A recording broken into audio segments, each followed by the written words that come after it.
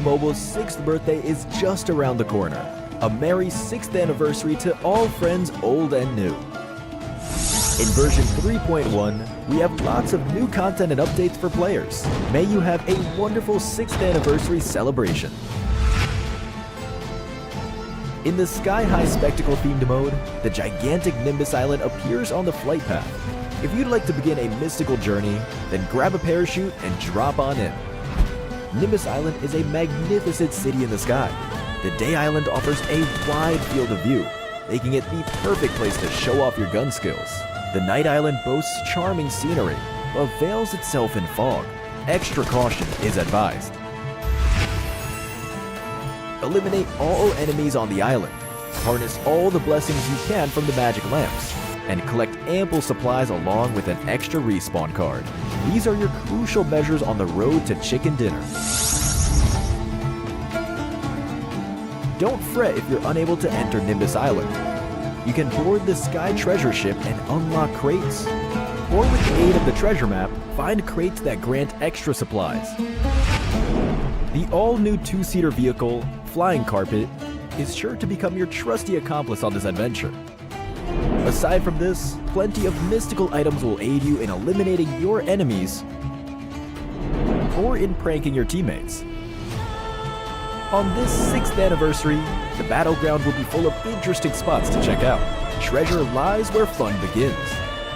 Hurry and gather your teammates for an adventure.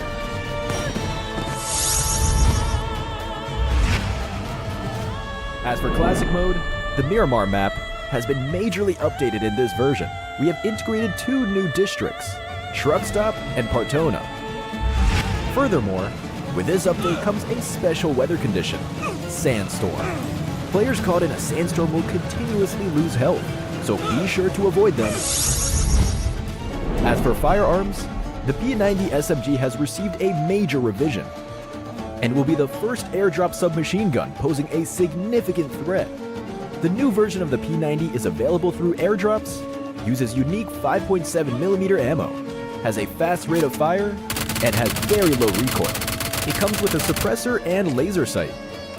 The sight can switch between 2 different magnification levels, but it cannot be equipped with other firearm attachments. Hurry and try out the new P90. Many new maps are coming, including a new blade ball gameplay, where you can now use frying pans to deflect balls back at opponents. New grenade blade balls have been added, so beware of blade balls detonating after the countdown ends. The character switch device has added a new zombie transformation feature. The option to transform into a zombie and infect downed players is now available. When editing as a team, teammates editing the same object is no longer a concern. There are still even more improvements to check out that support your creative freedom. An option to retain the equipment from a match has been added, and the match-wide detectable action management system will help you retain your items and progress for an improved gameplay experience. A new smart generator function has been added that invites players to enter any text, and the game will automatically generate a grouped object according to the prompt. Come over to World of Wonder and write what you'd like to say. Enchantopia will continually be updated, and in these updates, players without creator authorization will be able to enter the Progress Hub, challenge map creation stages, experience the joys of map creation, and will even have a shot at becoming an authorized creator. In the new version, we are also launching a major feature, the all-new Home System. In the Home System, players can freely build their dream homes and interact with friends. In Cheer Park, we have also added the Home Shop and create a space that highlights their personality. Home Building Mode will also support collaborative editing by up to 4 players. Have fun building a house with your friends. Gather your friends and start building a home together. That's a wrap for the main 6th anniversary content. Update PUBG Mobile for more exciting content to explore. Winner, winner, chicken dinner. See you next time.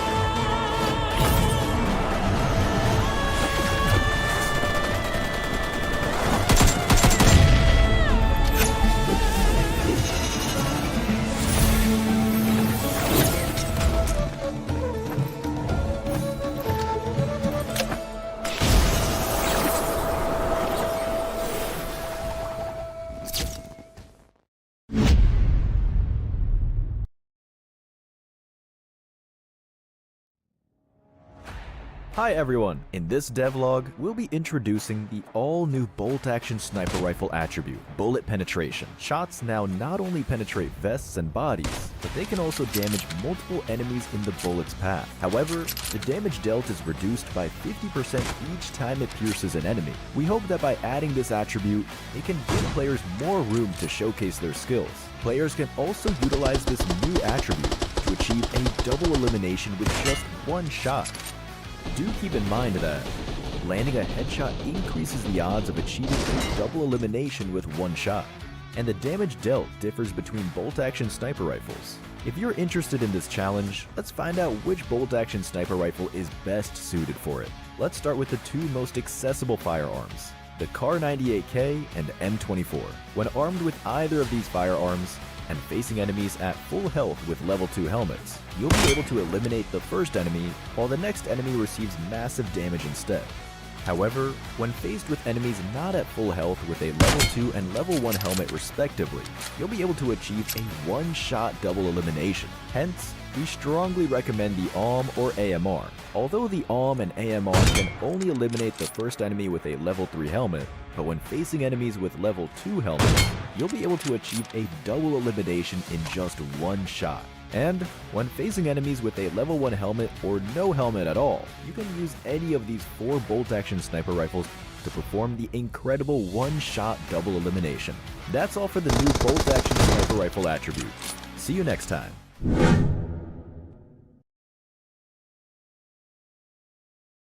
In ages past, the golden moon cast a mysterious color upon Nimbus Island. According to legend, there was a clever adventurer that could utilize fog and terrain to defeat powerful opponents unexpectedly and obtain the reward of the genies and magic lamps, attaining the glory of chicken dinner. Indeed, this is sky-high spectacle. Anyone can be the one.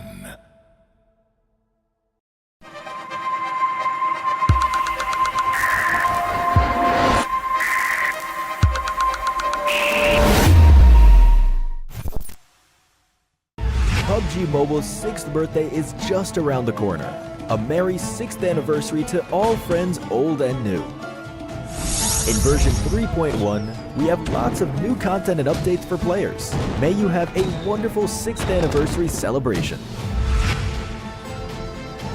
In the Sky High Spectacle themed mode, the gigantic Nimbus Island appears on the flight path. If you'd like to begin a mystical journey, then grab a parachute and drop on in. Nimbus Island is a magnificent city in the sky. The Day Island offers a wide field of view, making it the perfect place to show off your gun skills. The Night Island boasts charming scenery, but veils itself in fog. Extra caution is advised. Eliminate all enemies on the island, harness all the blessings you can from the magic lamps, and collect ample supplies along with an extra respawn card. These are your crucial measures on the road to chicken dinner. Don't fret if you're unable to enter Nimbus Island. You can board the Sky Treasure Ship and unlock crates, or with the aid of the treasure map, find crates that grant extra supplies. The all-new two-seater vehicle, Flying Carpet, is sure to become your trusty accomplice on this adventure. Aside from this, plenty of mystical items will aid you in eliminating your enemies or in pranking your teammates. On this 6th anniversary, the battleground will be full of interesting spots to check out. Treasure lies where fun begins. Hurry and gather your teammates for an adventure.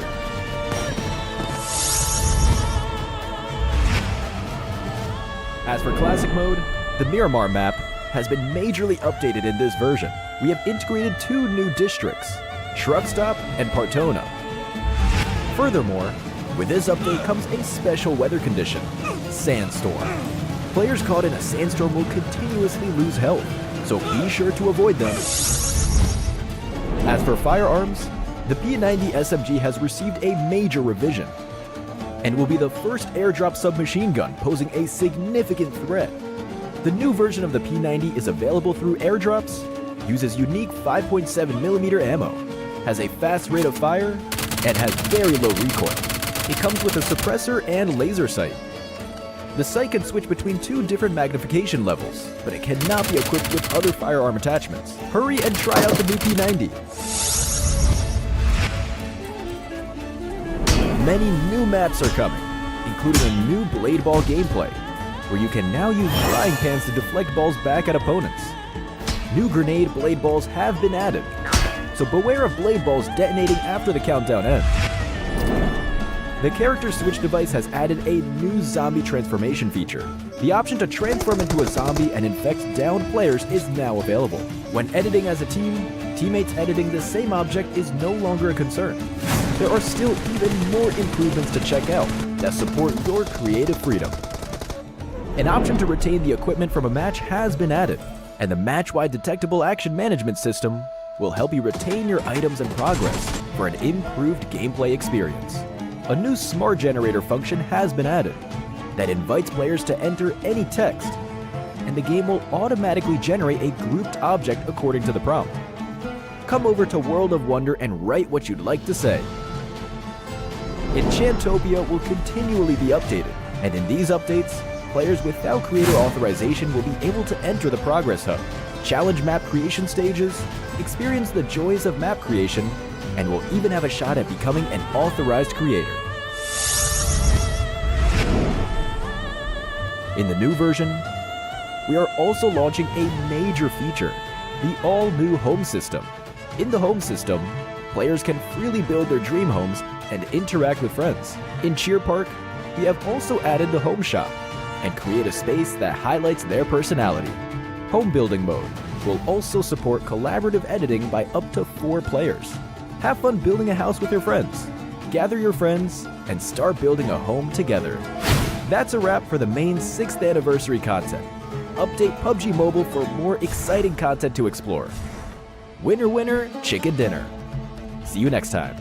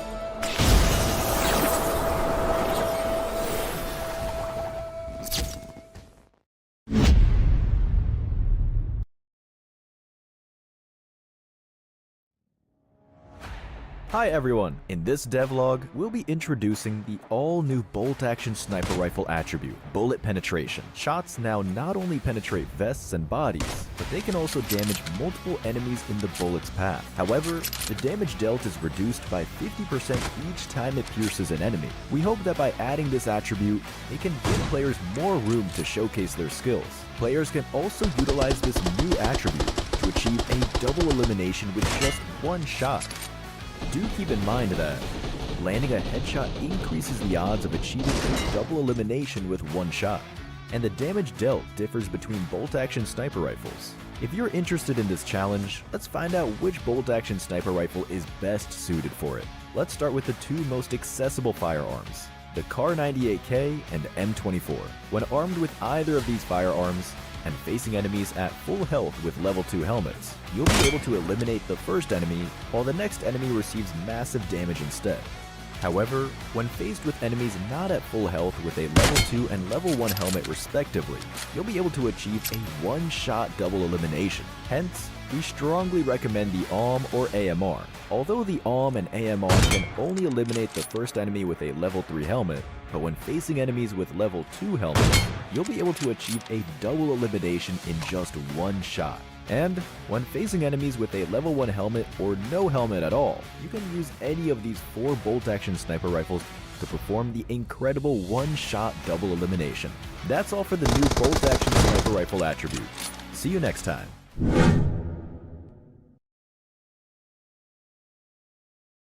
In ages past, the golden moon cast a mysterious color upon Nimbus Island.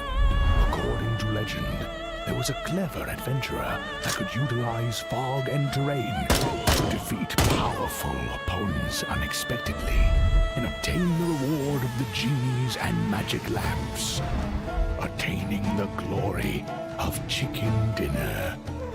Indeed, this is sky-high spectacle.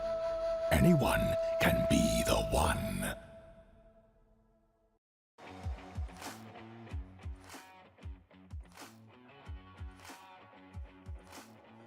A bombastic day one full of upsets, unexpected results, and even almost a broken record. Tash Bunny here on site here in Tropicana Gardens Mall. Now, before we get into the action of 2024 PMSL SEA Spring Finals, with me on stage, I have a few players I really want to have a chat with to really set the tone for the day. Now, starting off, I have the day strong here. Let's talk with from Alter Ego. We have Boy Chill. How are you feeling about day number 2?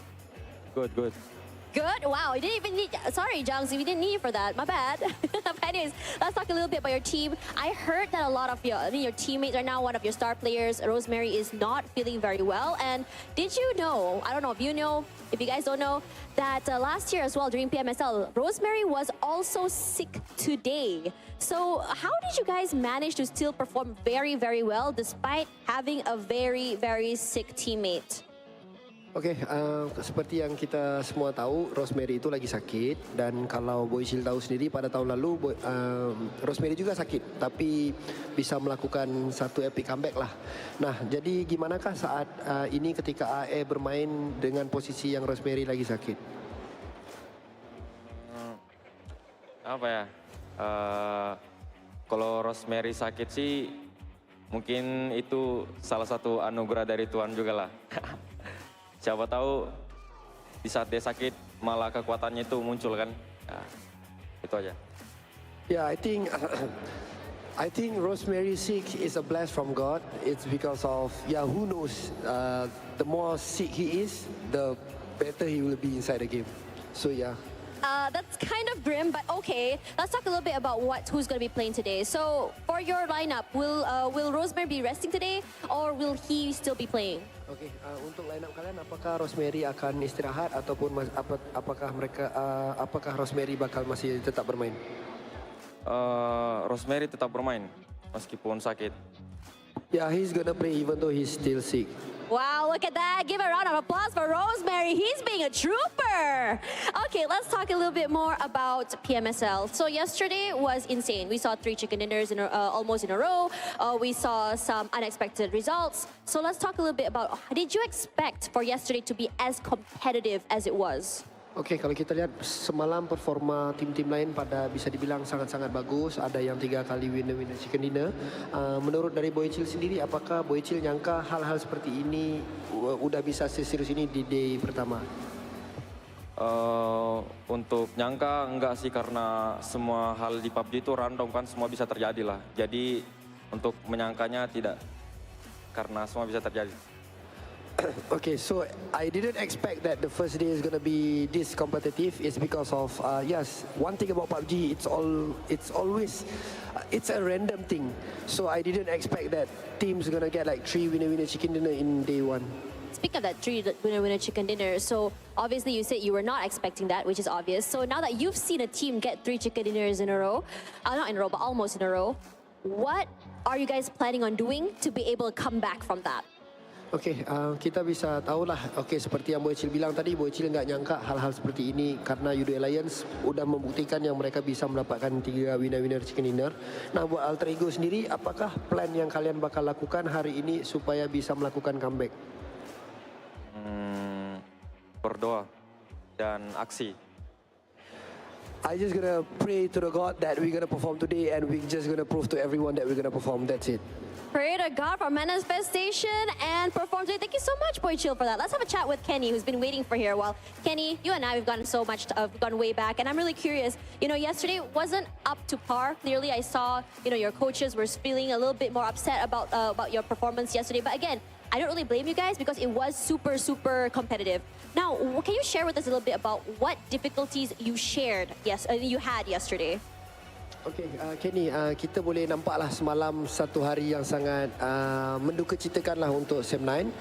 Kita boleh nampak coach pun ada nampak muka yang sangat stres. Boleh tak share apa kesusahan yang korang alami di day pertama? Actually bagi kita orang tak adalah buruk sangat yang hari pertama tu, sebab kita orang dapat recover balik 3 map tu. Mungkin 3 map awal tu kita orang lambat panas, and 3 map terakhir tu kita orang dapat recover dalam 30 point. So okay je.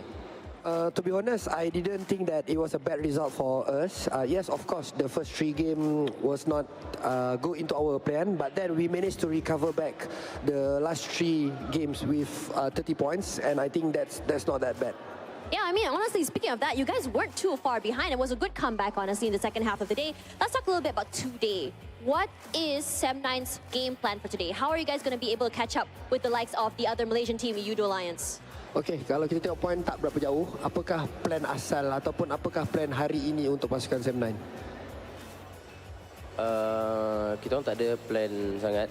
Kita orang akan kekalkan momentum yang last 3 map semalam kita orang main.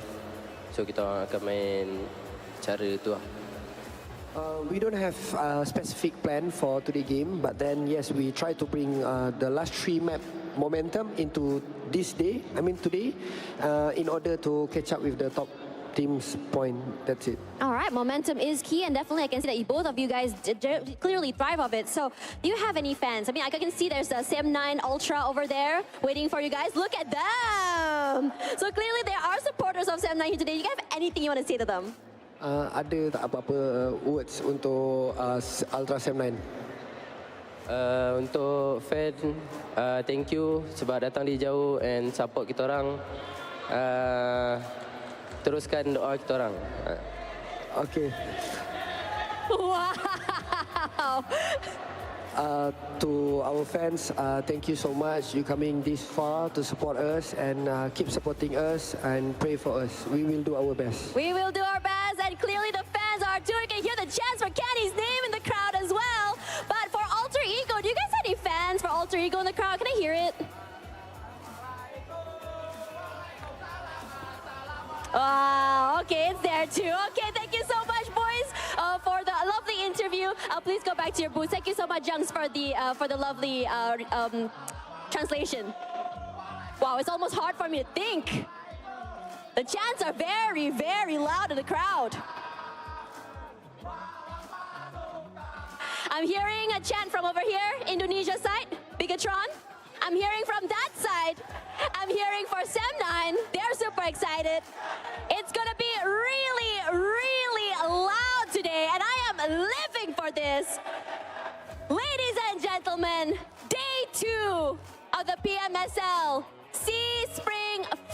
finals coming right at you. Will day 2 be a change of momentum?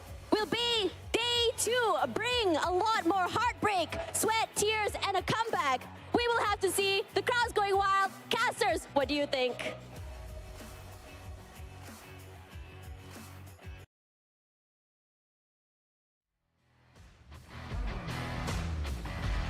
Even at our own home. Today will be our casters for the PMSL SEA Spring, which can be the second day of Grand Final. We meet you and circle out. Wow, there's gonna be a lot of noise coming out since the chance being led by Sunsqueeze there. We know how things going on. Yeah, and that's like maybe through the mic that is very far. But imagine if you are in the venue, in which you guys, if you happen to be around the area in KL, in Malaysia, in Selangor, you guys can also go there to experience it yourself. It will be insane because it was insane yesterday with the 3 chicken dinners from Yudu Alliance that put them on top now. It's kind of true. And speaking of yesterday, the recap, I mean, a BTR and also I think it was Talon, was it? Or another Indonesian team that kind of scored in the another chicken for themselves. But that triple chicken on Yudu Alliance, now hopefully they can bring the momentum here today because sadly and unfortunately, a lot of Malaysian teams are being known for losing their momentum halfway through. So hopefully for this season, that's not going to be the case here. Well, probably it's going to be the home ground buff this time that works finally. We need to keep an eye on that. But of course, there's tough competition coming from other teams that got the chicken dinner. Like what you said, Boom Esports is behind them by 7 points. So they are really not that far away. But since we have 2 days more to consider in this tournament, well, it's still up for grabs to a lot of these teams. It's kind of true. And speaking of which, we talked about yesterday, right? Almost scored 100 cap. But before we get into what really happened today, what will happen today, we're already done with our league stage. If you guys haven't got a clue, we're already down to the finals here from 15th to 17th. Today is the 16th, actually. And when it's going to be the second day of the grand finals.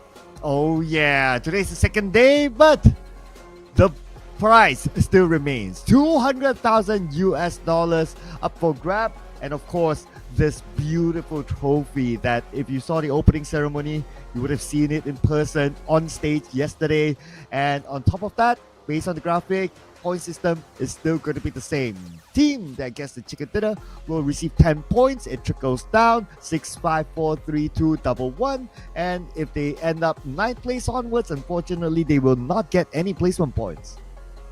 Speaking of the teams that's participating, I think you guys know by now, out of 3 weeks worth of league, now we're down to only 16 teams advancing from the towards the grand final out of the 24 before, and some of them being dropped out, some of them still fighting, but all of the Indonesian teams are actually still in since the league stage down even the grand finals here. Yeah, all 8 of them qualified to the grand finals, and they will be eyeing for the top spot together. And if we talk about the top spot, first half of the page, that means the top 8 onwards, there are 5 Indonesian teams there. So they are taking majority of the top spots, but of course that's because they got a big number in the grand final, so that kind of helps as well. But performance is also another in which it just shows that it does skew towards them in terms of overall performance. That's kind of true. But when it comes to performance, we talked about just now regarding the recap of the day. Almost 100 points being finished off by Yudu Alliance by end of day number 1. That's just how much they can gain themselves in just a day. But it's not done yet since we have 2 more days to go. Can they secure much more for today? Here, starting for day number 2, as Yudu Alliance stands at 87 points, while Boone just 7 points margin between the first and second place, and this is where the gap happens. The second and third is still quite a stretch down there. Yeah, but let's remember we have a total of 12 games more to play, so that could still change later on. Well, of course, the race is on here, ladies and gentlemen. Even if we look at some of the other teams, Alter Ego in the interview, it sounded like Rosemary not really performing, but if you kind of think about it, their eliminations are still not that bad. 26 eliminations as compared to the other competitors around. They are number 3 in terms of total eliminations taken. It's just that they could use some space to improve in the placement points department, and if they can improve on that, they'll definitely shoot up. Now, speaking of placement points, the only one with a 0 down there is going to be Voin. We did mention about Voin multiple times yesterday, and without any placement points. Now, it just shows that Voin, they do rely heavily on their eliminations and their aggressiveness when it comes to the attack in the game. But will it be enough when it comes to trying to catch up to number 1 up there? Well, it's also about catching up to these two amazing teams, Boom Esports and Talon, who is at number 2 and number 3 respectively. As you can see here from the stats, they're pretty balanced between the both of them.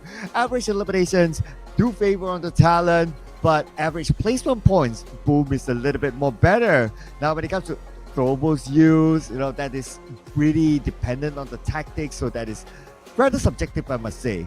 But obviously, because Boom is at number 2, their top 4 ratings are a little bit more higher than Talon. Now, Talon, on the other hand, I have to say, I'm expecting more for Redface's performance, because we do know how crazy Redface can get when it comes to the front line, right? But we haven't seen the best of Talon just yet as a team. We don't see that kind of flashy play that he used to play back in the days. And still, I'm waiting for that to happen for now. But if you compared with Alter Ego, now Alter Ego is a different story entirely. We do know that from the interview just now, I did mention regarding Rosemary was quite sick. So I'm not sure how they will actually fare for today when it comes to Rosemary sick. But they did actually score the championship. And Rosemary actually really sick last year. Yeah, just a little pointer on Redface. So he is actually the second most eliminator of everybody. Number 1 is Adit Luke, and we're talking about only the grand finals. So for himself, he's performing, but at the end of the day, it is a team game, right? But let's check out the best moments out of yesterday. Udo Alliance got 3 chicken dinners, and Boom Esports got 2, and they're still at second place as of now. So it's tough competition at the top. Now, speaking of tough competition, can they stay on top? That's another question by end of today, because yesterday most of us would say something like, oh, these teams are just warming up, they're still having their nerves and jitters when it comes to the grand finals, they don't really see what's coming through for grand finals just yet. Now they've tasted it, now they experienced it, and now they already know what they have to expect when it comes to day number 2. Can these guys still stay up there for the longest? Yeah, consistency is going to be the key, right? But if we look at like the best games yesterday, consistency is something that Udo Alliance still had towards the end. Now, speaking about like towards the end, we had one of the best matches. I know we are like recapping like Udo Alliance and Boom Esports, right? But I gotta give it to Momo on having pulled off one of the best chicken dinners in the PMSL so far, with that 1v1 against the last member of STX in the last Mirama game. GP, if I'm not mistaken. I can relook that again, but the point is that, yeah, that was the most entertaining round or chicken dinner of them all. I agree. And that was It like was great. 4v4 down to 1v1, right? It's down to the last one. It was huge. I agree. And we can see the standing ovation coming out from Mormon himself standing by the end of that match. But back towards our top Sunhawk performers. We do know Sunhawk only be played once a day here. And Udo Alliance, and so far, well, they are the most chicken dinner teams when it comes to the grand finals. So stat-wise, you cannot deny the fact that average placement points is 10 from Udo Alliance by far. Yeah, so double digit everywhere, even average damage is like the most. And I mean, to be fair, we only played one Sandhawk in the grand finals, and this stat is based on the grand finals, so it is pretty straightforward sort of stats, like who would be number 1. But if we average out maybe later, unless Udo Alliance gets a chicken dinner inside the Sandhawk, then this chart might change. But if they get a chicken dinner, then yeah, obviously they'll still be up there. We only have one Sunhawk for every single day. If you win that one Sunhawk, you're 100%, man. And that's kind of true. Now, if only they actually added more Sunhawk in the future, who knows? But when it comes to the prediction of the initial drop locations for all the teams, we talked about this before. Yesterday's circle was not so great for some of the teams, but most of it is not too punishing, I have to say. It's quite generous. It's almost the very same pattern throughout the entirety of the league in this season. Well, to me, yesterday's circle is considerably tough because it involves Quarry. even though it's like the main peninsula, but whenever the circle involves quarry, to me it's like, okay, it's hard because the quarry itself is the big determinator. If you're like on the other side of quarry, on the left side, for example, like yesterday, then you will find it very hard to cross over because of the quarry. So Udo Alliance happen to be on the right side, which is not affected by the quarry part itself. Hence, they got a good advantage to get the chicken dinner. Yeah, will it be another quarry circle? That's the question, because the terrain in quarry was quite tricky, I agree. But when it comes to Sunhawk, it's down to luck. Will it be fair for some of the teams? Because we do know it's the smallest map that is. Now, if the circle favors a team, it's going to be a yippee easy chicken dinner for them. What we've seen, it's been a while. We have a very, how do I say, challenging Sunhawk, like till the end of it, like how we have those moments. We had that once upon a time in Sunhawk quite a few times back in the days. Now hopefully we can get that again when it comes to these grand finals. Well, if you want to talk about like the ratio probability of that happening is low because we only play one Sunhawk a day. So yeah, so the probability of it is kind of low, right? Kind of low. But anyway, what is the probability of these teams to get chicken dinners? What do you think about your choice? I mean, I'm looking over your choices as well. This is actually very tight because we saw the best of our team do access well yesterday. But I have a feeling 79 would definitely try to push themselves today. They definitely pumped up of how well Udo Alliance performed yesterday. So it feels like ego thing in the way. Now, also ego, you don't have to say too much about it. They are the previous PMSL champions back-to-back as well. And the moment Rosemary is sick, that's a good sign. It's a blessing, like I mentioned before. When Rosemary is sick, it means that they might actually get the championship away. But Vampires, well, the only Thai team that seems a bit more flashy than the other. Face sometimes up and down, but Vampire, we still have that feeling they might actually win this time. Well, very interesting choices. I mean, your choices are pretty hard, not gonna lie. If there were more choices, I will put them in the list, but yeah, we are limited to only 3. I think by now, if I were to put that Udo Alliance, I didn't pick them yesterday. So I also had to myself, I didn't want to repeat the team, right? So I had Udo Alliance. I think that's a no-brainer that I put it in today. RRQ did a lot of swaps yesterday. They couldn't really find their momentum, but there were some good moments. Yesterday when they swapped with Hexas, he put off a big clutch against Void in one of the Irango matches. So I thought like, hey, you know what? There could probably be something coming up today. They could be cooking it. Xavier also in here as well on my list, and they do have the experience of winning the C level. That time was called PMPL C Championship. So I was kind of thinking that, you know, if there was any other team outside of like Malaysia or Indonesia, I was thinking that maybe they stand a good chance. I agree. I mean, like DX was very close yesterday, especially when it comes to Roma map. We can see they're a bit more comfortable with with bigger maps because they're way more confident compared to Wrangles. But I just hope they do have those momentum here today. Same goes for the side of STX in that terms as well. So it's kind of hard. There's nobody's actually overpowering when it comes to this season. Everybody feels like equally the same. It's just down to whether you can call it your judgment at the very last minute to make that critical thinking at its best, its efficiency, and when it comes to the perfect timing of rotation, can the IGL call it? It's all about teamwork really for this season. Or if you can pull off like multiple moment clutches like yesterday, I mean that is a huge factor for the team and also entertainment for all of us too. Vampire Esports, the Sino game, they got a second place, so that was pretty okay.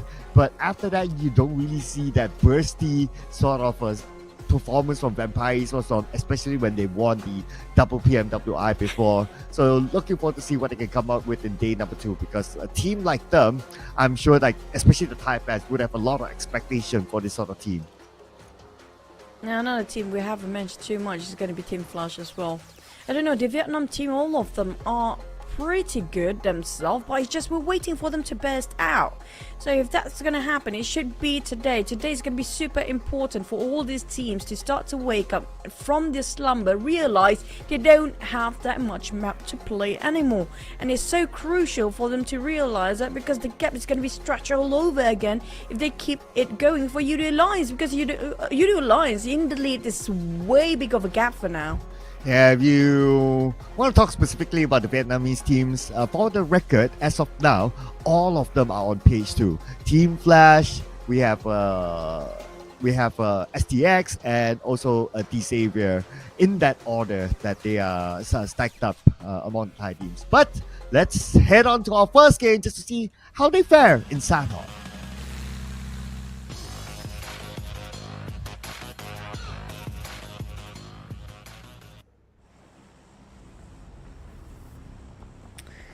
It's gonna be the only map that's gonna be different from the others as per usual. Can they actually get their 100% going for Udo Alliance when it comes to Sunnok? Yesterday they won the chicken here. Can they win it again?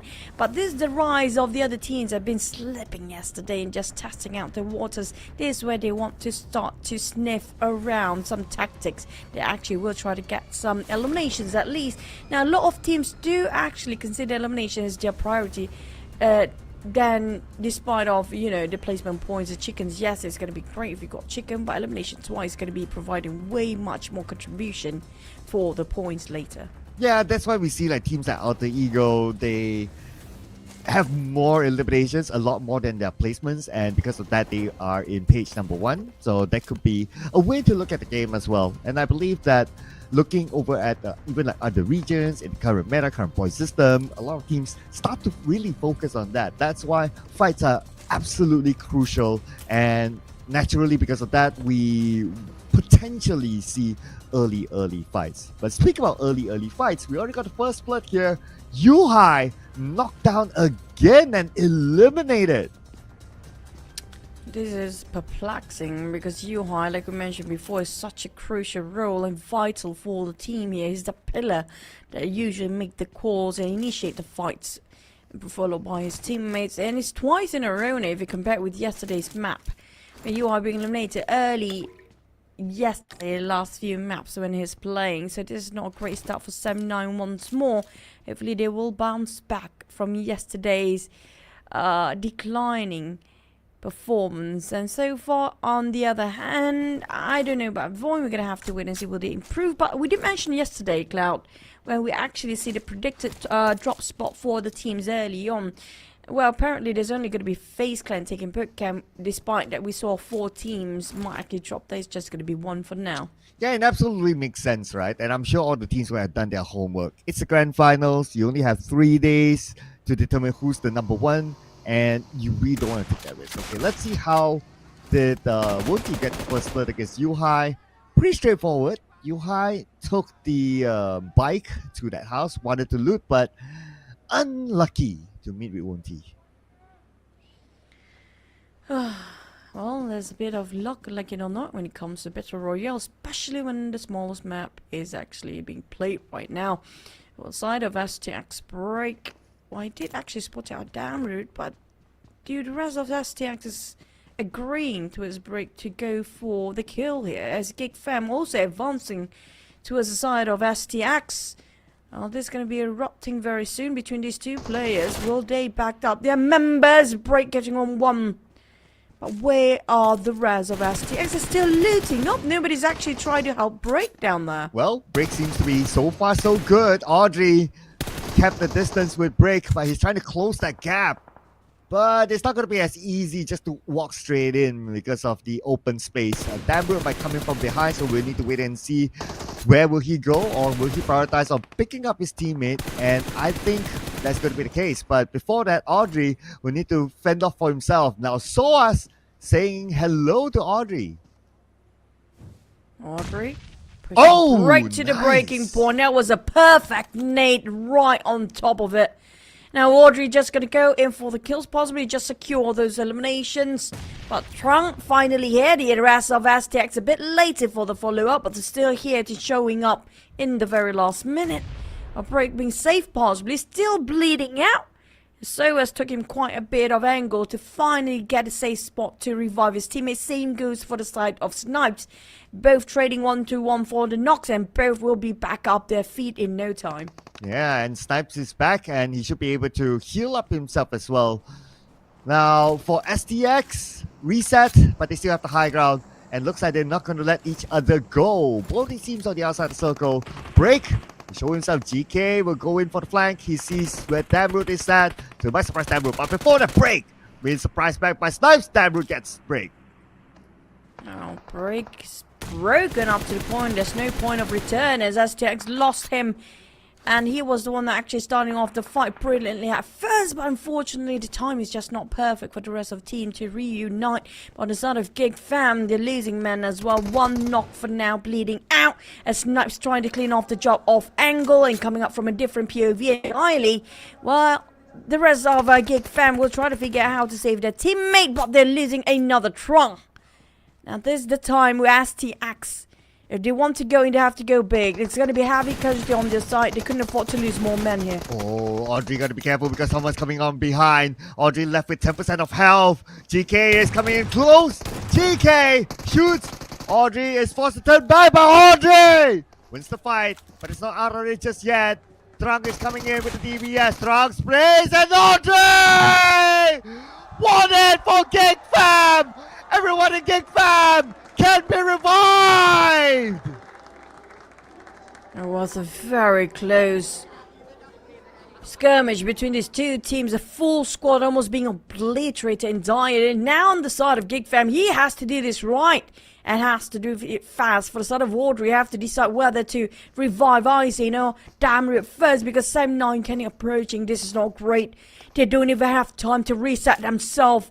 And Sam9 actually take the advantage of Gig Fam, who just won themselves, almost the entire squad being obliterated. But despite of that, Gig Fam full squad still survive. But STX, well, they go out empty-handed this time. Not so great as a start for STX, but it was a nice effort putting in there for STX. Yeah, very good effort. A lot of exchange between the two teams, but it is Audrey's brilliance. Not gonna lie there. Beautifully done. That goes down to one of the best fights that we have seen so far.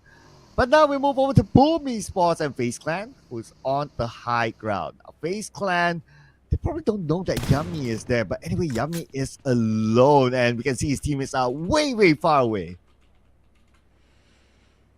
Crazy. Mela, spot out Mela. He knows exactly Mela is actually crouching down just behind that one rock. Oh, Boom definitely got that information relayed back, and Yummy repositioned himself, but do they know the rest of FaZe Clan and Pygmy is actually on the other end there? Oh, here comes the circle, speaks for itself as Gig Fam, after that skirmish, lucky enough, Sam9's not gatekeeping them for a bit, but the circle will shift over to the northern side. Oh yeah, where Boom is in the middle of the circle. And also D-Xavier with Paradise Resort. But look at the elimination feed, looks like there's a fight happening elsewhere, but before I look at the fight, let's look at Yummy! That surprise moment! The clutch man of the final game yesterday. And that is something that FaZe Clan absolutely weren't ready with. Assad, take it on, goes to Razy, and the rest of Boom now start to move. They were trying to relocate themselves at a different side, but RQ and BTR, here comes with Thin Flash in between. Never mind, BTR secures another. That's going to be only 1 point, FL 1 point. RQ, everybody gets something of that fight just now. Everybody got themselves a bit of a point here and there, except for BTR, ended up with a 2. Oh, I noticed that Loyu got a knock onto Audrey. Audrey taken out by Sam9. That's going to be their first point in this round. So it looked like the scouting happened and now the action is rolling. But more action could roll here as BTR passes by Team Flash. But it's only a pass by. They're not going to stop anywhere near. They're going to take the high ground next inside the circle. I'm not a big fan with 4 people sardine into one UAZ there. Lucky enough, there's nobody shooting around that corner. But RQ Sam9 always keep an eye out towards all the teams when they will start to fight. It's too close for them to just sit this one down. And Kenny already cooking up the knee. I'm surprised nobody actually explored him just yet. Oh, yeah, there's Ghost Sniper. He's going to be okay. But Sam9 Kenny, I'm not sure he's Rainbow in all by himself, going solo or not, but the rest of the team will join in very soon, hopefully. He definitely needs backup because he's 50% health down. And RRQ knows where he is. One nade lobbed onto Kenny will knock him down. Yes, backup behind. Just needs to pray that now those nades land onto him. But Nepeko is crawling close to Kenny, just right in front of him. The stone is separating the two champions. Nepeko with QBZ, Kenny just behind the stone. Should be an easy knock for Nepeko. The life of these two players right now, hanging the balance of rock. And there goes Kenny. Where are the rest of them? Where are the rest of Sam 9? They need help, and it seems like a bit too late now. We did actually visualize DAP. It's not within the range that they hoped for. And Sam 9 a bit scattered all about. That's going to be, sadly to say, Kenny died in vain just now. Unfortunately, not in an angle that the other members can support him. But Depp probably could get a revenge on his behalf. Knocking down Nepeko. Snape is looking at Depp. One headshot onto him. And at the same time from behind, Bomb GPX, surprising RRQ. Sandwich between two teams. Snape is in trouble right now. Asa on the left side. Yoru doesn't know he's there. Asa can surprise him. DBS. Bang. It goes down. Oh, that DBS with that distance still works, man. It's all about the DBS plays when it comes to Sunhawk. But RRQ secured one.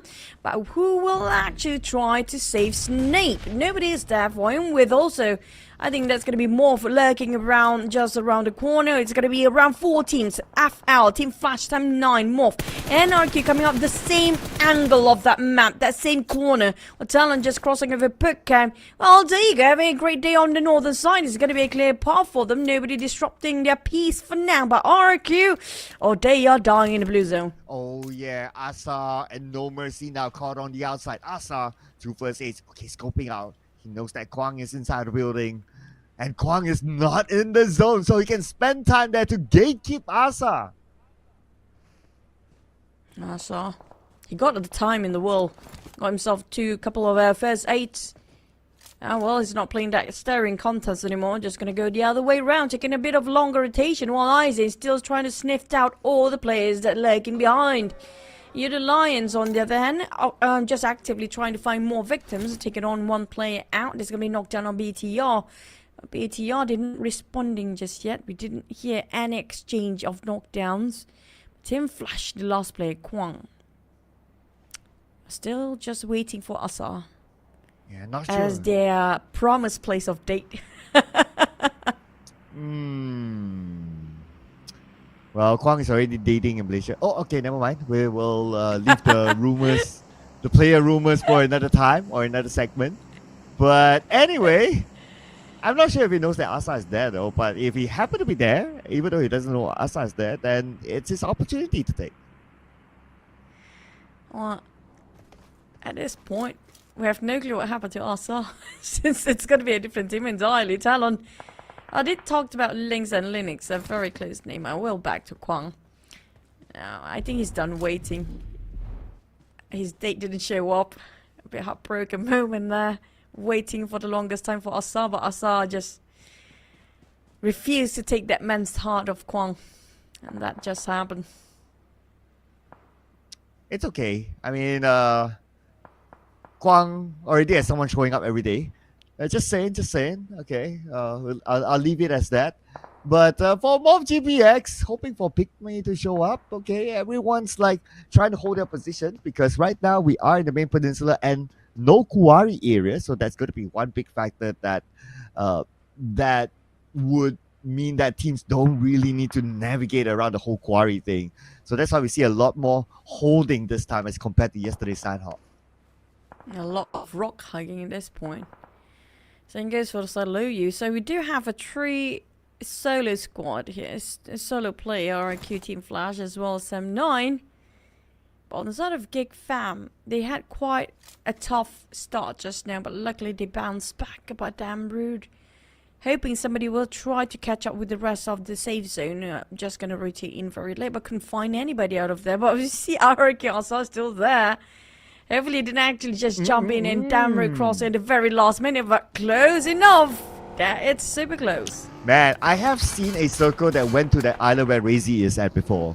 So if it happens here in the PMSL Grand Finals, it's going to be insane. Well, let's see how well the teams have managed this right now because of the water ratio. We will start to see a lot of fights happening. So observers gotta start your engine. Speaking of starting engine, the cars are not moving right now. The vehicle's being stated at the back, just being parked. Misery Axel going on one vehicle. Assad, despite being alone, He rejected Kwang's heart. Not just that, he killed him. You broke a man's heart and you just crushed him out. That's Kwang waited for the longest time with Assad just denied it, and that's gonna be karma hitting you back by Lu Yu. Oh, and then now Damroot onto Lo Yu, right? It's like everybody is just unhappy with everyone else for some reason. But look at the elimination. Vida, Zeta for Void, knocked down. Key knocked down as well. Looks like Void are losing the plot. Only one active player left. Make that none as they go out without a single point again. Oh man, this is gonna be tough. Void not budging at all when it comes to the very bottom. They're hitting rock bottom. Beyond that, they are in hell, in the very abyss of hell. Outside of RQ, despite being eliminated, they got 5 BTR after one to the other. They're being nitpicking by a lot of team for multiple times by now. I think twice by GigFam himself. Gen Force has nowhere to save him since they are way too deep in the bleed for GigFam. They have to fight their way across BTR. Well, for Snipes, don't think he'll be able to survive this stage. He doesn't have any first aids. It's a matter of time. Yes, he gets knocked by the zone. And that should be it. No other teammates close by. Damroot had to leave him to focus on to getting into the circle. And now Damroot will play the survivor role. Survivor role, it's a survivor games. Nice bleeding out. Damroot just gonna stay this quietly for once. Surprisingly, how the player actually knocked down on all the solo players before. Ended up they are solo by themselves by the end of the day. It's gonna be the case of Damroot after they finish off Lo Yu. But Pygmy Funny speaks quite loud out there as they, I think, just eliminated the entirety of Morph. No, not really. Still one more left. But for Talon, there's 2 more. What a the misery that we can see on screen here. Knockdown, not able to get past the blue at all. Vampire Esports is the one to gatekeep him, but Vampire Esports gotta be careful because other teams, especially behind them, on that high ground, is waiting. 7-9 eliminated. 2 points this round. That face quite in an open space here. Morph being eliminated finally. The last player. Vampire's just crossing the other side. And he can see it through for the players from Tunnel just now. Traps. Taking all the compounds they can get. Pygmy on the other end. Yesterday have been quiet. Today, Pygmy has been very active. And so Pygmy pick out the pace right now. 4 eliminations so far. So far, so good for them with full squad still. But we have the triple chicken dinner, the hat-trick team, Udo Alliance on screen right now without the circle, trying to find their way through as Leon trying to get the knock onto the members of Alter Ego who has the circle. Alter Ego keeping close watch onto Udo Alliance. Leon pushing forward, might be followed up by the rest of the team. Olie will be on foot as well. 2 players on their vehicle, another 2 going in and marching on foot. Spotted out Udo Alliance, Alter Ego. Boyche responded accordingly. Nalva tried to flush them out. Jimmy surrounded by so many nades and got a exchange of nade for both. But this is going to be tough for Jimmy. Alva knocked down on first. It's going to be Jimmy and Pygmy. Jabranki also fighting against vampires, but Udo Alliance versus Alter Ego across this field. Now this is going to be super interesting. Oh, Leon's now on the lower ground, needs to hike up. But move over to the par with about 20% of health without circle. Let the small Vampire Esports onto Pygmy. Jabranki on the right side. Schwabs probably don't know that he's there, or maybe he does, waiting for himself to show. Because of the blue that will force him out. Blue ball controlled by Schwabs. And now tries to take out Joe Branke. Joe Branke is running away from the blue. We are at stage 5, moving to stage 6. But gotta be careful because another team's waiting behind. Another team being eliminated down there. It's going to be Talon with the last man just now. But for Schraps pushing forward to his side of Yummy. Boom. Cooking up the nade. But it's a bit too late, I think. I don't know what happened to Yummy just now. We just switched over to the outside. But Schraps just being knocked down. Despite he got 3 eliminations by himself. Yummy responded as fast as he could. Pull back all the way to rejoin the team. Reposition himself. Not giving away his position just yet. But Vampire Sonic is definitely not happy about that. He tried to find out. But Yummy kept the pressure on the moment. They're playing for a kite here. Between Yummy and Tony K. This is where Boom got all the time and space to reposition themselves while FaZe coming in as a third party. What a bold position that Yummy is playing in this round, still as a solo player while his other teammates are behind. But now Tony K Always a better show up for Vampire Esports. Not done yet. No! Double knockdown back to back for Tony K. On the right side, there's one more. Tony K will need to manage that. He sees, he shoots, but he does not score. It's going to be Onsen to take the point away. Oh, it's gonna be a last very, very short range fights between these two teams of FaZe and Vampires. Down to 1v1, but instead of Onsen's, he needs to run away. He's not out of the wood just yet. It's Boom having their target sighted straight on Onsen and locked him down. He got no way out. The blue is pressuring behind, burning him off alive, while Frenzy is frenziedly just trying to fall him out there. He's already gone by there. But Onsen spotted out BTR and run and gun he goes. Oh, now he's run and gun. We need to face up against Yummy, who has been snaking around for the longest time. And Yummy has an idea where Onsen's is at, so this is time for Yummy to go in for a 1v1 fight. Razy on the other side manages Leo, and Yummy knocked down by Chua. Got a little bit of help, but Onsen's taken out by Lamborghini. Looks like D Saver is the biggest winner of the mall. Boom, DX both having a full squad. Yudu Alliance having a trio with one knockdown. And DX, they're aiming for Boom. Yudu Alliance but actually just scored this one once more if they're not being paid attention here. Is Ponbay paying attention to Chua right now? Chua has an idea, tossing nades on the side of Ponbay, cooking up the next day. At the same time, D Xavier, they're managing across other teams. And Ponbay is onto Yummy. The revive will kick in, the smoke will buy him time. Lamborghini try to fish them out, giving the pressure to a side of Frenzy and Razy. Where is Yummy? Still being revived by Pombit, try to snake them away around to a side of DX, but can they make it out from the side of Blue Zone? They need to hop onto that UAZ or just run and get out. It's not the place they want to be anymore. I'm still waiting for you to Alliance. Where are they? But Boom, they spotted out. And look, being spotted now. Pombit, he got divided attention between Boom. And now you do Alliance being finished off by Play Zone. DX still breathing behind their neck, but Pombit, he can just divide his attention anytime he needs to. Oh, and look at the circle shift. It does favor the Boom, but then again, D Xavier comes in with an aid on the Boom Esports. Razy knocked down by Lamborghini. D Xavier taking over the spot. But they will need to finish out the rest of Boom Esports while Yudo Alliance is looking on the other side. Porbit eliminated by Chua. Lamborghini tries to get Frenzy, but not able to land the shot. Oh, Lambo. He needs to move and advance forward as much as he can. Blue Zone is not that forgiving this time. Adik Luke trying to make do with what he can. Boom! Being eliminated. DX, this is the time. There's no way to go seal this deal. It's just so straightforward. Can they secure another big 2 layers? Blue Zone finished off. But DX, today is a day. And they are waking up. D Xavier, ladies and gentlemen, scoring the first chicken dinner today. And they are the first team from the Vietnam region to take it back home, to put their national flag up there. D Xavier with a dominating performance over Boom Esports, took over their spot, and the rest is history. Now, they are not celebrating, but despite of that, they are the first Vietnam team to actually score themselves a chicken dinner for this grand finals here. But that was really a close one. DX giving such pressure to a side of Boom, making sure that they cannot even pick out.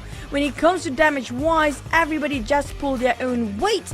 But a bit lesser for Parjin, I think, is being eliminated or just being cornered out by the Blue Zone as well. Elimination was not the best and not the most, but hey, they still scored it again. Yes, 6 eliminations in total, and they equal the amount of eliminations that Yudo Alliance got in the third Erangel match yesterday, also 6, so both of them having the same equal record of the lowest eliminations with the chicken dinner. And our MVP has to be Mr. Good Looking himself, Lamborghini. Out of 6 eliminations, if he got 4, well, he definitely deserves to be the MVP. Yep, Lamborghini, it's been a while for us to actually see him across the screen here. It's a very long time since we saw any Lamborghini flashy plays or even in the MVP stats. 444 is the number for 2024, I guess. That's quite a number he put up there. But damage received, it means that he's been playing it very quietly and trying to be sneaky behind everybody's back here, with the damage received being the least amount. But DX throwable wise utilities, they are using it the most. DX, and of course, because we're looking at the match recap, we gotta give a shout out to the other top performing teams as well. Euro Alliance, Boom, and also BTR. Out of these teams, I must say that it was pretty unfortunate for Euro Alliance because Circle went on the other side of the road. Then they didn't really have much space to play. They were forced to move, and in typical sign-off fashion, a lot of open space. They were shot across by the members of Boom. But we'll check out the best moments from round number 1.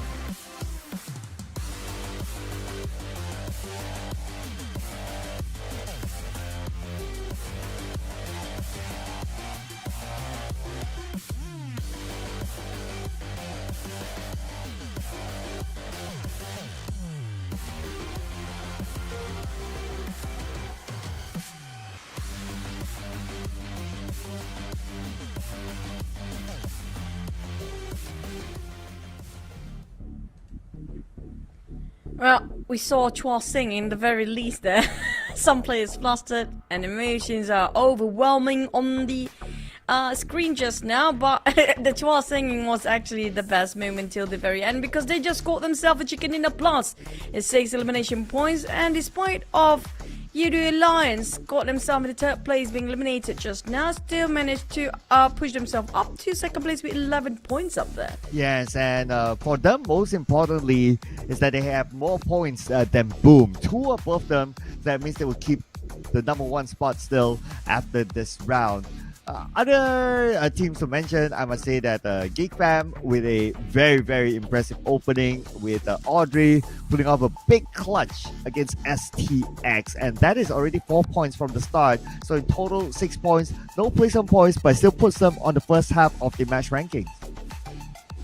Speaking of the second page, STX scored a 0. Void definitely devastated, and Talon as well. A lot of zeros at the back down there, but also Ego, despite their a bit rocky start just now, but still secured the 5 and RAQ as well. Even though they don't have barely got any placement points, those actually place themselves 10 to 16, but at least you don't go empty-handed. But on the side of Void, this is pretty much them hitting rock bottom. It's just at the point, you know, you're kind of stuck in one place. It's not movable, no matter how hard you're trying to make it a better comeback. Yeah, even their closest rivals like number 15, number 14, Morph GPX, I believe the last time it was, they are gaining some points. So they themselves, they're opening up a gap with Void. So it's not the position that you want to be in. Whatever it is, you don't want to end up at number 16 by the end of this tournament. But let's check out the overall rankings, and this is where all matters. So now Yudo Alliance has a 9-point gap with Boom Esports. 98 and 89 feels like very magical at this point, but well, they definitely will finish off a triple digit by today for UD Alliance, might as well for Boom. But when it comes to third and fourth place, now that's a bit of a gap, a very big ones, up to maybe sixth place or seventh. This way another bracket entirely just below Boom and UD Alliance. I think it's safe to say UD Alliance and Boom pretty much in a different tier of level plays right now, obviously. Yeah, and I also want to point out that Xavier, because of their chicken dinner, they are now on page 1. Yes, so welcome there. And I guess the easy big jump is because like the points, especially in the middle pack, is kind of close, and that's where with one chicken dinner it changed a lot for them. But moving on to page number 2, so as what we expected, Void is still at the last place. Mob GPX is still above them, but for like the other teams, Sam9, STX, Pygmy, and Team Flash, they went down a little. Well, a little will actually have a big impact if this keeps on going for these teams. Now, surprisingly, despite of, like I mentioned before, I love to see the head start point one when it comes to these rankings. If you actually see Pygmy and RIQ are supposedly to be on the first page at day number 1, but look how far they're being pushed down for Pygmy and RIQ. Despite the head start point will be one of the most up there, but they are pretty much on the second page, so it's not really being used as efficient for the advantage when it comes to the hit start points at this point. So hopefully they do have a bit of a comeback. I don't know what happened between these teams. Like half of the Indonesian teams feels like a bit shaking when it comes to getting into the grand finals. Like they are not mentally prepared for this, or they're just not waking up. Well, yeah.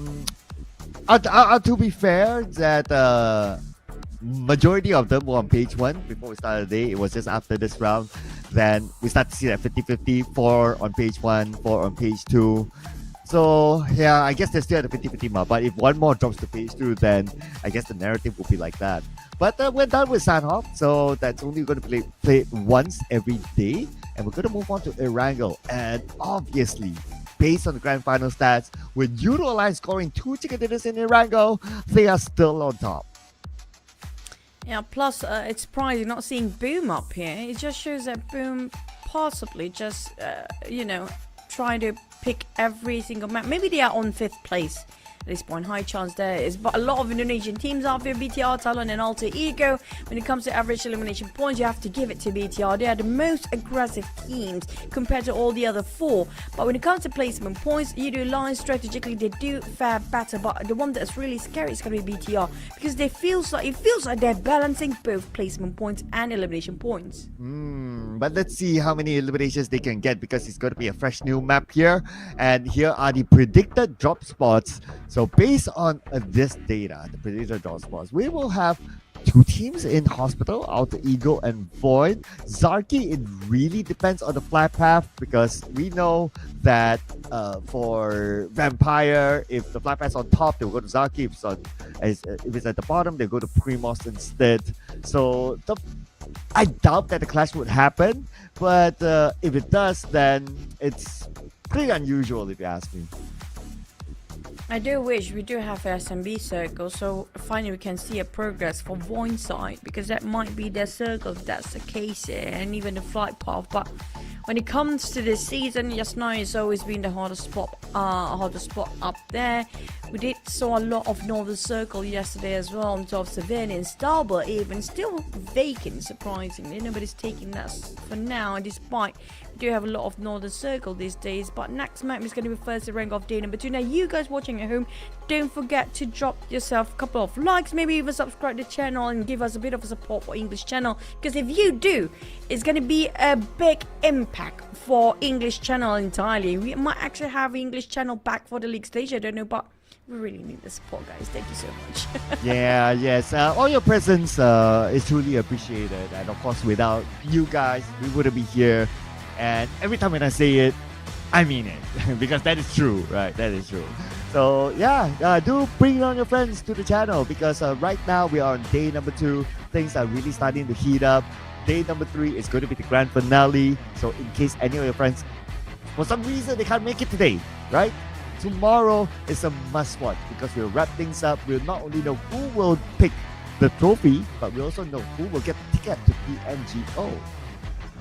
Now, speaking of PMGO, it's commencing very soon, by the way, and I think around 2 weeks' time. It's going to be around 4th of April, when it's going to be the first week of April, where we will be in Brazil. Now, the moment we're done with this, there's going to be only one slot to everyone to the side of PMGO, and there's no rest and downtime at all for these players. They have to go straight through to Brazil, just fly over to Brazil and just start training once more. So I don't know if it's something that's a blessing, something they should be celebrated, or it's just a punishment where you don't have rest time at all for the teams. Well, I guess that's what happens if you want to really be the best, right? You always want to win, and naturally, if you win, you progress to the next stage. It is just like how Vampire Esports felt last year throughout the entire year. They won all the stages except the only one is the PMGC that they did not secure a ticket to Istanbul. But other than that, they won everything. And then in between, they also had SEA Games, they had like Asian Games, and all the other stuff happening in between as well. So their schedule was insanely packed. At some point, they were even saying that Thailand is their vacation. Everywhere else in the world is their home. Yeah, that's kind of true. I think Thailand is actually where they really can get to rest. But speaking of too many games, that's the life of a player and life of a gamer. Are you sure you're living your life? Yeah, I guess so for the players down there. So speaking of games, it actually gets you everywhere around the world these days. Congratulations for the teams that actually have been traveled the most. But speaking of our next map, when it comes to this Wrangle, okay, so we do have Empires in our view right now, but when it comes to last match elimination, the most is going to be Pygmy. Now, we do have Pygmy rising up the occasion here today. Same goes for DX. You actually hit your jackpot here today, might be Cloud. I already scored that, so who knows the next one? Where will it come from? I still have RRQ though. I feel that RRQ, yes, I do have somewhat of my reasons of picking them, but in overall, they haven't really been booming. Well, literally, we have boom on screen. But maybe they can come up with something like what the Xavier came up with in Sign-Off. Now, the Xavier is, I have to say, when it comes to Wrangle, it's not really their strongest map, but maybe we'll see something happens in Miramar later. But the one that we should have an eye on is going to be Boom. You call out for UD Alliance. Today they're almost close to getting number one once more, with stretching the gap and margin between. Now, on the side of the other teams, we haven't seen like the one that I called out for. I don't know, will they happen today for 7-9? Even Alter Ego, where are they? So they are definitely struggling. Well, UD Alliance, it feels like they're just floating this PMSL easily, just fly through all the courses with no problem. Very smooth flying and sailing. Yes, they are definitely up there. And that's, if you gotta think about it, they have been like up there since game number 1. And if they are able to maintain the number 1 until the end, there's only one team that did it in PMPL Southeast Asia, that is Xavier back in the day. So if they can do that, they will equal up the record. But of course, it's a tall ask considering that there is still Boom Esports trailing very closely behind. Boom. Now, surprisingly, despite we actually see a lot of Boom, like a lot of them actually consistently getting themselves in the top 2 or top 3, they don't have that much flashy plays compared to UD Alliance. And that's going to be something that's more scary, because it just shows that Boom love to creep around without actually being the center of attention. It's just very strategic in that sense for the side of Boom. Yeah, and if you think about it, right, other than that, they also have not made any substitutions. So I don't know, is that part of their strategy or not to keep up with the pace? We need to wait and see, because this round, they're going to be the same lineup inside the first Wrangle match.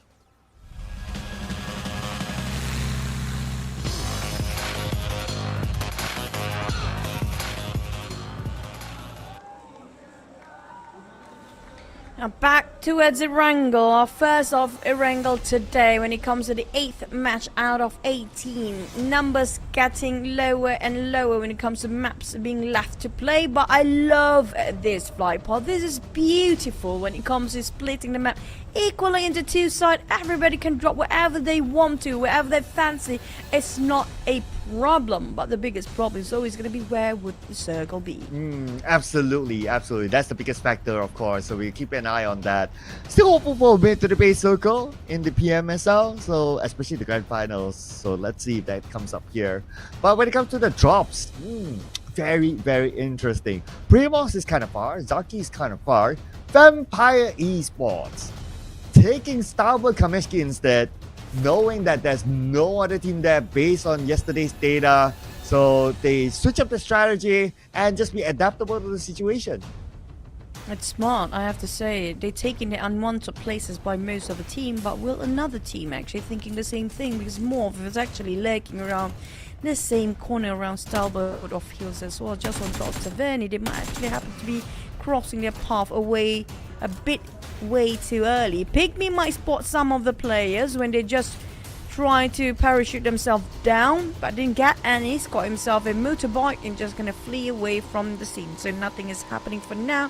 But when it comes to where they drop, due to how generous the flight pass was, so there's gonna be a bit of unusual initial drop from all the other teams. Well, for now, the only different one or unusual one is Vampire.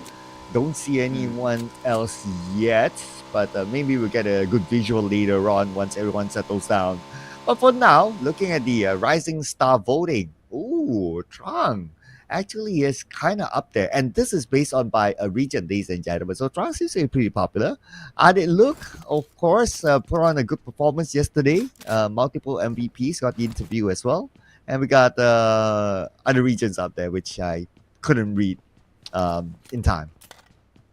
It was Tony K for the start of Thai and La Par coming up from BTR, despite Rosemary on second, Zeta on third, and Mela, and then we have Schweppes. Well, I say only Mela coming from FaZe on the side of its Thai teams. But yeah, when it comes to the side of the top rising star, I mean, well, they are not really rising anymore. They are star players in the first place.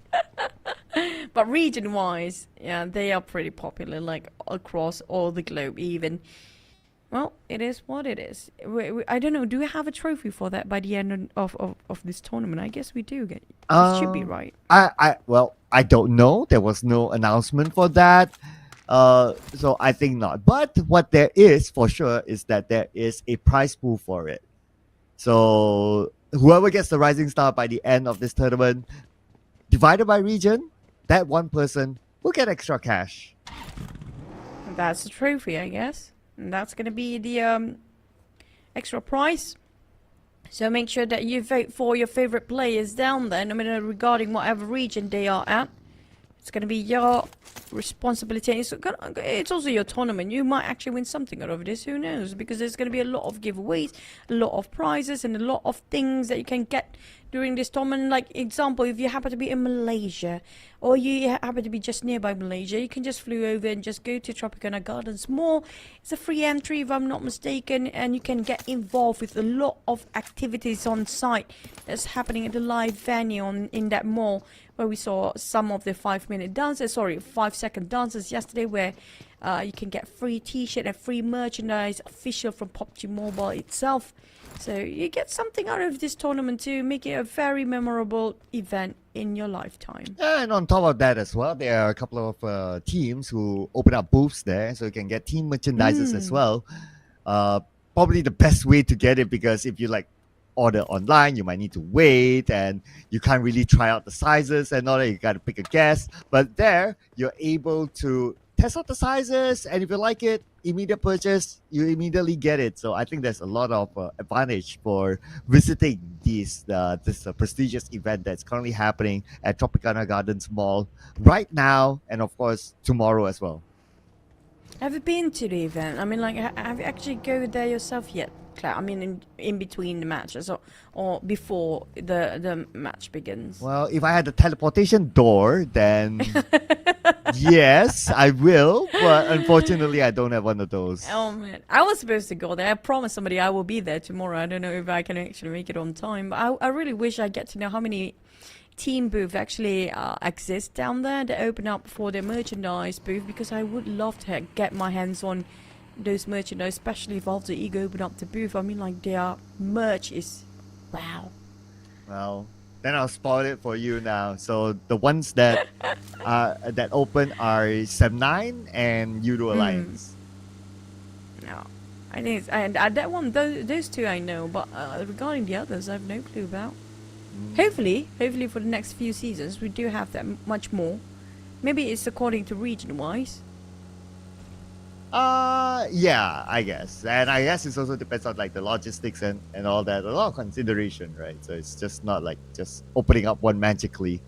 And yeah, hopefully we'll get more of that in the future, because from what I heard is that sales for the teams that open up booths there, they have been flying. And sales have been amazing. So that was yesterday. And can you imagine, like, today is the weekend. There will be expected to be more people there. So yeah, the merchandise will fly even faster. So for you guys out there who happen to be close by, anyone want one of those merch, you gotta do it today. And make sure you happen to be there early, because after 7 now, that's going to be a problem. Because the moment we're breaking out fast after Iftar, because it's Ramadan season, it's going to be more people down there because they are more energetic after, you know, they had their dinner for the breaking of the fast. Now, also, I do love reading a couple of chats, since nothing is happening here, right? We're not really seeing any actions going into the game. I did actually notice about a comment coming up from, I think it was Fearless, somebody's comparing between PMWI and PMGC Trophy. Now, don't forget we have another one, PMGO, this season for the trophies. Good luck with that. I mean, which one is better than the other? Which one is bigger? I'm always comparing and contemplating on that for quite some time, for years now, and up to this point I have no answer for that. But if it's something about price pool, is it the monetary value, or is it just the title itself, or they have different values on it? I personally don't really know at this point. Well, one thing's for sure is that despite PMWI being a world invitational, and it's sort of like a world championship because you involve some of the best teams around the world as well, but even though if like you win PMWI, or like say for example Vampire Esports, they won it like twice, but nobody actually calls them the world champions, if you notice it. Yeah, nobody calls them the world champions. They still call them PMWI champions, but if no, they call it invited. Were they voted in? No, they were not voted in. The one that was voted in was Face Clan, but they qualified there. So, but they were still not called the world champions. But if you're like PMCO, Global Finals champion, BTR, you're still like global world champions up until now. I'm waiting for PMGO to make its own scene about are we enough to call wolves or not, something like that.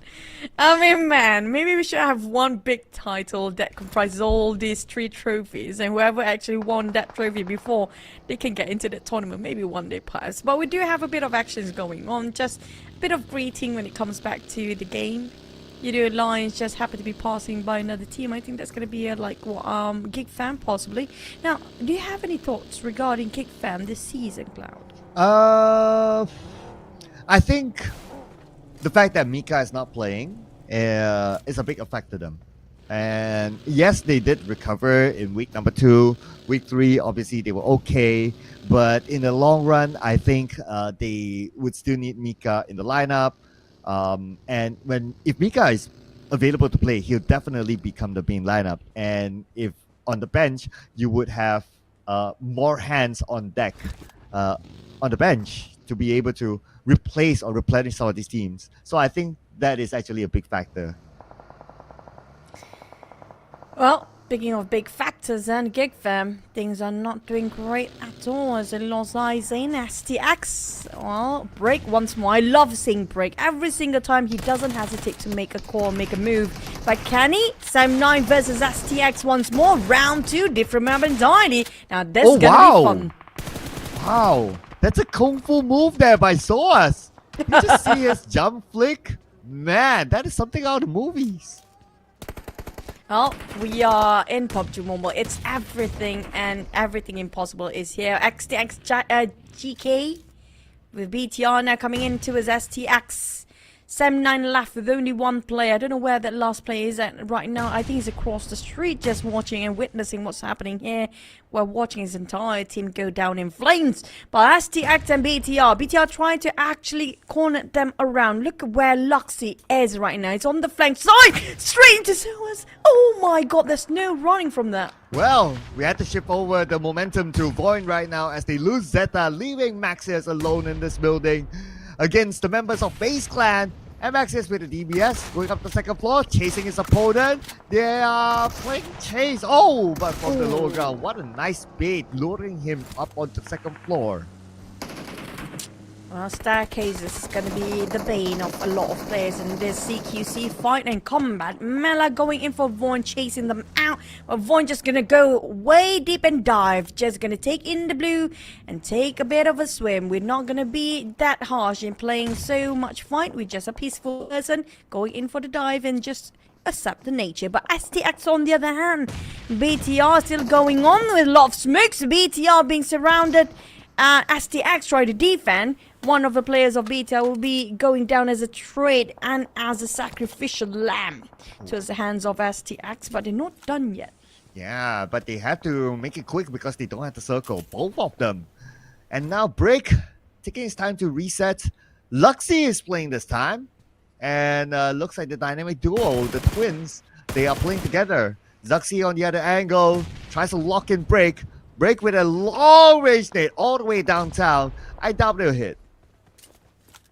Oh, we do have 7-9's visitor up there. That last play of 7-9 will have to say goodbye now as the entirety of Alter Ego have to be parked right on top. Feels like the one that I'm doing for my prediction, cursing all these players today. I'm jinxing them, all of them being eliminated quite early. On the side of yours did remarkably well with Misery. Now putting out, Say out of his Misery. Morph losing one man, very segregated for Morph players. Wow, that's a 3-pointer there by Misery. And now he wants to make sure that point is his. Tossing out that last nade. And not securing it just yet, but we'll need to wait and see if he gets it at the end. But what we're sure right now is STX making their move. They come in a little bit later, potentially be blocked by other teams. BTR aware of the presence of Alter Ego in front of them. Duxie tries to spray down Boysil. One bullet does it, but not enough to knock him down. Just at the horizon where the terrain just helps on side of Boysil, but is separated between his teammates there. Alter Ego is scattered about for their formation. Now BTR will try to break their ranks, but for the side of Alter Ego, they're trying to reunite once more. Zuxi's not happy. I think the twins are playing both together here today. And both of them remaining as the sole survivor for BTR. So you do have the Tachibana twins both playing right now. Luxy and Zuxi, while STX try to run away and try to back off from Yudu Alliance, but Break is not taking none of that VS anymore. He's just gonna go in for the kills. He doesn't like to back off. Wait, how did What? how did he got knocked? But okay, we need to look at the replay again. But for Yudo Alliance, defended the ground against STX. STX now loses Break, and now they only have one active player left. STX smoked out vehicle. GK got into the circle. There is an empty house in front of him, but let's see, where will he go? How far will he go into the circle? D-Savior there, smoked out vehicle. I'm holding my breath right now. How far can that vehicle go? And it will not go far, as GK finally understand a smoke-up vehicle cannot last long. But back to the side of Alter Ego, FL Team Flash will be visited by Alter Ego and Boom at the same time. Speaking of the devil, both of them happen to be, taking advantage of Team Flash, who happen to be hammered in between both of teams. Oh, I also wanted to point out that Yudo Alliance now has more than 100 points, so welcome to the 3-digit club. Now, boys still taken out. Alter Ego going up against Team Flash. Up on the higher ground, and they have a compound to work with. Alpha 7 knocked down by Woonty. Alter Ego has 2 active players left. Team Flash finding the rest of them. Gosu at the forefront, tossing out a volley to flush them out.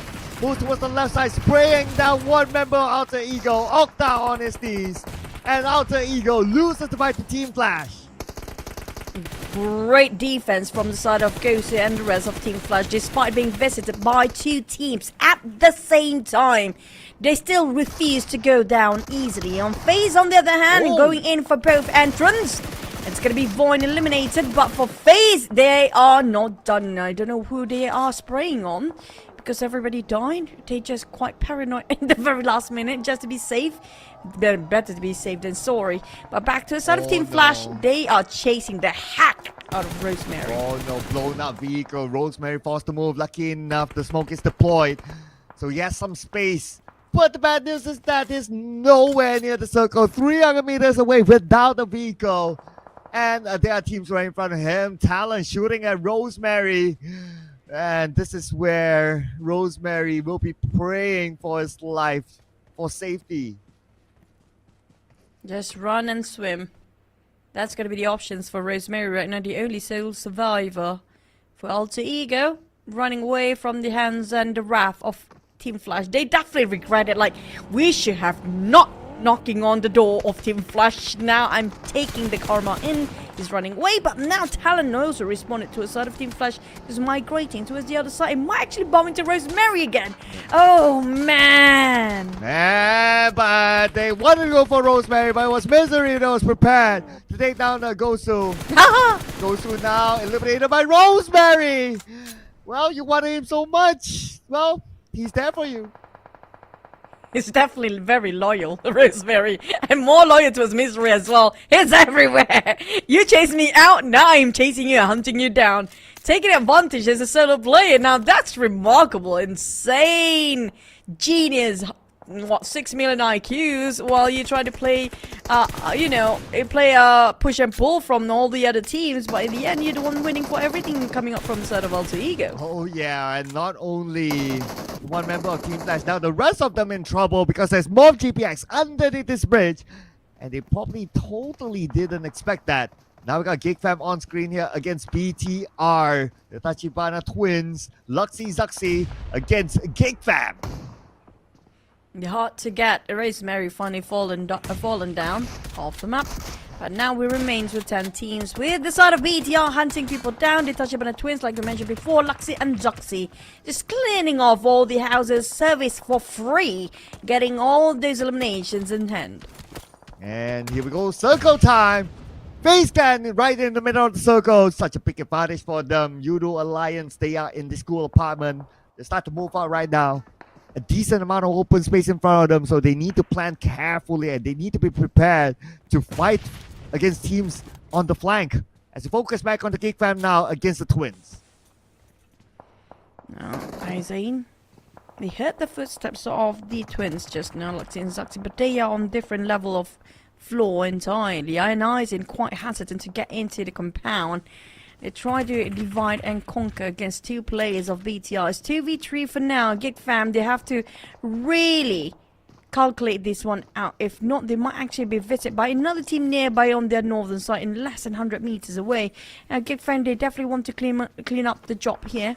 Try to find the remaining players of BTR, but it's just so hard to visualize the twins. Yeah, as long as the smoke is still active, it's going to be kind of hard. Unless the Geek Fam, they go all the way in, but they don't have the information on where exactly their opponents are at. Zuxi is on the left side, Luxy is on the right side. Now Zuxi cornered into this room. They go all in onto him. They kind of know where he is, but at the same time, aiming onto Luxy. Luxy is the first one to go down. Zuxi is the next one. Zuxi will secure that point, and now it's going to be all in on Zuxi. Wait a second! Ooh. Gets the second knockdown. Could this be a comeback clutch? Aizain resets. Zuxi shows himself, but he needs to reload as well as he goes up to the second floor. Feels like they're playing in the maze here. Hopefully they won't hit a dead end in the room.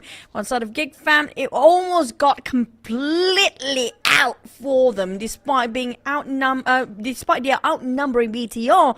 But something knows for a fact he's trying to revive it. He's trying to find where each corner that they're trying to reassess the situation here for the side of Gig Fam. Somebody is actually shooting him from behind. Zuxi! Yo! And it comes There's from Audrey. Together with Isaiah, the duo that did it against the Twins. Almost became a clutch, but we move forward to Vampire Esports now, locking out Mob GPX underneath the bridge. Mob GPX trying to fight back, trying to get a knockdown on the Newsy with that one nade. But Tony K is the one currently down. Traps, 0. Tony K bleeding out. Hazel resetting himself. Morph still having a full squad, but some of them do love playing under the bridge because they don't like the light at all. They don't like the spotlight on them. They're very shy. But Vampires try to force them out anyhow. Newsy, Stone and Shraps focus on entirely towards the bridge side. Xavier just got himself a last chicken in and now suddenly moving all of a sudden as a full squad still alive. Face around the other corner. Talon is waiting at the other end, but the circle will shrink in less than 30 seconds, and like it or not, they have to leave here soon. Yeah, but the advantage is due towards Vampire Esports, but Newsy knocked down. Newsy will finish off. That is the end for Newsy in this round. Vampire Esports, Schwabs knocked as well. Looks like Mob GPS fighting back, but 0 went down, but Stone taken out by Hazel from the other side. Oh, the bridge did save them for a bit longer, coming out from the side of Morph. It's not working out for the side of Empires, but FaZe Clan, they got the best compound. The last circle is death, and they are in the center. What else can they ask? Everything is there for them. And Yuri Lions, Olio bleeding out, hoping for Jimmy to get back up on his feet, but Jimmy keep being tossed around by those nades. We're flying across another nade. Oh my, Jimmy! What an unfortunate place he can get. My God, Pygmy! Man, that was a very dreadful nade, I must say. But now Joe Branke cooking up his own nade. Nobody's on the left side. They're on the right side right now. Jimmy OP is there to punish him back for looking the other side. Jimmy OP now knocked down. A little bit of a follow-up here by Drawn. And now Yudo Alliance. They still have Leon's on the other side. Leon being the last man standing. Takes his buggy, tries to get away. Just made a bit of a U-turn and just rotate the other way around. Braun tried to stop him a bit too late now. Leon tried to drive as fast as he can, get himself a shack, try to hide it out, hoping nobody will actually find him. Talon on the other hand spotted out Zane and Gig Fam, despite their scuffle against BTR just now, have to settle down at 7th place. Yeah, had a decent start, but I guess it's an okay round if you finish at 7th with a decent amount of elimination points. As for Leon's, is not in the circle yet. Still trying to hold on as long as possible on the outside. But the moment they cross the storeroom, he will be out in the open. Onzen's hunting for more. FaZe Clan do have a full squad, by the way. Same goes for the side of these Xaviers and Morph. Now, this is going to be a high percentage data when you see those numbers up there when it comes to who might actually get the highest chance of winning the chicken. This is going to be the 3 team they should watch out for. Zay spotted out by Paxi. He whiffed it just a tiny bit. Managed to clip it and connect the dots for now. Lennox on the other end. Oh man, Lennox is brutal way to go. Oh, where did the name come from? Ow! All the way from the other side. It is a red face butting in. And now Mela spraying, putting pressure on the Xavier, the team that got the chicken dinner earlier, and now FaZe Clan right smack in the middle of the circle with this fortress and a full squad. They can cover multiple angles. Mela putting focus on the Xavier. There's a big blunder happening on the side of Talon just now. Self-naded and finished off by the enemy right across them. You do Lions, despite they try to get the chicken, but still consistently get themselves in the top 5 and top 6 every single map. So they will maintain at that number 1 spot for a bit more longer. On the side of FaZe and Morph, and also DX. Can DX got it back to getting that back-to-back chicken dinner once more, despite the percentages more towards FaZe Clan, since they got themselves the center of the circle, they got the compounds, they got the building, they got everything for FaZe. Yeah, you're absolutely right. They have the compound in the middle of the circle. I mean, at this point, they're looking pretty solid. Even Xavier can't cut across at this moment. Knock after knock after knock. Xavier needs to reset. But for Pygmy, getting to the circle. But will they still get it next? Because circle will continue to shrink. Should go still onto FaZe Clan. FaZe Clan still has it. Pygmy barely touching the rim. Morph have to cut across FaZe Clan if they want to get into the circle. And DX and FaZe Clan both will try to gatekeep Morph from entering. Now that's going to be difficult. But Pygmy, they do have a clear path if they're not being spotted. Because right now Morph attracting all the unwanted attention. And DX happen to be clustered in together. They barely got any covers except for that one single tree. Yeah, that one tree is going to be real crucial for him to hold on as long as possible. For Morph GPX, no trees for them.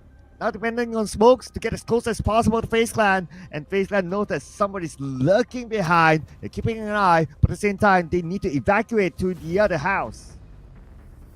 Yoru hoping the smokes will actually give them a bit of covers temporarily, making sure that FaZe Clan a bit delulu due to the smokes.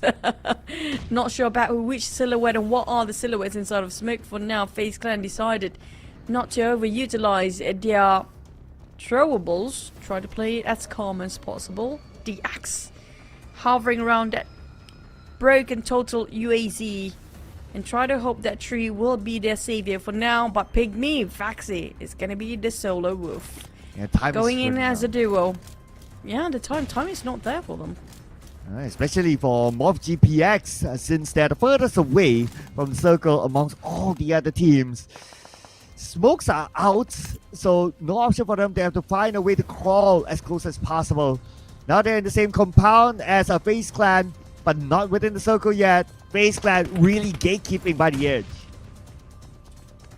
Yoru trying to make a move first, advancing to a side of the angles of the compound of FaZe Clan. Might actually bump into Pygmy in that straight line of vision. Now DX decided they cannot hovering around that tree anymore. They need to advance. The only way for them is to actually use a smoke. Morph barely hanging on. The walls will try to stop them. Zero just barely alive to get into the compound of FaZe. Yeah, there was a close need there in the face of Zero. But we still have stage 8 circle. Let's keep an eye on that as well as Smallman tosses the neon to the other side. But it is the blue that knocks down Zero. Mormon giving up a big one. Oh, clipping on one. There's going to be a Kobe. Morph entirely decapitated.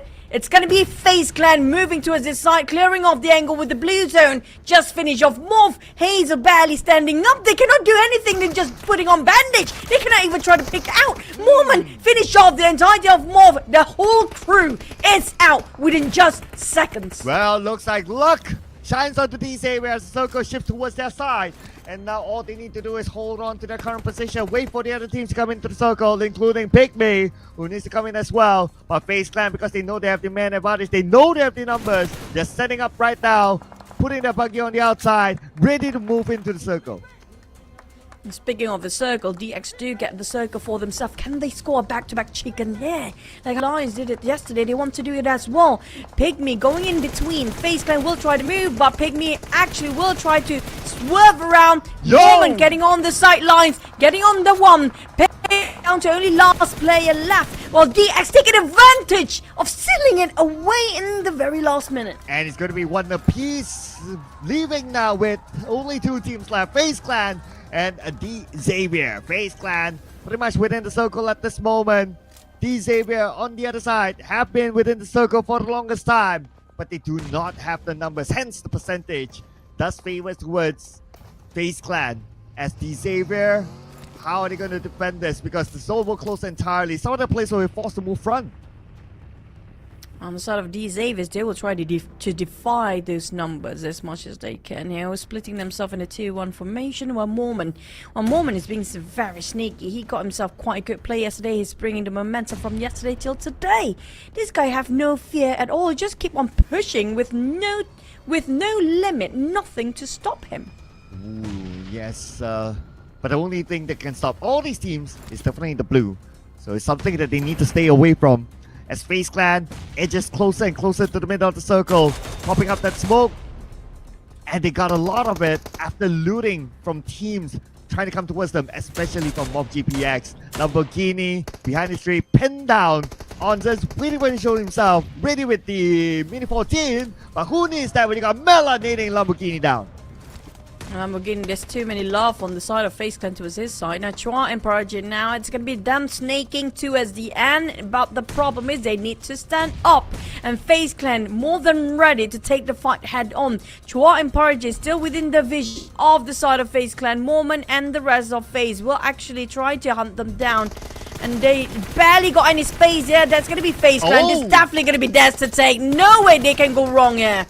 And no way for them to miss out the chicken dinner. The chicken dinner number 2 for FaZe Clan. Yesterday they got one in the final game. This time one inside of El Rango. FaZe Clan is not giving up. They are here to stay. The challenge for the title.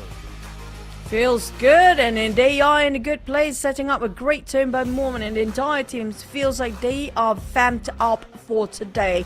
Yeah, yesterday's momentum being tracked until today. That's a good play and a good start of the day for the side of FaZe Clan. Where do they stand by the end of this? The overall rankings later. Will it actually push them up to the top 5 or not just yet? Ooh, they could potentially be in page 1, but we'll need to wait and see as we tabulate the official scores. For now, it is FaZe Clan with Onzens coming in with the most damage dished out in this round. A follow-up by none other than Mela himself. So great work by FaZe Clan, and all of these players, each and every one of them, contributed to getting elimination points for the team. True. Wow, Onzens doubled everybody else down there. But everybody did actually put quite a lot of effort when it comes to those chicken dinner. But when it comes to the MVP, definitely have to give it up to Onzens. It's been a while we've seen Onzens and even Mala to be on top of the page here for the MVP. Hopefully finally they start to get their footings right, and this might just be the start for them, not the end. Because they need to come back somehow, because the case here, Cloud, usually after they got themselves chicken the next round, they always start to have a bit of a blunder. Hopefully that's not the case for FaZe Clan. Well, and it wasn't the case for Udo Alliance as well, so it could be a momentum here when they scored this chicken dinner. Who knows? Even Xavier, they got the chicken dinner before this and they still get the second place finish in this round. Still looking pretty nice. But for the other teams that look pretty nice as well, gotta give a shout out to Mob GPX. They had a top circle when the circle went towards FaZe Clan. They had to come from below the bridge in an open space, but they still got the second most points out of all the other teams. I do want to know who hold that 44 smoke grenade on the side of FaZe Clan. I think the most we actually saw and witnessed before was around 60-ish, but 49 hand grenade, 44 smokes. That's over 100, but before we get into more in the numbers later, we're just gonna relive our moments with the highlights for a bit.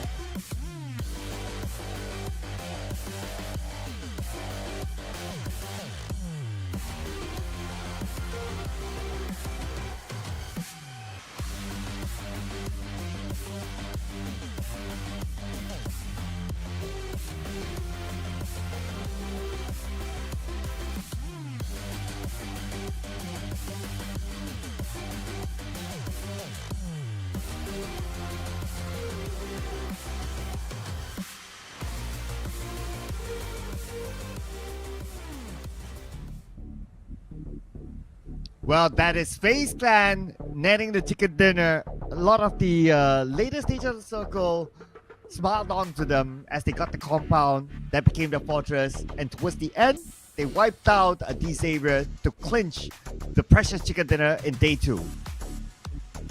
I agree. When it comes to defense, another team that I think there's two teams that I feel like is pretty strong when it comes to this map just now. FaZe is one of them. If you guys want to refer who will be good at a defending strat, I think FaZe will be one of them right now. When it comes to elimination, we've seen more before, but when it comes to the others, now Alter Ego definitely have no placement points, but Alter Ego, we saw how Rosemary chased down back like they are playing hard to get before, and where they're trying to run away from the other teams, that's where Rosemary tried to sneak from behind. That's a very smart play by a solo player of Alter Ego just now as the sole survivor of Udo Lions, despite they didn't score that much just now, but still securing 8 point totals with 5 eliminations. Now, we talked about this before, Cloud, yeah? If they got themselves a triple digit up there, definitely by now. So if you got 1 million, you call you've been called millionaire, a billion called billionaire, then if you got 100, what do you call your son? 100 there? So stupid. Yeah, that's me. But it's so funny. I'm sorry, so lame. Okay. But you know what else is not really funny? Boom Esports. 4 points, Euro Alliance 8 points. So another gap that still remains between the two of them. And another thing that's not funny is Sem9 actually getting 0 points this round, man. I know there's a lot of concern from Sem9 fans, and yeah, that sort of result, it's definitely not something that the fans will be happy with. Now, one thing I want to know now, right? Okay, FaZe Clan might actually overtake Boom by end of today if they keep on going like this for Boom side, but you do Lions. Now, if they keep going like this, it feels like nobody can cut them down. It feels like all the other teams are playing for a different placement entirely, just not for PMGO anymore, because Udo Lions is sitting so solid up there. They are in solitude and nobody can just disturb them in that solitudeness. Yeah, but not gonna lie, right? Like the Page 2 teams have been stepping it up. The Xavier, FaZe Clan now number 3. Yes, there's still like a 32-point gap, but we still have a lot more games to go. So for them to catch up is still not mathematically impossible. But let's look at Page 2 as well. So out of the Page 2 teams, 2 teams slid down. Alter Ego missing out on Page 1, pushed down because of the performance by FaZe Clan, and Sem9 with a 0 point round unfortunately goes down even further. Some of them are not budging at all. We're talking about RRQ, STX, and Gig Fan more than Void. There's no point at all for today. That's more than not funny. That's devastating for the side of Void now. But I'm waiting for the teams. Like I mentioned before, today's gonna be the rise of the second Pages team. Like we saw DX example. They has been remarkable entire day here today. Since yesterday, in the last few minutes of Mirama, it feels like they kind of find their formula that works for them. But for the others, on the other hand, especially the teams that we saw during the league stage, they are bombastic, explosive. When it comes to this tournament of finals, they just quiet down. Yeah, I don't know. Maybe it's also like the effect of having like a crowd in front of them. You know, that can also be like an extra pressure for some teams or some players who are inexperienced of managing that sort of pressure. So that could be the case as well. Well, put your brain outside and just don't use the brain for now. I guess that's the best case scenario for all the players that are really fighting for the one slot of PMGO.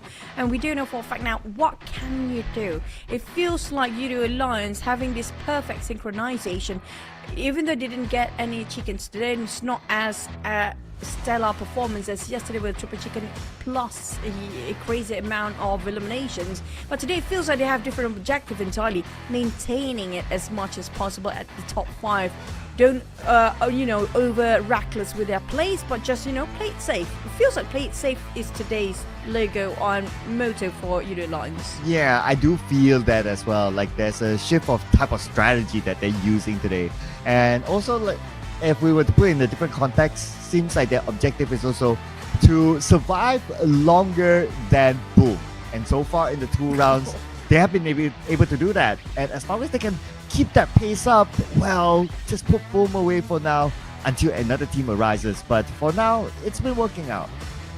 I agree. I mean, like, that's the only thing they are watching out right now. It's like not please, it's just wait for Boom. You know, it's actually make it more simpler for the team to have only one mission to go one at a time.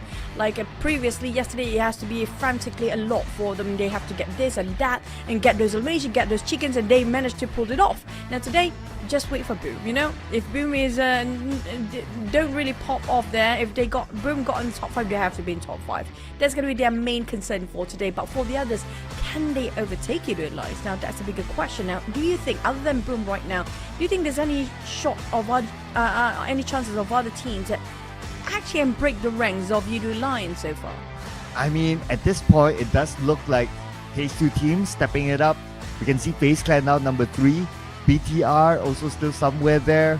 So well, as a viewer, you will want to see exciting stuff, right? And an exciting race towards the end.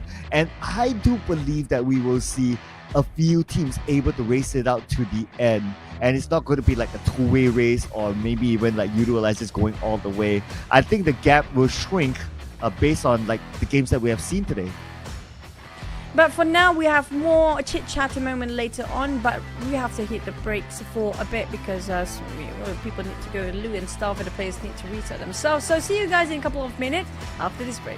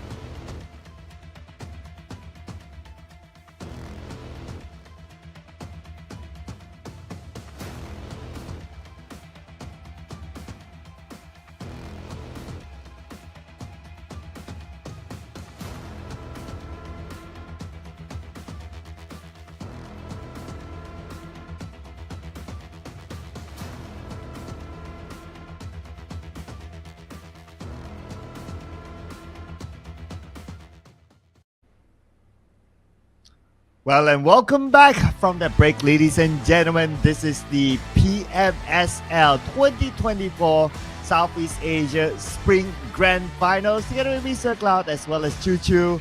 And upcoming soon will be another round of Irregular. So far, Page 2 teams have been putting in a good performance.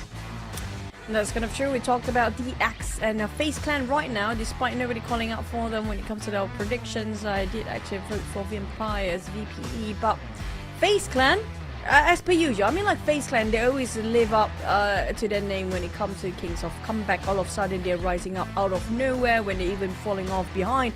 But they're doing pretty okay so far. That's how they always do in Grand Finals. But we're talking about the other teams, example like what happened to our last PMSL champions, the Alter Ego teams, and also when it comes to Boom, it's like they are pulling the stretch away from Yudu Alliance. And speaking of Yudu Alliance, I think it has been a long time for South Asia Championship be taken by a Malaysian team. Yes, the last one was Yudu Gang back in 2020? 2019? Yeah. No, I think it's 2020. 2019. 2019 was still the PMCO era. 2020 is Amazing. already the PMPL era. Yeah, I remember that because it was the pandemic era and everyone's at home. So, yeah. So that was the last time, really. So who knows this time, right? And it feels like a lot of teams can be in contention for it, including like the Thai teams as well. The FaZe Clan looking pretty nice, and they do have a record of coming back. That's kind of true. That's kind of true. So, like we mentioned before, nothing is certain until the very last map is done, which is going to be tomorrow. So, in case you guys missed out and you happen to be in Malaysia, you want to go to Tropicana Gardens Mall, it's still going to be there for tomorrow. And plus, before you're heading up there, just make sure you have abundant of food because it's going to be there's a lot of bazaar going on around Ramadan, right? So they might as well take the chances to try out some new stuff out there. But speaking of which, now we talked about the teams rising up today. DX, example, FaZe Clan. They are teams like Pygmy. We didn't mention them, and like Void. Like, what happened to Void? They're so strong in league stage. Well, you know, it reminds me of the story of this other Indonesian team. I need to remember that, but I'll think about it later because we're going for an interview. So, host, take it away. Offline của team thì cũng khá là quen rồi, cho nên là bọn em không gặp bất cứ khó khăn gì, chỉ có cái vượt qua bản thân của chính mỗi cá nhân thôi. Because our team have performed offline for a number of times already, so we don't have any difficulties in this aspect. The only thing we need to overcome is ourselves. Yeah. I think that's true, especially when you reach at a level at this stage, right? Like the finals, I think at this level, you're only competing with yourself and to see whether you yourself can perform. All right, so before we leave, before we say goodbye, before you guys prepare for your third game, I've got a personal question that I want to ask. Actually, it's not even a question. Since you are in Malaysia, G, we want to teach you, we're having Bulan Ramadan at the moment, we're having fasting month, so we want to teach him to say Selamat Berbuka, which means breaking fast. Happy fasting. Thì hiện tại mình đang thi đấu tại Malaysia và các bạn tại đất nước Malaysia xinh đẹp này thì đang trải qua mùa Ramadan. Thì rất hy vọng là bạn có thể nói một câu với các khán giả ở đây và các người bạn chơi ở đây. Selamat Berbuka. Selamat Berbuka. Selamat Berbuka. Buka. Yeah, perfect. Selamat. Selamat. Selamat buka. Boleh lah. Thank you so much, G. That was amazing. Thank you so much, G. And for those of you watching, thank you so much. If you want to watch this live, come on down to Tropicana Gardens Malls. Thank you so much, G. Thank you so much, Viola. Ladies and gentlemen, are you ready for the third game? Because I'm passing it over to our casters. Thank you, Okay. Faisal. Selamat terbuka. That's the only part that we managed to see. So, Yeah. Sorry, guys. yeah, sorry, ladies and gentlemen. Yeah. At least we get to see like an attempt of translating the breakfasting speech. Right, that was the best thing. Because today is like super fast out. The breaks is like less than a minute. The interview is less than a minute for us. Yep. So yeah, but anyway, I guess that will be changed a bit later. But anyway, coming back to like the team, you did talk about Void, and I just remember which team had a similar story, right? It is Void back then. League stage, total awesome, very good, but towards the later stage of the league, then they start like lost steam. So I guess it's like one of those like the new team that breaks into the scene at this stage. Then yeah, it's a different way of managing the momentum. I guess it's the same story with the NKT team from Thailand. At least NKT is not playing in grand finals. Like you mentioned about just now, there's another team like Void. Oh wait, it is Void.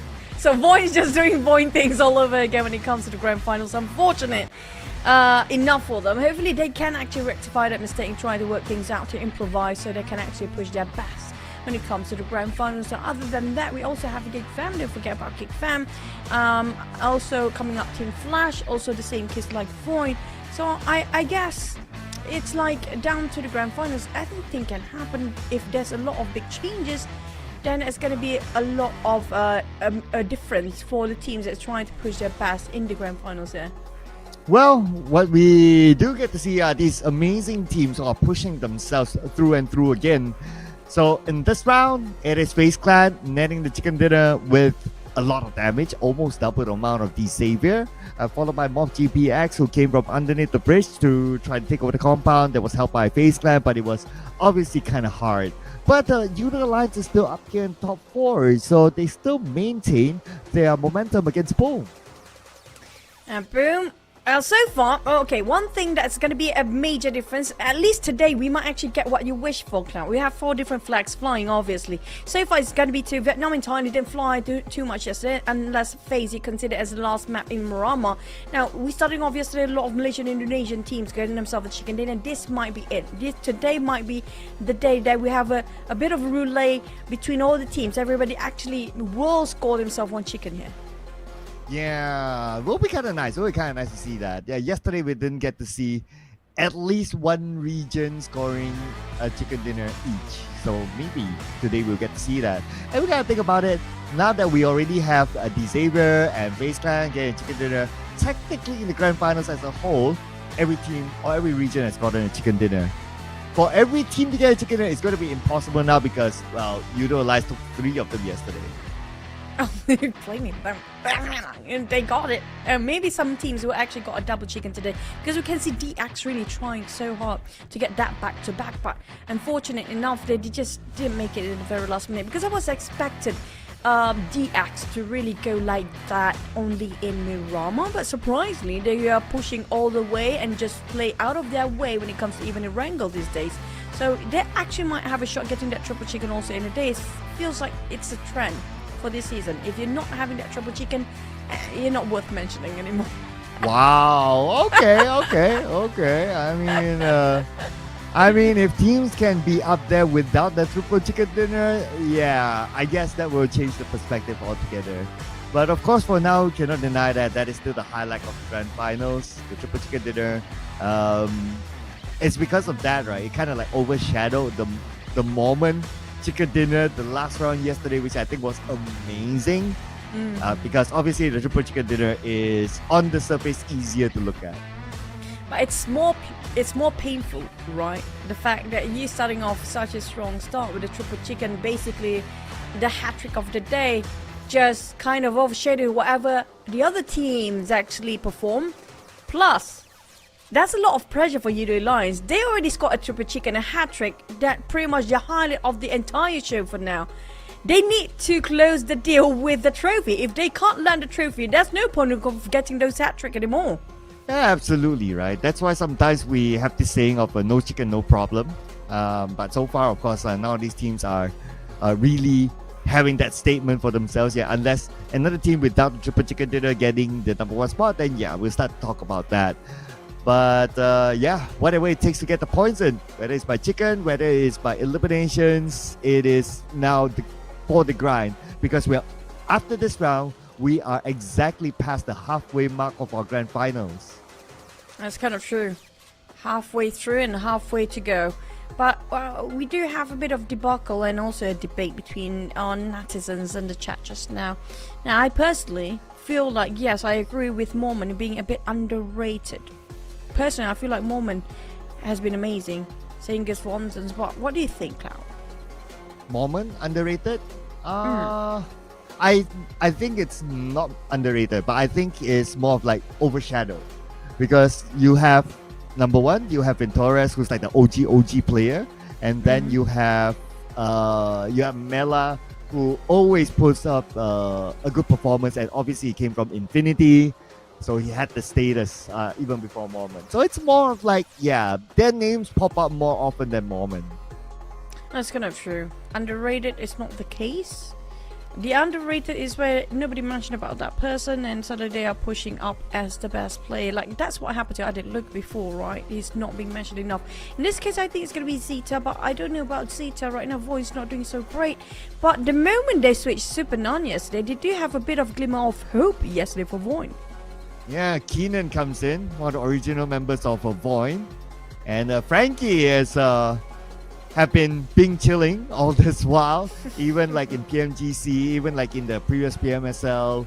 So yeah, he's been taking a backseat in the lineup of D-Saber. But let's see how will they perform without Frankie in the next round.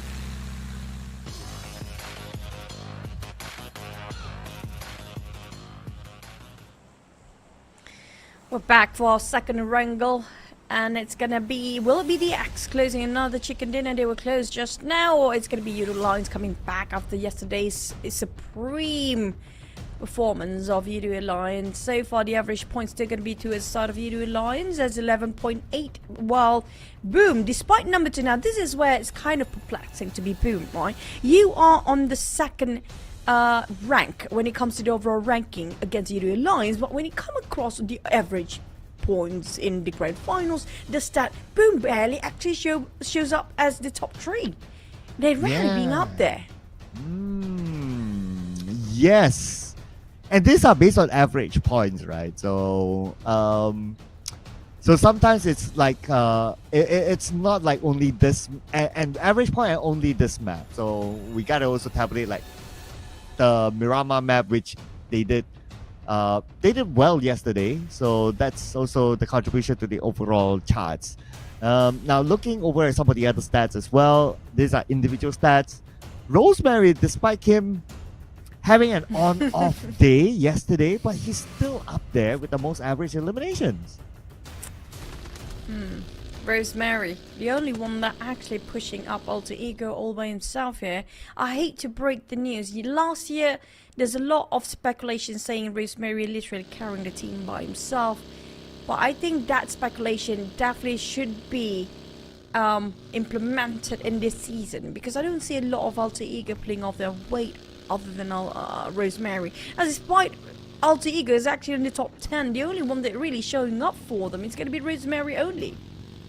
Yeah, of course, whenever if you ask them or anyone asks them, I did ask them as well, ask the previous Alter Ego coach Defiant, Rosemary himself and his other teammates, all they would say that, oh, it's a team game, of course. Yeah, of course, it's a team, you would give that sort of harmonious answer. But I guess in reality, like what you said, right, it is quite apparent that if Rosemary doesn't perform, Alter Ego doesn't perform. So that's the scary part here of Alter Ego. And can you imagine this, right?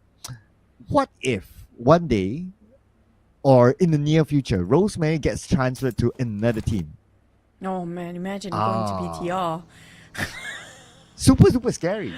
Imagine you have the Tachibana twins, Luxy, BTR, and then suddenly Rosemary just flee over to BTR. Now that's something big.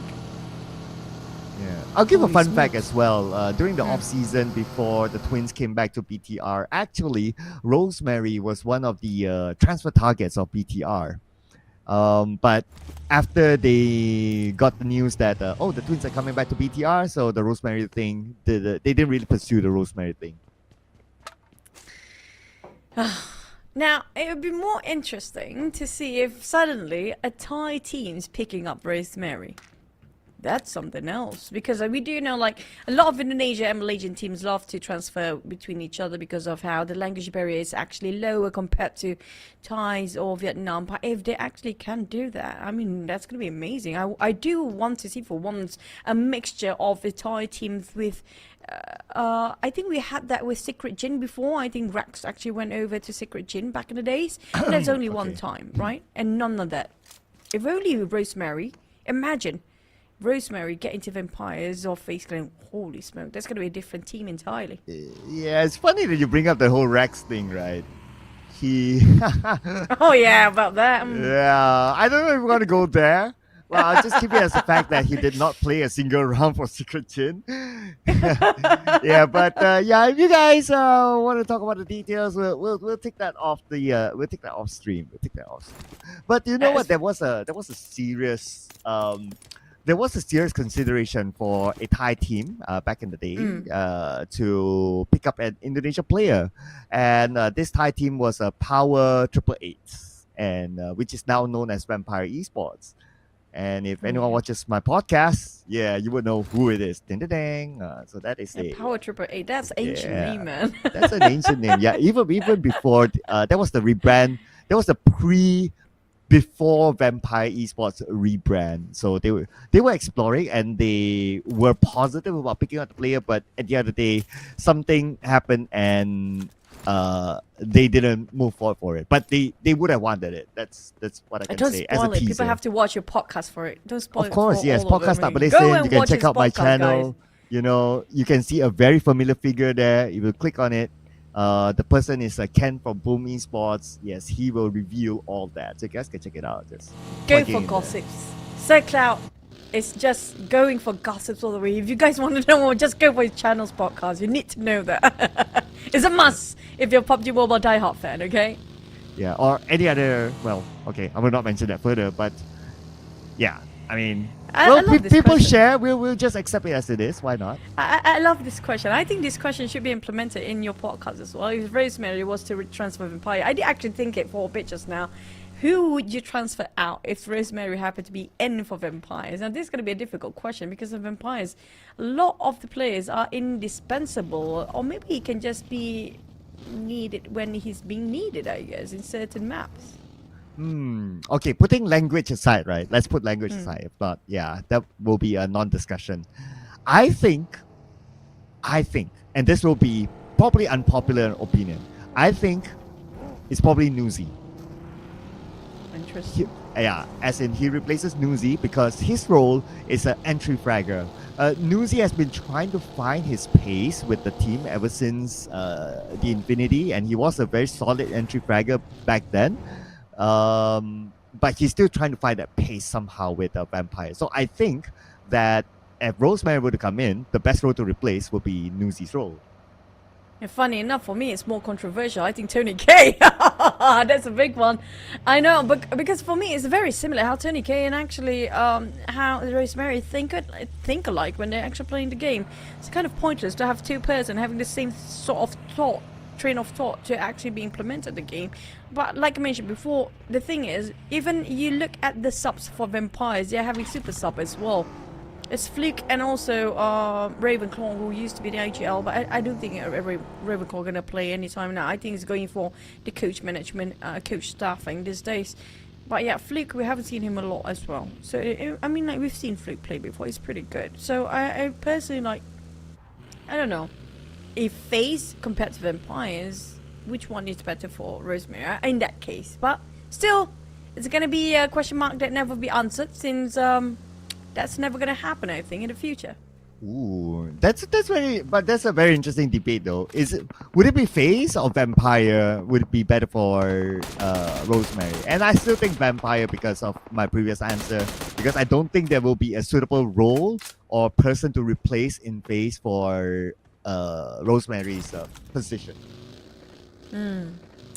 Well, what do I know? There's not many people like Rosemary, but Rosemary, the problem with Rosemary is going to be to find the fit team that can actually gel well with them when his team play. You know, I don't feel it's not that the current roster is not suited for him, but it feels like the only one that actually having tremendous growth in a very, very rapid speed is going to be just Rosemary. The others are having a hard time to catch him up with his gameplay.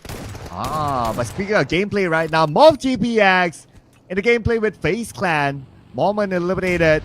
Hazel still holding on. His other teammates coming by. Hazel still needs to stay alive. And still okay, 10% of health. Onsen sprays, moving vehicle. Say comes in, knocking down a member of FaZe Clan. FaZe Clan falling apart to Mob GPX. Seems like the accident bound to happen anyhow. They will clash, and seems like a bit of trading done for both team. 2-4-2 possibly. Hazel still breathing. Zay finished off FaZe Clan members. Now this is going to be tough for FaZe Clan. We didn't mention about the moment you got yourself chicken. You got that momentum. The next round they start to lose it. Although that wasn't the case for Xavier though, but now it's being the case for FaZe Clan. Okay, just have to say it, right? They might lose Paragin, but Zay, okay, boom! Drive-by, Frenzy, picking up the point out of Moth GPX. And Moth GPX now everyone's like trying to get this high ground, because I think we got a couple of Starburst circles yesterday, so everyone knows the value of getting those big slopes. Well, if everybody thinking the same thing, I guess that's gonna be also a big problem for all these guys. M9 and RRQ. Yuhai down once more. It's gonna be him first to be on his knees. There's gonna be trouble spelling out big one for Sem9. Yeah, there was a stat for which player goes down first in a particular team. Yuhai might be up there, unfortunately. It's an unfortunate stat, but Deb needed a Barca. Where did the nade come from? RRQ now has the advantage, but I believe that Yuhai should be back up again. That finish off just like that, but no mercy. Knockdown, finish off by Keenan from somewhere else, from the other side. There's 4 teams. Yeah, Gig Fam is in here as well. Which angle did they were standing all this while? This is not great for both Team RRQ and Sem. Now, I feel like both teams will be eliminated at this point, since the other two is just watching from the sideline. But RRQ, Sem9 fought back. Yuhai winning back for the side of Sem9, despite they almost lost him early on. The entire team of RRQ will go down without anything but Voin and Gig Fam. They are interested to be part of this for more. Oh, but no third party crash in here by Voin. They're just happy to take the long range shots. A Boysil crashing onto Billboard, and that's going to be another point. And we can see the fans celebrating Sem9's win against RRQ.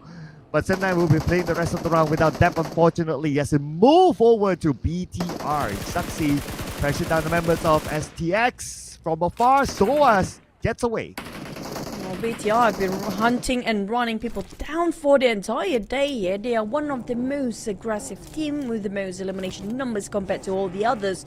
Even the Lions don't have as much frag as they do. It's just the placement positions. It's a bit difficult for the side of BTR for now. But where do they stand themselves? BTR outside of the circle, Alter Ego taking Stalber with no disruption or whatsoever. But BTR, they have to go so many hoops. They have to just go through so many hurdles to get into the center. Yeah, look at this, right? Like a good amount of teams still traveling into the circle, and they have to make a choice, right? Whether it's going to be inside of Yasnaya Polyana or whether it's going to be on the outside of it, because you kind of like still have that 50-50. But I do expect teams to go into Yasnaya. We might see more of them. The last we saw FaZe Clan hit there, and they are probably already in it. And if they can be there, it's probably going to be another good fortress for them. They seem to be fans of this sort of compounds. But, oh, look at the elimination feed again, Choo-Choo, again. That's going to be 1,000 times for Yuhai to be knocked down once more. But hopefully he will be back up his feet. Because we saw how Yuhai really heavily depended by Sem9 to make the closure of every single CQC or fight he's involved in. They cannot afford to lose Yuhai way too early. Now managed to reset on that, but on the side of Pick Me, they're going to be quiet for a bit. At least for the side of Sem9, things are a bit quiet for now, but not so much for Vampires. Whoa, what a defense here by Linux. Knocking out Stone, Vampire Esports, immediate retreat for them. Newsy still being shot at, 10% of health. Newsy has to make a quick stop here, goes into this compound. And Newsy, together with Schwabs, they're going to hold on to this area. Hold on for now. Lucky enough for Newsy, he's still alive. Alive in that very small building. It's not great. They don't have that much of a space. The moment they step out, it's going to be an open field and the landmines of grenade flying over to that side.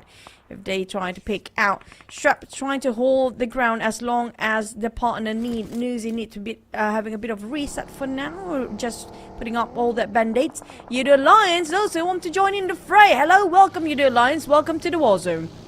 Well, let's see.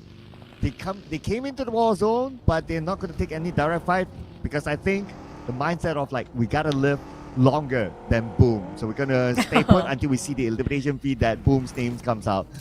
So far, so good for Yudo Alliance. Team Flash sent out Woonty to do the scouting work, just get information on where Yudo Alliance is at. And now they do know that they're there. It's a matter of choice whether they want to go for it. Yep, Team Flash just behind them. I like the fact that Yudo Alliance actually being so well behaved on the leash of Team Boom right now, but where are the Booms at the current moment? We barely can actually spot them out. Are they being eliminated? I don't think so, but where are they? Boom is in Yasnaya, by the edge of Yasnaya. Oh yeah, they're the orange color, yeah. Yeah, there you go. Next to face. So Circle moved up, and Boom is still in it. Judo Alliance need to travel further forward. And one knockdown on the Judo Alliance, Leon's taken out by Gosu for Team Flash. Monty making a move. Judo Alliance just gonna flee. They don't want to fight. They're not interested in this at all. But Talon will say no to that. Already been finished off. And now leaving only Judo Alliance with 2 players left. Now Boom is still having a full squad. Judo Alliance gonna afford to go down, or they might be cut off by Boom in overalls. But that's gonna be Voin shutting them down as well. Jimmy is next from the pan to the fire and into the grave. That's gonna be Judo Alliance eliminated. This giving so much opportunity for Boom to cut their way back in number 1. Oh, Boysil went down as well as the X fighting back, securing that point for themselves. And probably a couple more. But Drang will need to do the business now. Going up to the high ground, we do have Rosemary Esports coming in to be the savior for his team. But Alpha 7 bleeding up 50% of health left. Rosemary will need to pull off a clutch here by Soa as an off angle. Rosemary, will he try to skid away or will he try to take this fight? Looks like trying to skid away, but not able to get out of Drang's crosshair. A lot of teams are trying to avoid entirely for the fight, trying to negate all the damage, but didn't manage to just move it away from it. But back to the side of Young T, he's been running for quite a bit now, just crossing his Napoleana a bit later than the rest of the other teams. Team Flash coming in a bit later, which can be way more safer compared to just all the other teams that happen to be forcing themselves into the fights because of how they want to cross over the other side. Wow, look at the rotation by Team Flash. From the right side of the circle, 180 degree, and probably even more right now, going up north. This is a crazy long rotation by them, but Gosu had to pay the price for it. But I think they should be clear enough to revive him, or maybe not. And definitely not at this point. With the Blue Zone closing in, will they stop for a bit? There's going to be a bit of a pit stop. But Boom and Face both actually here. This is too risky for Team Flash to just cross this over. Yeah, they almost got it back to 360 degree in that case because they are on the right side just now. But is it worth it now since they are quite stuck themselves in between the zone and all the other teams down there? Oh, still making that way long rotation going up north. And I can totally understand that, right? Because you don't want to bump into teams in the urban city. But they need to deal with STX now, who has the high ground against them. But maybe just for now, because Circle might move away. Low Yu from Sem9 knocked down by Zeta. Audrey knocked down by Hazel from Mob GPX. Low Yu finished off by Dimsy. Looks like Sem9 only has one last player. And that's going to be Kenny. Just barely hanging on. Voin bombarded by BTR, holding their defense on ground and their fortress. Team Flash and now saying hi to XTX and just gonna take this away possibly, but it's a bit tough place for them to fight since XTX has been here for the longest time. Now inside of Team Flash, the moment they are there trying to take the compound away, the Circle decided to push away from them, where it's quite vacant on the northern side of Yasnaya. But Team Flash or XTX, only one team will survive on the north here. Yeah, and guess who's the key team that has the Circle? It is Boom Esports within Yasnaya. But now focusing on the PTR versus Void. Zaxi knocked down, and now Nate's raining down onto the members of PTR. Luxy running around. Lapa healed himself, but he needed to defend against the incoming Void. Luxy shoots. Luxy gets Zeta. Lapa, it's hungry. He's going in with the DBS kills here with a couple of knocks by himself. Keenan having trouble with Morph on the other end. My god, for Morph. Voin kind of stuck in between, crushed down by both sides. Long range button by Zero from the other side. Man, that was heartbreaking. They almost want to fight against PTR, but Zero had to be the anti-hero, I guess. And BTR still on the outside still. BTR, 2 times in a row, they almost lost the entirety of that lineup, but managed to just get away by a save of a bell in the very last minute. Talon, on the other hand, will have to leave. The Blue Zone is closing. It's not going to be anybody's best friend, who nobody wants to be best friend with the Blue Zone. And Lapar will try to stop Talon from advancing, but can he make it on time? He need those buggies, he need those Dacia, but he have to cut across 2 teams. Make it 3 if you include Sem9. Oh, speaking of Sem9 now, we have Kenny on screen, the last member of Sem9. Mob GPX in front of him, and they know he's there. Health shredded down to 60%. He has 2 nades, but does he have the space to toss them out? Pygmy taken out at number 12 without any elimination points. Another name will be tossed out by Kenny. Kenny almost knocked out. That is a very, very close one. Hazel has a molly as well. But Kenny shot down by Hazel just like that with the Scar L.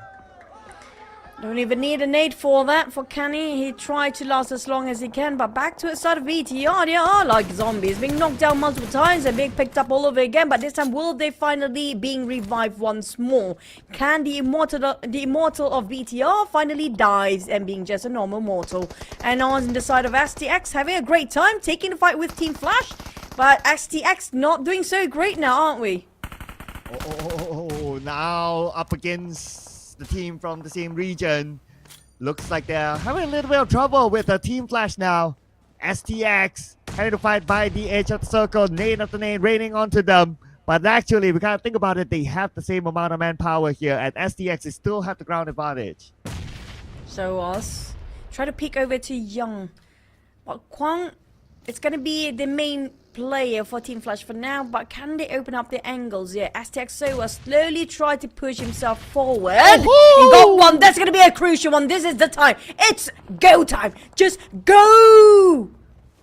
Go time for Soas, ex-member of BN United with a 1 nade. And now can they follow up? This is going to be the big question because they don't have a vision onto the members of Team Flash. But speaking about vision, hopefully they'll be able to visualize their next rotation because Circle moved away from them. And guess who is still in it? Boom Esports still has the Circle. Torres want to share with Boom for just a tiny bit longer. Well, Talon taken down on Straps of Empires. Barely got enough people hanging on. There's going to be last player. Well, Rap Face are dominating with Talon and trying to play with those M416. And there goes the spray. Newsy hiding in the smokes. And he out from the window.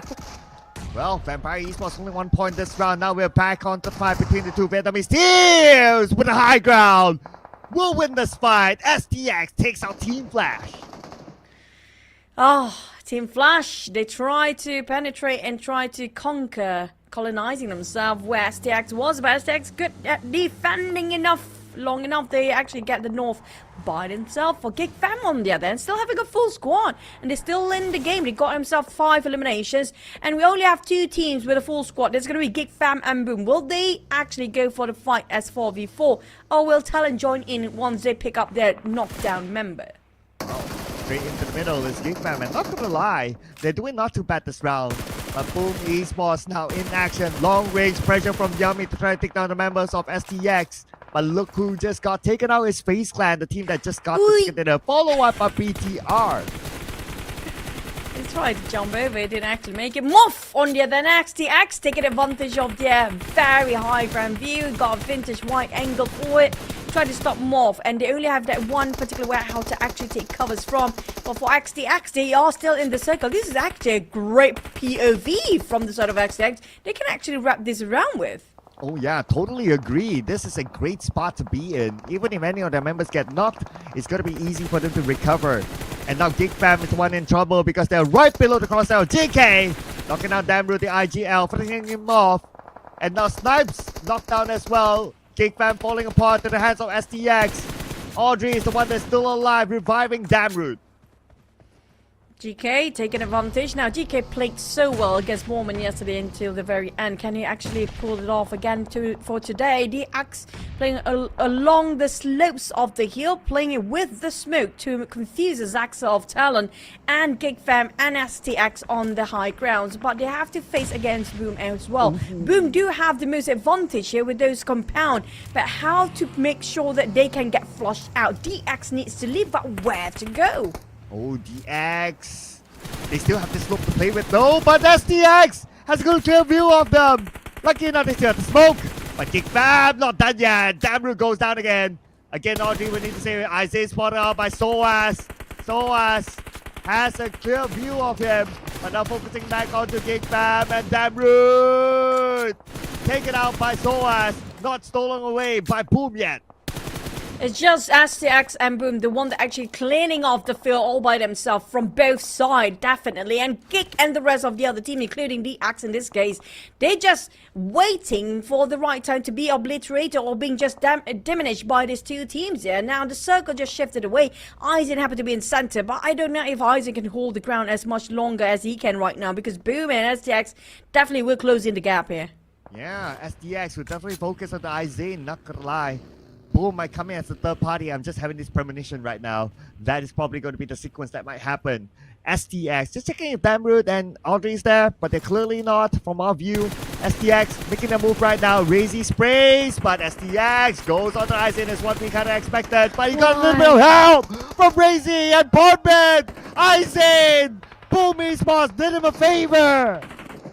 STX a bit hasty when it comes to decision making to push himself forward. There's another tower right in front, but instead he's taking the right side way further than it should be. And he goes straight into the line of sight of Boom, leaving only one player left on the side of STX, despite they got themselves the advantage before So was finally down. DX survived despite being hammered down left and right just now.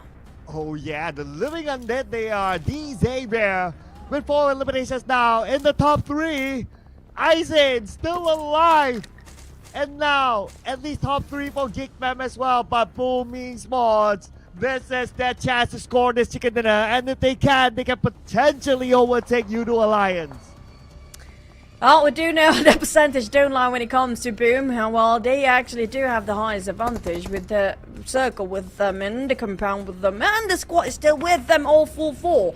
Now it's down to how they try to steal a couple of points away, but they're not giving it away. Yummy with the DBS. This is going to be the DBS god.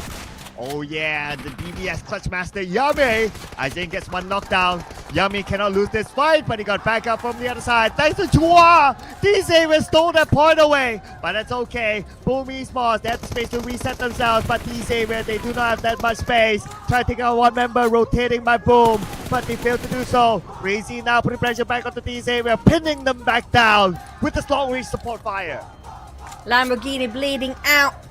DX, can they score the double chicken? You want to break for DX because of how they rise up today, but at the same time, Boom, they can overtake you to a lines. At this point, it might already have been. With the percentage keep on shifting between these two teams for the chicken dinners, DX still so showing us such tenacity and holding their ground for such a long time, despite the odds against them. Yeah, look at Lamborghini, 10% health without any healing utilities now. They are out dry, but they're still fighting. They still want to try to get this. But the nade all the way from downtown by Yummy, knocking down Lamborghini. This could be the moment. Nade after nade after nade. DC has nowhere to go. Lamborghini finished off by Yummy. Levi's knocked down. Only leaving Chua now. And Frenchie's going to come in to wrap things up. Here we go. Boom. Esports! Welcome back, as they will taking back the throne as their rightful place right now. Yummy, that was a delicious hand grenade to make the opening for the side of Boom. But DX, they will not go down easily, and they go down in style with Chua as the last remaining member. But the style was, it's going to be Boom brutally just splat them over with those buggy. But in the meantime, I think there's going to be more than enough. I think he got quite a number of eliminations for Boom as well. I roughly think it's enough as well, Choo-Choo. Totally agree with you. This could be the first time that we see the overall change. Except for the heads-up point, that is, of course. But before we talk about the points a little bit more, let's look at the team stats. And the player that got the most damage this time is Frenzy with the weapon Scar L. I'm loving this. We don't see a lot of Frenzy before. We've seen a lot of Crazy Pommet and Yummy back in the days, but I have to say this is a good addition to us this lineup, despite they're having quite a confusing season last year. At least this season they're quite set when it comes to their lineup, and it working so well for Boom. Yeah, Boom Esports, what a rise for them. The mission's not over yet though, and also want to point out that Frenzy is one of the new additions to Boom Esports. So Frenzy, before this, he was playing with another team and together with Flyboy. And he was playing with Kagendra before this. Kagendra got the second place in the PMNC Indonesia just by 1 point, losing to Pygmy. And with a lot of experience actually playing with international scrims, he is showing his experience in the PMSL Grand Finals. I agree. A lot of tier 2 teams from Indonesia now are just stepping up the occasion. They're just getting better from the OGs or the veterans before. It just shows that there's a change of era, a different wave coming in with this season as well when it comes to 2024. But when it comes to the match recap just now, the last one was one of the most utils that actually being used with that 49 and 44 hand grenade and smokes in the previous one. I think that's the most by far, because the average is going to be around here somewhere, 20-ish, almost 20 or almost 30. But we're going to jump into the highlight in case you guys missed that epic moment.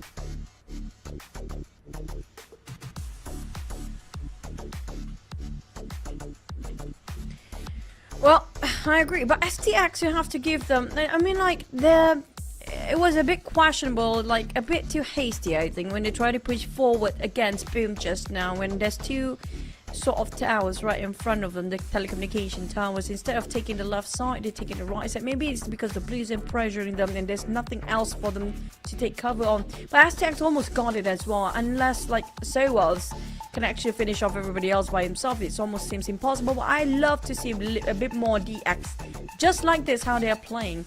But for the others, well, at least Voin is not down here. That's already a good sign for now. Yeah, but it's not really a good sign for Yudu Alliance. Looks like they went out without a single point this round. Potentially, they might be overtaken by Boom Esports. We'll get to know that in a little bit more, ladies and gentlemen. Sub9, at least, I know it's been a tough day, but at least they got 3 points this round. So let's stay positive especially for the 7-9 fans. Stay positive for your favorite team. Oh, Vampires, what happened to these guys? A lot of you guys, like Cindy mentioned, and I hope they got their bearing again. Now, hopefully that bearing then lost in last seasons for the side of Vampires. Hopefully they bring their bearing across. But, hello! Now we only have 5 points gap with that performance. You do a Lions that went out quite early, then boom.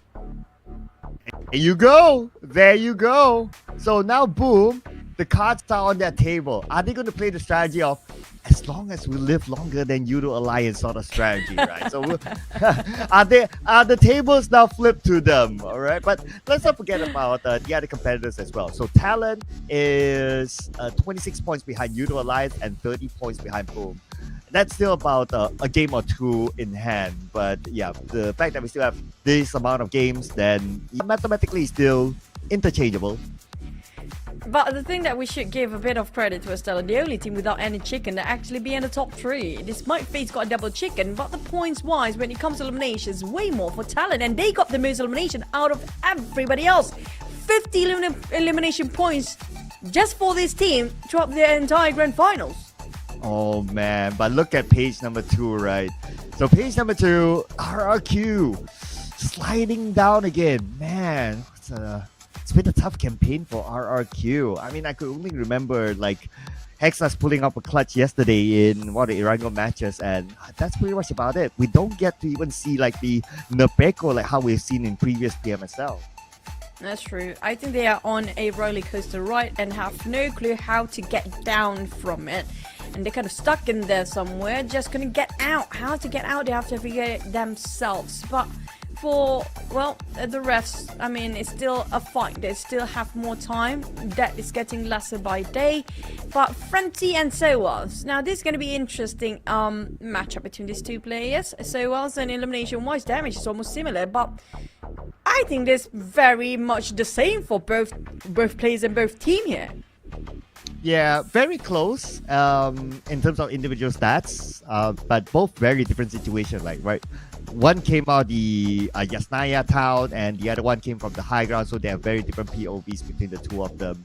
So it's hard to kind of compare. But well, yeah, the stats are that close. That's all I can say. Now, if it's according to you, Cloud, this should be Malaysia next for chicken. Well, yeah, I guess if you want to make it like that, yeah, why not, right? Let's put it like one each, like straight down. That'll be pretty nice too. Everyone's happy. I mean, if you can pick one for the Malaysians, which team would you pick for the chicken? I'm definitely going to say you do Lions, don't you? I mean, that is one, but frankly speaking, 7-9 needs a boost because just look at the support that they have, right? 7-9 needs a boost, so hopefully they'll be able to. Oh, sorry. Oh, yeah, sorry. Yeah, I had to flex my double face. But 7-9 needs the boost. 7-9 needs the boost because they have a lot of fans supporting them on ground. And I heard that's a pressure. Sometimes that's unnecessary pressure to the point like, oh man, I lost that round, and everybody's watching and judging me, and all the eyes are staring. You can't get it off of you. Now that's, I mean, like a lot of people say playing in your home country is a buff. Oh, you're hosting your team is actually hosting the country. It's going to be a boost for you in terms of culture and everything else. You have your family, everyone around you, right? But it actually might be double-bladed sword, right? Yeah, I do think so as well, right? Like, obviously, I've never played at how they have played, so I don't know how it feels like to have your mom and dad watching you play. Is it like pressure, or is it like feel good? I don't know. You tell me. Okay, I tell you how it feels like. It's like you're having the exams at school, and your parents are watching you making those exams mistakes, and you're like, I'm done. Kind of yeah, like sitting next to you, right? Like I still want to be like standing next to you. It's like like that, like yeah. But frankly speaking, now that I kind of think about it, right? As even though I've been involved with teams, but my parents don't watch the game, so I still can't really answer. It's kind of hard. Maybe I need to ask one of these players one of these days. But I'm sure they give me a nice answer of yeah, of course. They're gonna be They get the very diplomatic Yeah. and very humble, and you know that the boring answers we always heard of before, like we're okay, we're cool like this, you know, we're cool kids, we're not gonna sweat it over, we're not doing something crazy, we're just doing fine. No, it's just always gonna be that kind of answers. It's like you see their faces, and you know deep inside, no, you are lying to yourself. You beautiful people. Why are they so beautiful? Oh, hello. Void. Oh. I don't know who they are, but maybe we can find out later. Yeah, Cloud single. Are you Yes, still? I am. Yes, I am. Yes, I am. And it's always nice to get to know new people. Just saying, you know. Hello. It's always nice to get to. Oh, who's that on the picture? This one is Can you hold it up Sem9. longer? Nah, Yeah, she it's decided somebody not from to. Sem9. Who? Oh man, come on.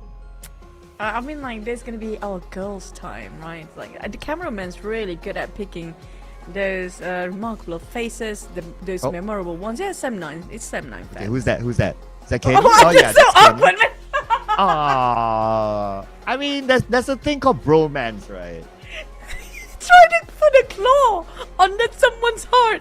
I mean, I know the thumbs up. I know the other half of the heart, but to put a claw like you're wrapping something, what's that supposed to mean? Well, I guess, yeah. Turn the other way around. I don't know. Yeah. But this one is quite clear. Okay, so it's now Sem9. Okay, and then Geek Fam. You know, in Bahasa Malaysia, we call it as a lalang. Oh, okay. That's your friend. That's you, by the yes. way. You always do that. So he is actually the co-owner of Genexus, by the way. And he had a hand in sending loan to Nova. That's why he has that jacket. But let's see who will get the next jacket of chicken dinner in the following round.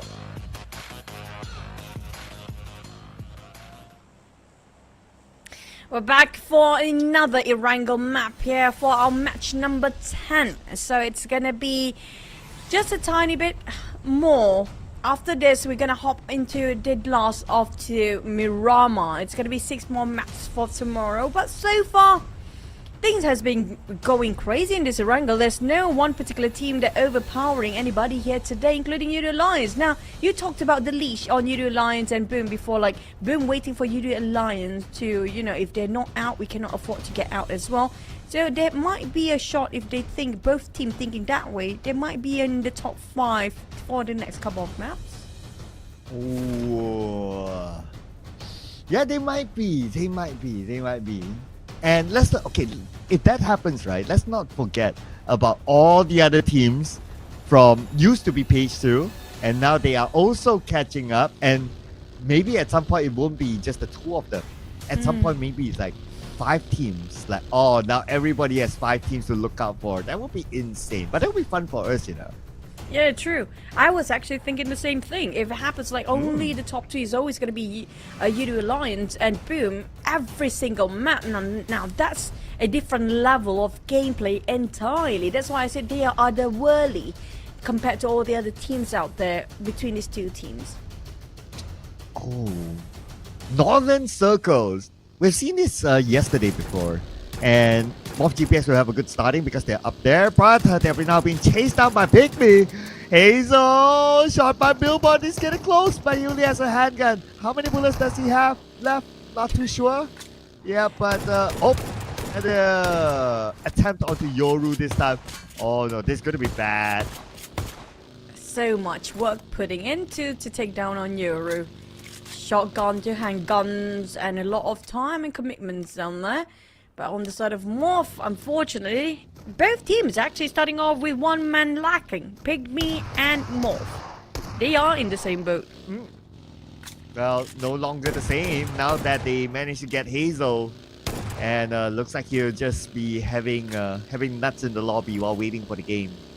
And what's funny, it's going to be these 2 teams has been going at each other for quite a bit in the first few minutes of the game here. And suddenly a third party just finish off both. Now that's going to be funny.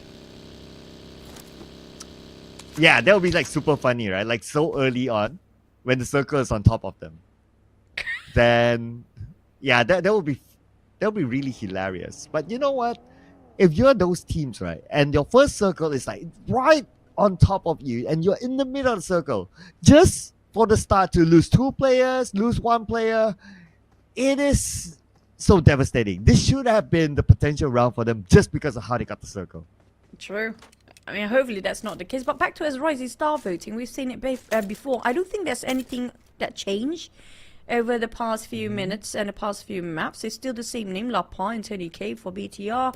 And Indonesia, each region has a very different favorites, right? So far, it's Adit Luke for Malaysia's side. Yep, and obviously Tony would be the star player when it comes to voting. Wouldn't be surprised there. But interesting enough, like Mela is just right behind him. When if we talk about the Thai region teams, it's always about Tony K, and Tony K. But Mela is doing not too bad if you pit up a vote among the two of them. I personally feel like I do miss the old Mela in this case, though. I feel like he's been shadowed by the teams right now. I don't feel like he's playing his best. He's not playing his own usual way like how he used to back in the days in a different team, you know. It doesn't feel like himself. I miss that kind of Mela. Yeah, maybe what he needs is the Infinity comeback, you know. like I would want to watch a show match at least that features the original Infinity lineup. Oh yeah. The Nuzi, Logan, Mela, Gotuni. That lineup is insane. Versus the original PMCO champion lineup of BTR. Now that's gonna be difficult though. I think that one was Natic, I think, for the PMCO BTR lineup. Ryzen and Natic. That's the real origin. There's also after that it's gonna Natic don't play anymore. I think he's a bit too much for it, but maybe if we actually with Microboy, that's doable, the season 2 ones. But I agree, I feel like Mela, right? We're gonna open this topic while nothing is happening, right, guys? We're gonna have a bit of chit chat moment. I feel like Mela is exceptionally good, but he's like, they're meant for each other. The lineup of Infinity and Mela are meant for each other. That's the perfect fit. Now, even though Mela is an extraordinary, remarkable player by himself, but it fits so well when he was in Infinity. Yeah, I try to kind of dissect, right? Like what made the Infinity great and amazing, and when they split out, then yeah, some did well, some not so well. And the answer that I got is it's more of like the communication and understanding. You know, like how, like when you execute stuff, you just have that chemistry. You don't say it, but you just do it, and it just works, and it just flows. Yeah, that's what the Infinity had. That's they're soulmates. That's literally soulmates. Soulmates. I feel like Infinity, even though it's like, but the old lineup is still there, but without Mela, it's just it just didn't work right for them as well. So I mean, like, why would you let him go if both needed in the same situation, in the same circumstances? They both need each other. Why would you want to separate your ways if that works best for you? Well, if you kind of think about it, right, that was the same year that Nuzi got transferred to Vampire. So that's one. So they lost Nuzi, and then you have the rest of them still there. And then FaZe Clan. I mean, we're talking about FaZe Clan, right? A global esports organization coming in the door and say, "Hey, Mela, you want to join us?" You know, it's like from I don't know, like a homegrown football team to join like Liverpool or Arsenal or something like that, you know, that sort of branding. So True. So it's very attractive to the player, and I can understand that. That's kind of true. I mean, like, it's like you got all diamond and sparkles right in front of your face. Who wants to deny and reject that all of a sudden, right? It's right in your face, and that very opportunity might come as once in a lifetime. But you know what, Cloud? Another idea. I mean, like, if PUBG Mobile is listening to this, like Tencent, hello. It would be interesting if we have another championship, right? Just for the sake of showmanship and fun, that we have DOGs fighting the latest new era rising star teams, like the PMCO back in the days, PMCO very ancient times players to fight against the new era teams. It's like the fight of what we call it, the fight of a new dawn or something like that. It's up to you. But it's a different era of PUBG Mobile star player back into their old team, fighting the teams that's currently rising. Wow. I really like that idea. And I really like how every season we will come up with something. And then we will always give the disclaimer. If it happens, you know where the conversation started from. We need some All right, commission guys? and royalties, okay? We need to patent our idea, okay? So, hello, if you guys are listening, hello, yeah. Do You make know it who you happen are. and don't forget us. I go back to the game we go. A couple of teams do have a couple of scratches on their lineup here, including Talon, who tried to scratch our BTR running away. Our BTR, as per usual, they're going to be safe and sound. BTR is very good at running away from fight and reposition himself afterwards. Yeah, safely out of the hands of Talon, who is playing the gatekeeping role at the bridge. But now inside of Saverni, as what we kind of expected, teams who want to go there. We got RRQ now against Pygmy. And RRQ not making any substitutions, so we haven't seen Hexlas yet today.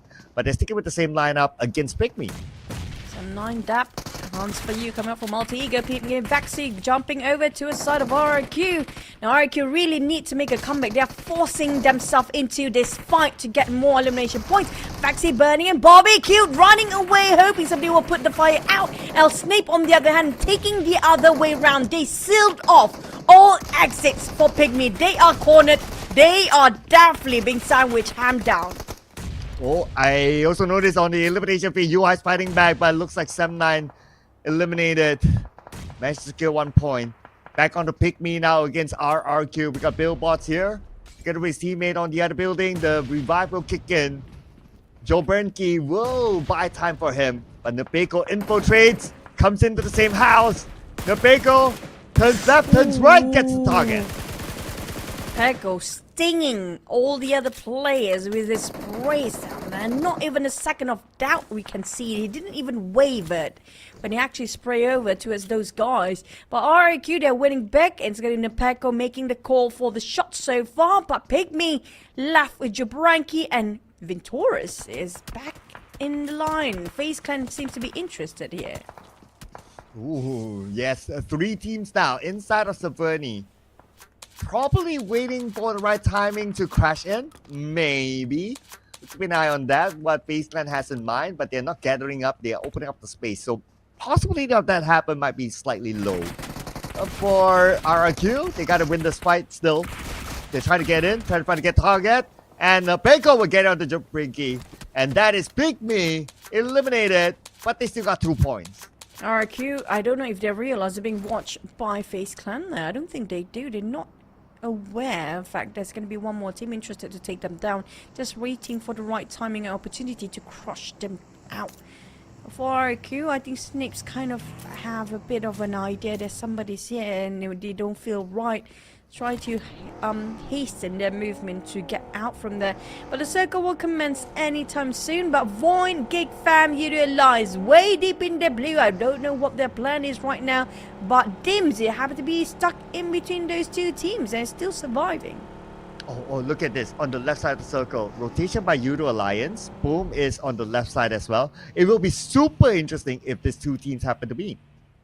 Oh, yeah. And both teams will not willing to go down if the other's still alive. So I don't know if they want to maybe avoid that entirely, if they can. But do they know who they stand against? In the case of RRQ, finally found it out Venturus by FaZe Clan, just passing over the other side. So I think FaZe Clan were trying to just dictate the steps of RRQ, not wanting to take the fight head on. So that's pretty wise on the side of FaZe Clan, knowing they have too much at stake here if they lose that fight. So trying to avoid it away early.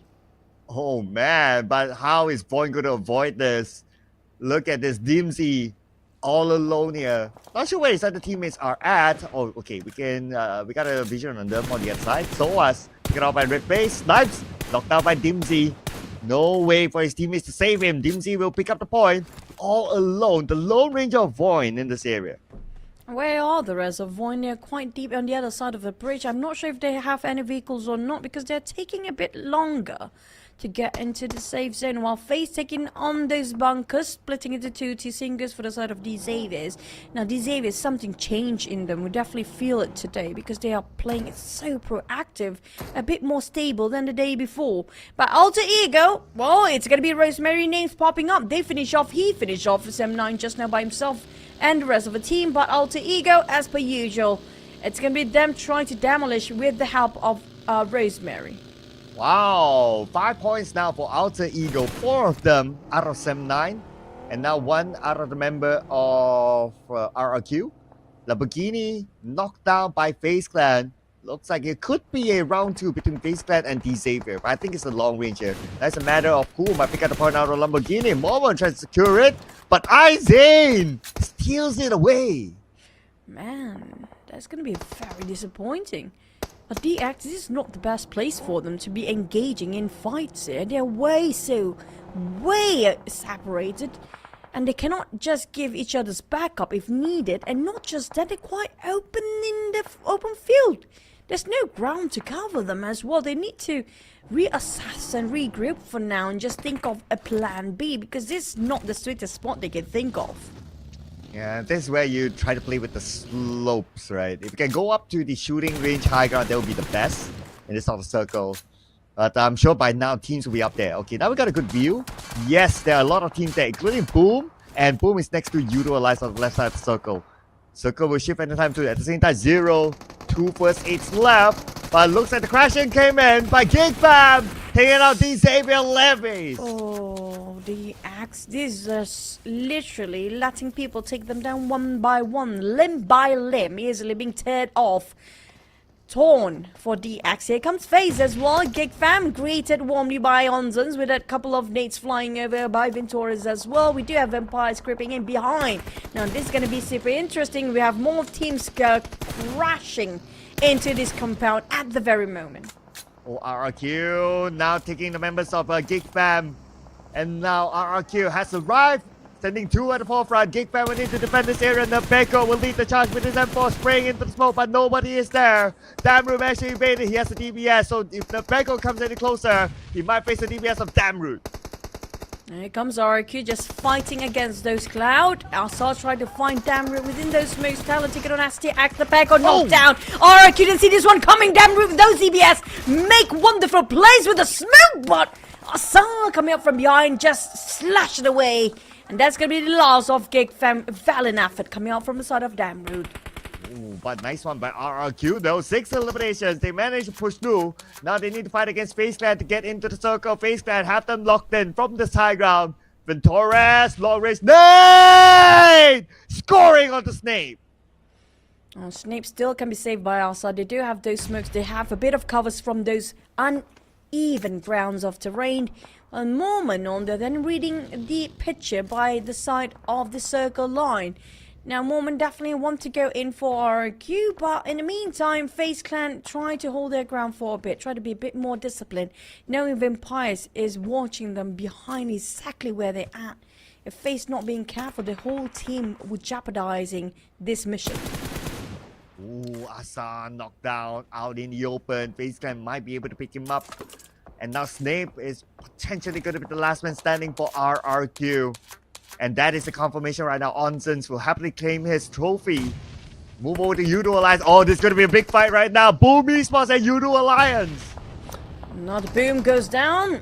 And not clipping on anybody with those hand grenades. Francie trying to confuse them. There's so many nades flying over the side. Francie definitely in Francie mode, while Venturas trying to make sure everything that moving around them will not actually disrupt a moment. Wow. Perfect timing at a perfect angle. Held their ground well is FaZe Clan. Now we're back onto Boom Esports versus Yudo Alliance. Yudo Alliance has kept out of the circle, but Yudo Alliance also have another team to manage at the south side. And now I move over to Mov GPX. Zay, taken out by Red Face. Talon will secure the 5th elimination. Quite a clear path into the circle for the side of Talon. Just slightly some BTR players around the corner. Boom on the other end, going into triangle mode. You do Alliance try to confuse them with those vehicles going about, but Pombit staying indoors. Crazy clip on one. I don't know how they managed to clip those players actually with their vehicles, but Boom not giving it away freely. They want to fight. Okay, they want to confuse us. Come at us. Now Face taking advantage against Yudu Alliance as well. This might be detrimental for Yudu Alliance. Yeah, two teams sandwiching them at this moment. Boom Esports will be the happiest of the bunch. They managed to get a knockdown to another member of Yudu Alliance. Now the circle shift away. This fight has to end quickly. Mela tossing a nail to the other side, blinded into the smoke. Let's see who will get it. Mela got Jimmy OP. Now it's within Face Clan and Boom Esports. Now Boom, next target for the side of Mela. This is a time for them to shine. Mormon's dropping nades like it's hot as well. FaZe in trouble, and they are being cornered by both sides, Blue Zone and Boom at the same time. FaZe where to run, where to breathe. They are outside of the circle. They barely got time in less than 10 seconds. They have to make their mind up now. Vampire's even having trouble against Team Flash at the other side of a map. Now Vampire losing men with Team Flash. Look at this long range. Now Tony K is going to be out. Nothing can save him at this moment. Same time, Alter Egos on the other side, but Tony K taken out by Kwang, so another point in the back of Team Flash, leaving Newsy alone. And that is going to be bad news for Newsy. But for Void in this compound, they have BTR to deal with. Who's the other side that's tossing those nades? So it's a BTR. It's still BTR. So BTR try to push them in every corner possible and try to box in Void. While Boom and FaZe, they're not done. I think I want to watch that one. That side is more interesting than this for now. Because BTR definitely already cornered out Void. I feel like Void is sitting ducks if they don't fight back. But the one's happening on Boom, with Yudu Alliance going down, Boom, this is the opportunity they have been waiting for since yesterday. I know, right? I'm curious to see what's happening with Boom right now. But we gotta end this fight first as BTR surrounding Void. It's just a matter of execution now by BTR. Now spray coming in by... Whoa! The FaZe Clan looks like Boom Esports got a little bit of help from D Xavier. Oh, Mormon. Can he clutch this one out by himself? Void back towards the side of BTR versus Void. We don't know what's happening to Boom still. But BTR versus Void now down to Keenan. And there's going to be down to none. Void, do they score anything? Keenan just self-naded himself, denying the points against BTR, knowing there's no point of him resisting it anymore. But at least he didn't give more points to his side of BTR for now. But on the side of FaZe Clan, it's down to Mormon. Can he play this one out? Oh, and Razy got knocked down by BTR from afar. Boom Esports will need to pick him up. Razy losing health. Nade by Yummy on the other side. He has 7 nades to rain down onto D Xavier. Trying to buy time for his teammates to be revived, but no, unfortunately, Razy will be eliminated, leaving Boom with 3 players. And DX still having those 2 players. Like I mentioned before, they are high tenacity players for DX. They hanging on the longest days. Still dancing. Which one now knocked down? Parjin will be the last person. FaZe Clan Mormon trying to take advantage. Solo, non-solo, who cares? I am one-man army! And Mormon trying to get down on Parjin, but he's still in the way last minute by another team. Ooh. Okay, this is going to be real interesting, right? Like 3 teams trying to cancel each other or make that maybe 4. I don't know. Probably 3. The Boom, D Xavier, and FaZe Clan. BTR can come in as a third party. Team Flash, they'll just wait because they still got the circle. So BTR will move up north and they will try to wipe out these 3 teams. It's going to be what million IQs played by BTR. Very unusual and very tactical there. But can they be whiffed? Will they actually being sniffed over by the side of Boom? Will Boom reposition themselves then?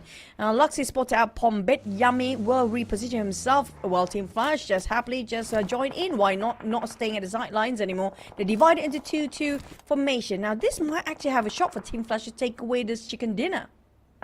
Yeah, Team Flash now has a very good chance of staying away of these fights. Let them cancel each other. But speaking of those 3 teams, at least they're within the circle. The pressure now is on the BTR. Do they want to go left and join on the fight, or do they want to go right and clear off teams on the right side? Talon has the same dilemma as well. Speaking of their dilemma, Red Face don't want to sit quietly anymore. I'm trying to open up the space here with lineup. It's gonna be Axel and Redface going as up front liner. But the thing is, what's the idea here? What's the main objective for the side of Talon? The moment they step up there, they try to pick what's happening on the other end. They will be shot down by these guys. Looks like BTR took the northern rotation instead, going on to Powergen first. And now Gen Force with the nade onto the other side. Powergen might be taken out. Powergen forced to move, but Powergen not able to evade the nade. Will be eliminated by Gen Force.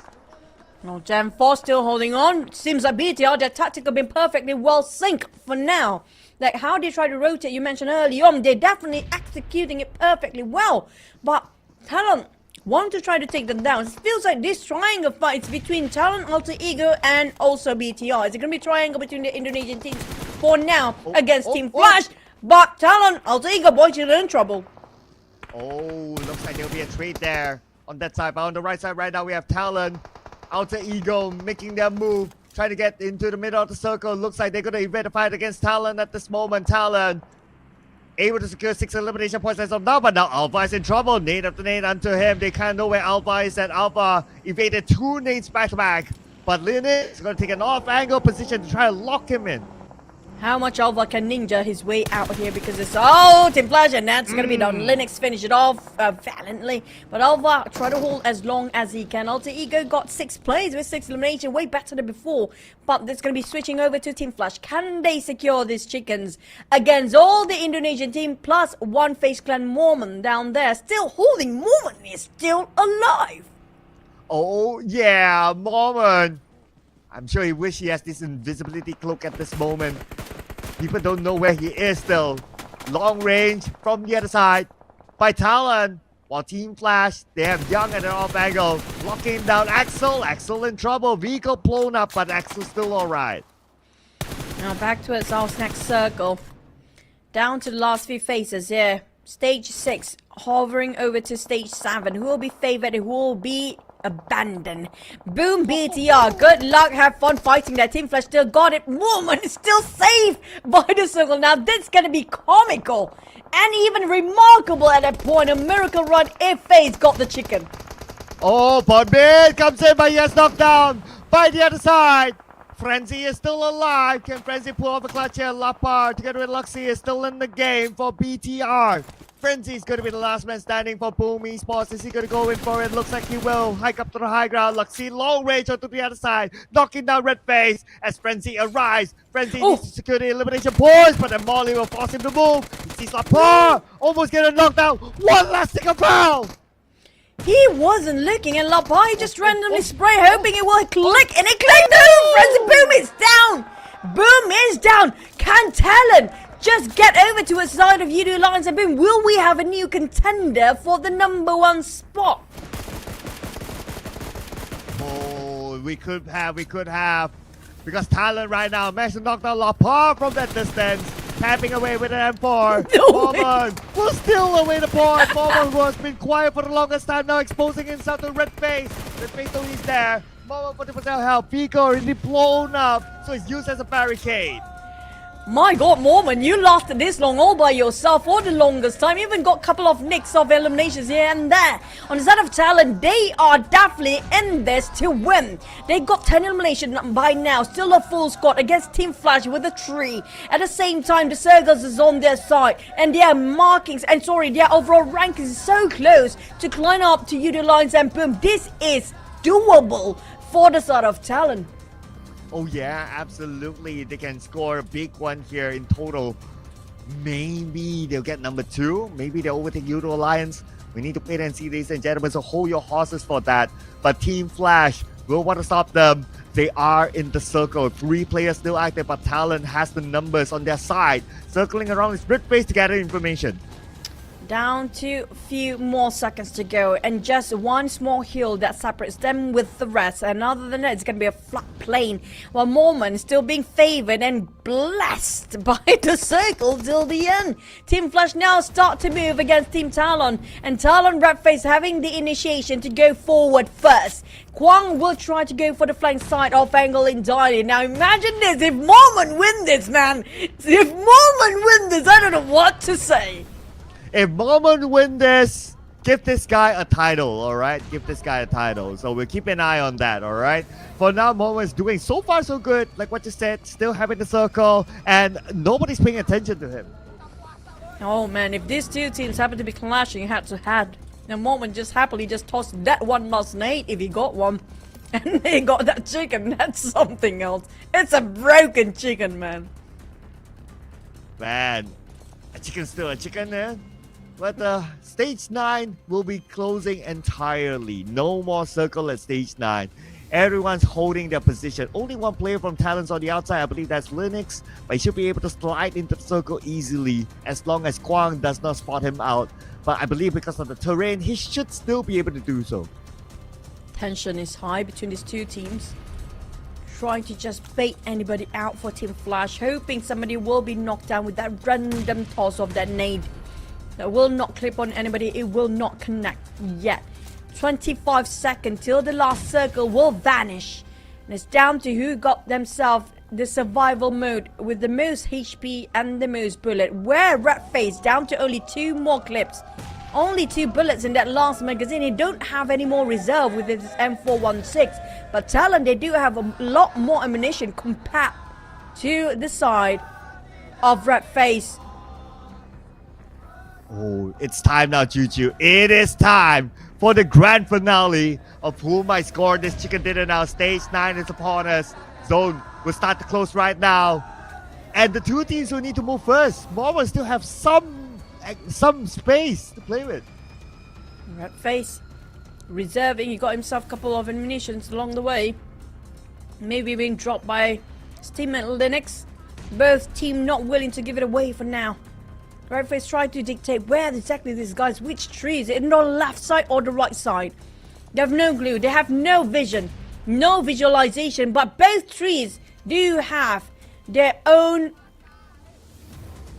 members down there. One for Mormon.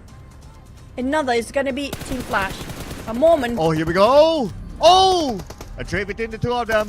Quan now is going into charge. But Misery knocked down. Looks like that a trade. Oh my goodness, this is going to be big. Red Face knocked down as well. Now Axel comes in with a spray, but not able to secure that elimination point. Mormon. He can No. shoot himself anytime soon. No. Mormon. No. Ah! No chicken dinner for Mormon. It's either one of these two teams. And the one that got it. Who got it? Team Flash. Got the chicken dinner finally. Oh, I really want the story of the Mormon. He tried to last long enough at second place. That's a big feat. He got the right opportunity to just go in, but it's just too open. But Team Flash, I mean, there was a big one for them. This definitely will push them all the way up and got on the side of Talon. And so far, we don't have any Malaysian teams for the flags flying over the chicken dinner banners, but Team Flash just shows they're here. Watch them play. Look at us. We are as good as all the other teams when it comes to rising up today in day 2 of the grand finals. Yeah, we can see the chat is going insane right now. Everybody, oh wow, okay. I don't know what you call that dance, but as long as it makes you happy, dude. But I can totally understand you guys at the chat, right? You want to see Mormon getting it just for the entertainment, just like all of us, right? I mean, it would have been insane. It would have made the craziest clip of them all. Possibly will be the biggest clutch of chicken in the history of PUBG Mobile in that case, because this two team will be devastated knowing the fact they've been fighting so long but been taken down by that one single solo player, all this well of Face Clan. But Team Flash, that was remarkable regardless of how they played. The elimination is not as much as Team Talon, but still can be proud enough, and it's going to be enough to push them up. I'm not sure where it actually stands here. I don't know if Talon can actually cut down on Yudu Alliance as well. Yeah, I know, right? I mean, it's like super duper tight now at the top, and we talked about it earlier today that it could probably be more than just a two-way race. But before we go on to that, we got to celebrate our MVP for this round, Young T from Team Flash. And looks like he came out with 3 eliminations, 434 damage. Not as much, but as a team, overall, everyone contributed, and that is where it all matters. Yep, Team Flash, one of a team that seemed to be up and down, having a bit of trouble to stay consistent, finally got themselves that tempo that they needed for the longest time. But just now, you have to give also credit to BTR. I mean, aside from Mormon, he's been lasted long enough by himself for the longest. I think it seems like phase number 4 or 5, when the entire team almost being obliterated, he's left alone. But BTR, the way they rotated the other way around, the way they tried to tactically get themselves strategizing into the center of the war zone, it was something remarkable that we can learn as well today. Yeah, true. They took the high ground approach, rotated onto the left. If they chose to rotate onto the right, they will meet with Talon, and there will be a whole different multiverse of what the ending might be. But let's check out the best moments from this round.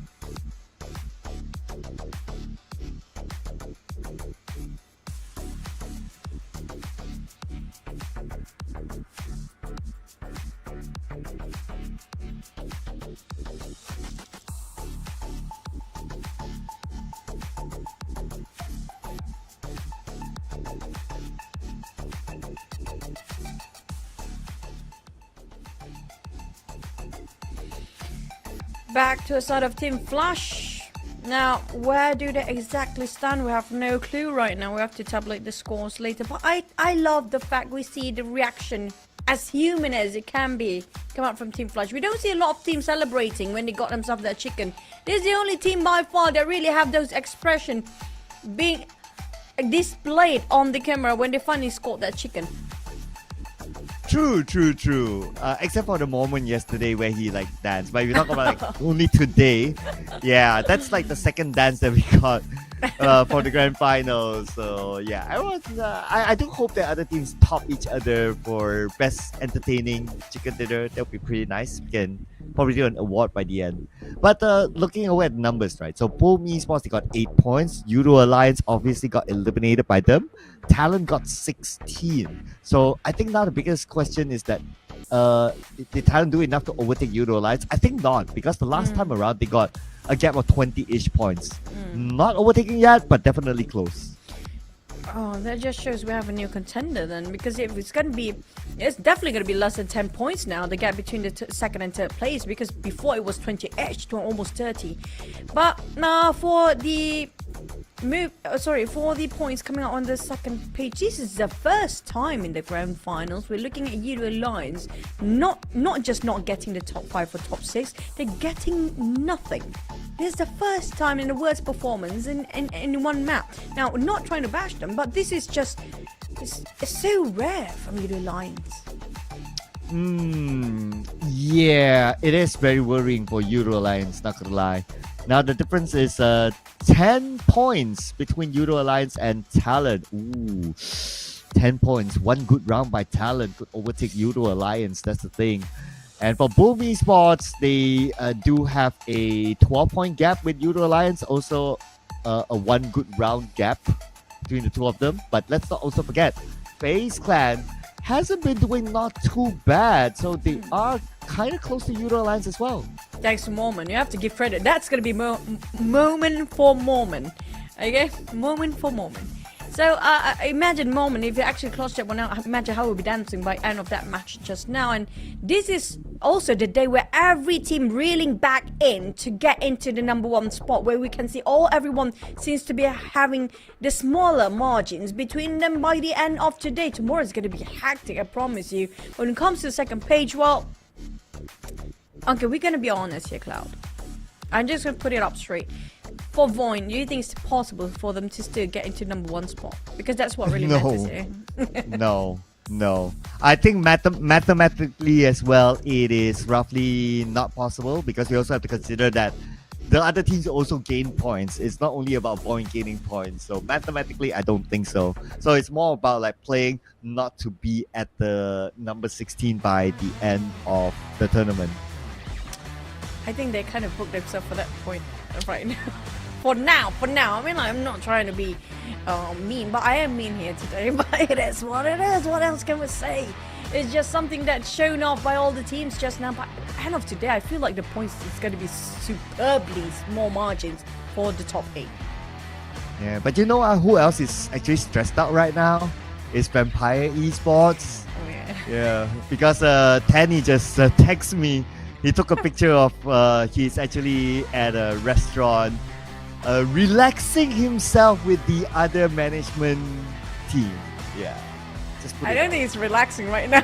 I can imagine. I cannot describe. Okay, I cannot describe what they're having right on the official broadcast, but yeah. you know, sort of thing.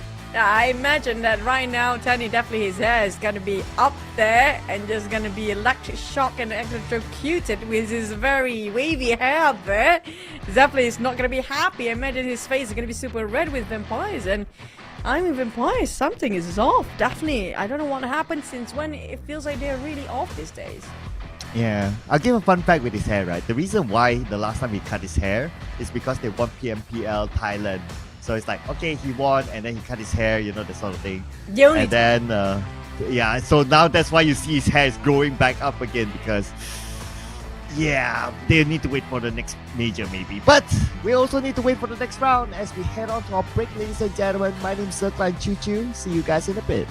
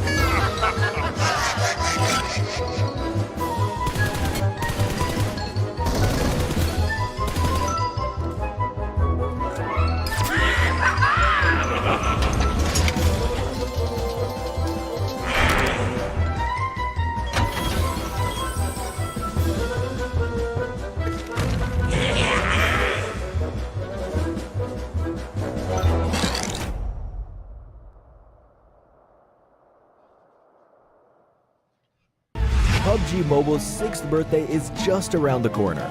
A merry 6th anniversary to all friends old and new. In version 3.1, we have lots of new content and updates for players. May you have a wonderful 6th anniversary celebration. In the Sky High Spectacle themed mode, the gigantic Nimbus Island appears on the flight path. If you'd like to begin a mystical journey, then grab a parachute and drop on in. Nimbus Island is a magnificent city in the sky. The Day Island offers a wide field of view, making it the perfect place to show off your gun skills. The night island boasts charming scenery, but veils itself in fog. Extra caution is advised. Eliminate all enemies on the island. Harness all the blessings you can from the magic lamps, and collect ample supplies along with an extra respawn card. These are your crucial measures on the road to chicken dinner. Don't fret if you're unable to enter Nimbus Island. You can board the Sky Treasure Ship and unlock crates. Or with the aid of the treasure map, find crates that grant extra supplies. The all-new two-seater vehicle, Flying Carpet, is sure to become your trusty accomplice on this adventure. Aside from this, plenty of mystical items will aid you in eliminating your enemies or in pranking your teammates. On this 6th anniversary, the battleground will be full of interesting spots to check out. Treasure lies where fun begins. Hurry and gather your teammates for an adventure.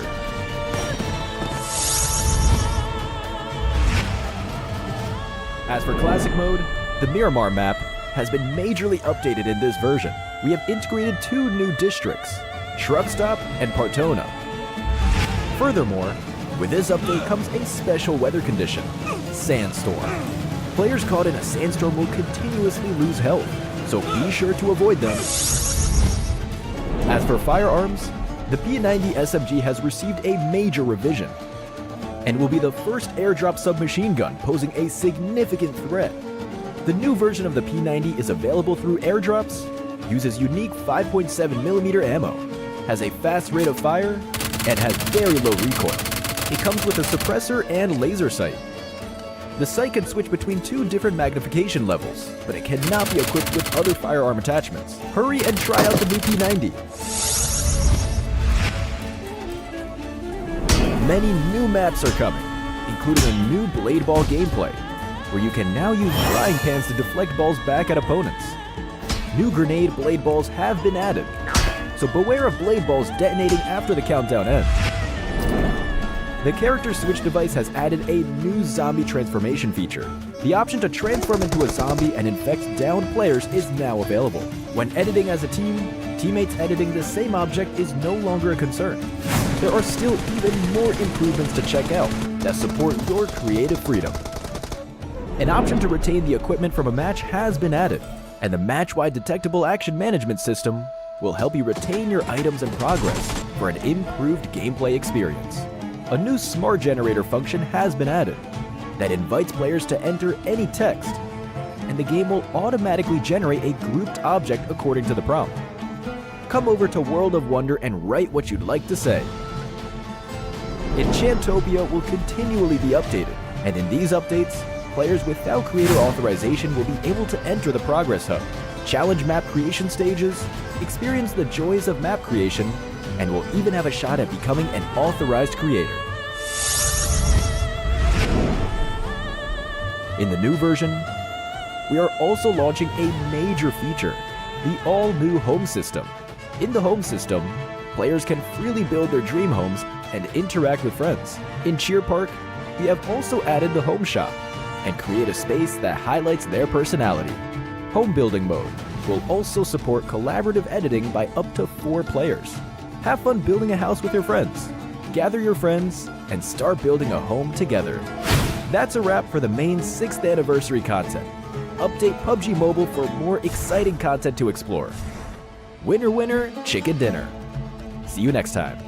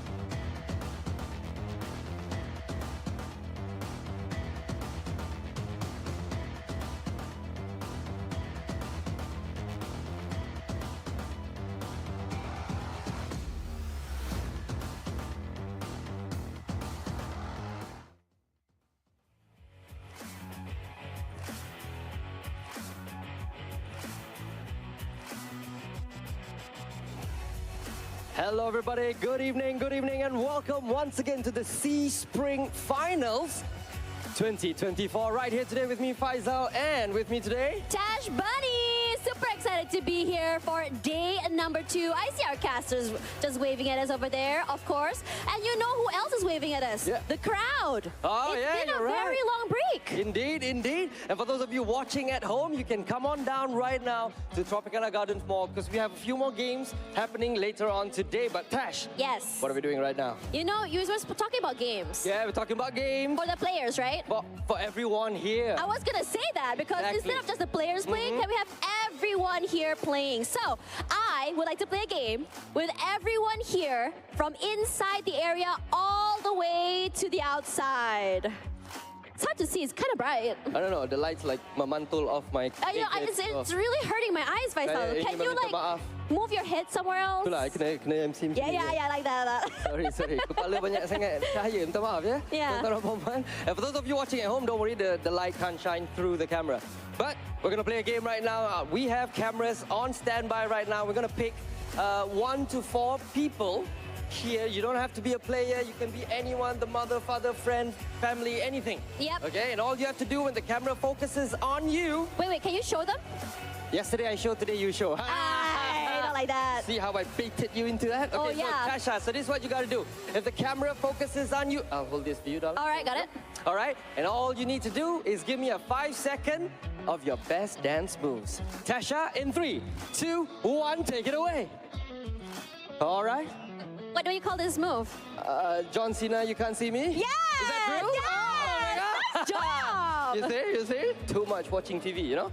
Okay, so let's have a look at our first contestants. Are you ready? We're gonna get the camera. Ready, camera, in 3, 2, 1.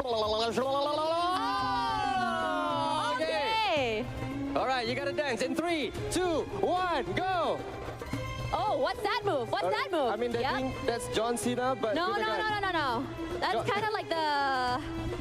I'm not too sure what that is. Are you calling me short? Oh no, they're doing a heart. Okay. I thought they're calling me short. All right. Baruna terasa, okay? I mean, you That's tak perlu terasa. fantastic. That was amazing. Let's give a free T-shirt, shall we? You get a free T-shirt. Get a free T-shirt. Yeah. Congratulations. There you go. Okay, again, if you guys don't know or don't understand how the game works, all you have to do is the genie is gonna choose you guys to do the dance. So if you guys do it well, you get a free T-shirt courtesy of Tencent and PUBG Mobile.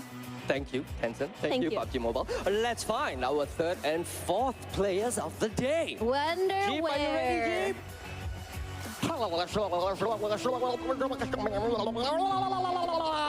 Itu dia. Yeah, there we go. Okay, are you ready? Dia rekod kita rekod dia balik. Exactly. Alright, you have Okay. 3 seconds. Ready in 3, 2, 1. Give me your best shot. Itu bukan menari bang. Itu macam sakit perut nak lari toilet. Okey, tak apalah, bolehlah kira lah juga. Mari kita bagi dia orang free T-shirt today, ladies and gentlemen. That was fantastic. Alright, congratulations. See, Tasha, it's not that hard to win our game today. But you know what is hard? What? Trying to be the champion of PMSL Spring Finals. Oh, that is kind of hard given how competitive it is. Indeed. I mean, you've been through here for 3 weeks. You've been with them from day 1. Yep. Before we throw it to our casters, they're already ready for the next game. I want to know from your point of view. Right. You've been with them for 3 weeks, 16 teams, and now we've finally found them. How do you feel? Do you feel proud? I feel proud, but you know what else makes me prouder? Yeah. There's still another T-shirt to give away. All right, that's what I was expecting. You know, I thought we had a lot more, but you know what? Looks like we do. Let's Can do we it. find another one? One more person to do it. Wait, I think we have someone there. All right. Here we got go. Big man and small man. Ready? In 3, 2, 1. Oh, he just threw something up. Oh, lama. Somebody got Riz. Style. You see, I know the lingo. Oh, you know the lingo? Yes, you see, that thing is lit and Riz. Anyways, congratulations. You get yourself a T-shirt. Faisal, I don't think you should be talking anymore. But I should've. By coming back to your question about how I feel about these players, Yeah. it is exciting. It is competitive. We have a team that's managed to overtake the first seed in just one day. Let's see whether or not it's going to continue. As we go into that, we have our casters over on this side and also for so many other language. What do you guys think? Boom Esports standing strong in first place, or is it going to change?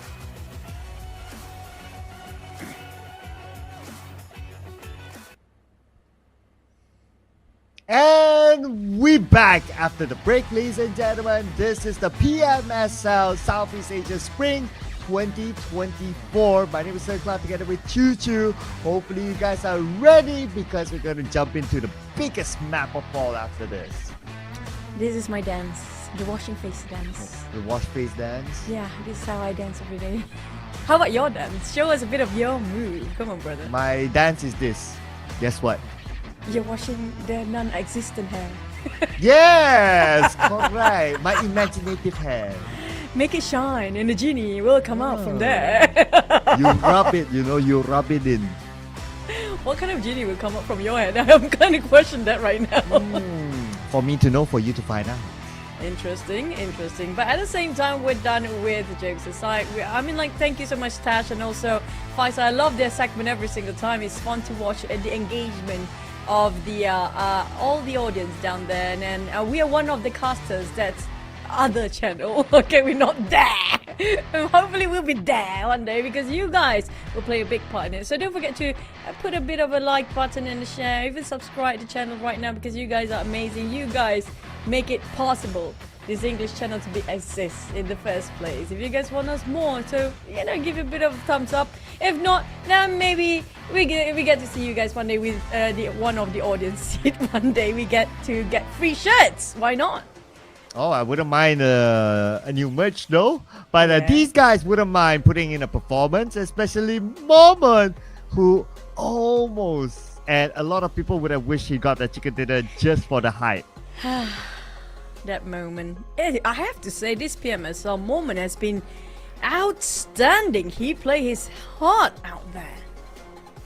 Oh yeah, absolutely. I mean, even since yesterday with the final Miramar match, he was insane. Scored that chicken dinner for the team.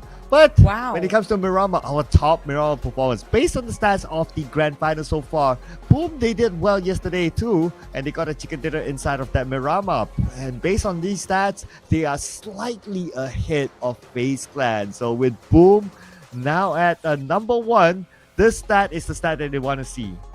But FaZe do have a bit more edge when it comes to getting those damage out. It's just the elimination points. That's going to be the 0.1 difference. Sam9 on the other hand is not their forte, I guess. Not the most damage, but they're pretty good in getting those third-party eliminations. Yeah, and maybe this round could be the comeback round for Sam9 because they have been having a rough day. But let's check out the predicted drops locations. Based on the data yesterday and also throughout the league as well. Now, if we base out of this, and if it was Sam9, they could face a challenge inside Monte Nuevo with the Xavier. Now, the Xaviers today has been their day, definitely, and same goes for the side of STX. There's going to be the rise of a lot of Team and Team Flash as well, so all the Vietnamese team seems like day 2 is always going to be their day for now. And we have a repetition of the sequence of chicken dinner. Starting off today, we had Vietnam team first, second map it was a tie, and then we get Indonesian teams, if I'm not mistaken. So will it be a repeat of that sequence again with different names, or will be a repeating team might getting themselves a double chicken? So far, no double chicken, no hat trick for day number 2 yet. And no chicken dinner for the Malaysian teams. Yeah, as you can see here on screen, ladies and gentlemen, a little bit of a recap in case for some reason you just join us. Xavier came up with the first chicken dinner inside the sign-off, followed by FaZe Clan in the first Irango, and we have Boom Esports, the chicken dinner that got them the opportunity to overtake Yudu Alliance. And we just had one heck of a round with Team Flash getting the chicken dinner in the final Irango. That's true. And speaking of the Malaysian teams didn't learn any chicken today, maybe they had too much yesterday. So they are overwhelmed with yesterday's fullness of chicken, so they're not that hungry for today perhaps. Yeah, this is where the saying goes, right? It doesn't matter how you start, it matters how you end. So yes, it was really hyped yesterday, but the teams really need to find back their focus, especially Yudu Alliance. And during the break time, I've been scrolling on social media, and to no surprise, Sam9 has been getting a lot of attention from the fans as well. So hopefully Sam9 is able to bounce back after that break. Now, speaking of some of the teams other than Sam9, we also have to think about all the other teams that used to be really strong out there, suddenly lost their spark when it comes to the grand finals. But I love the wise word coming up from Dr. Andrew / Sir Cloud today. It was really deep how you and is actually really plays a big part here as well. Now, don't forget about Alter Ego. We've seen Rosemary popping his hats everywhere across the map, but it just didn't work out as a team just yet.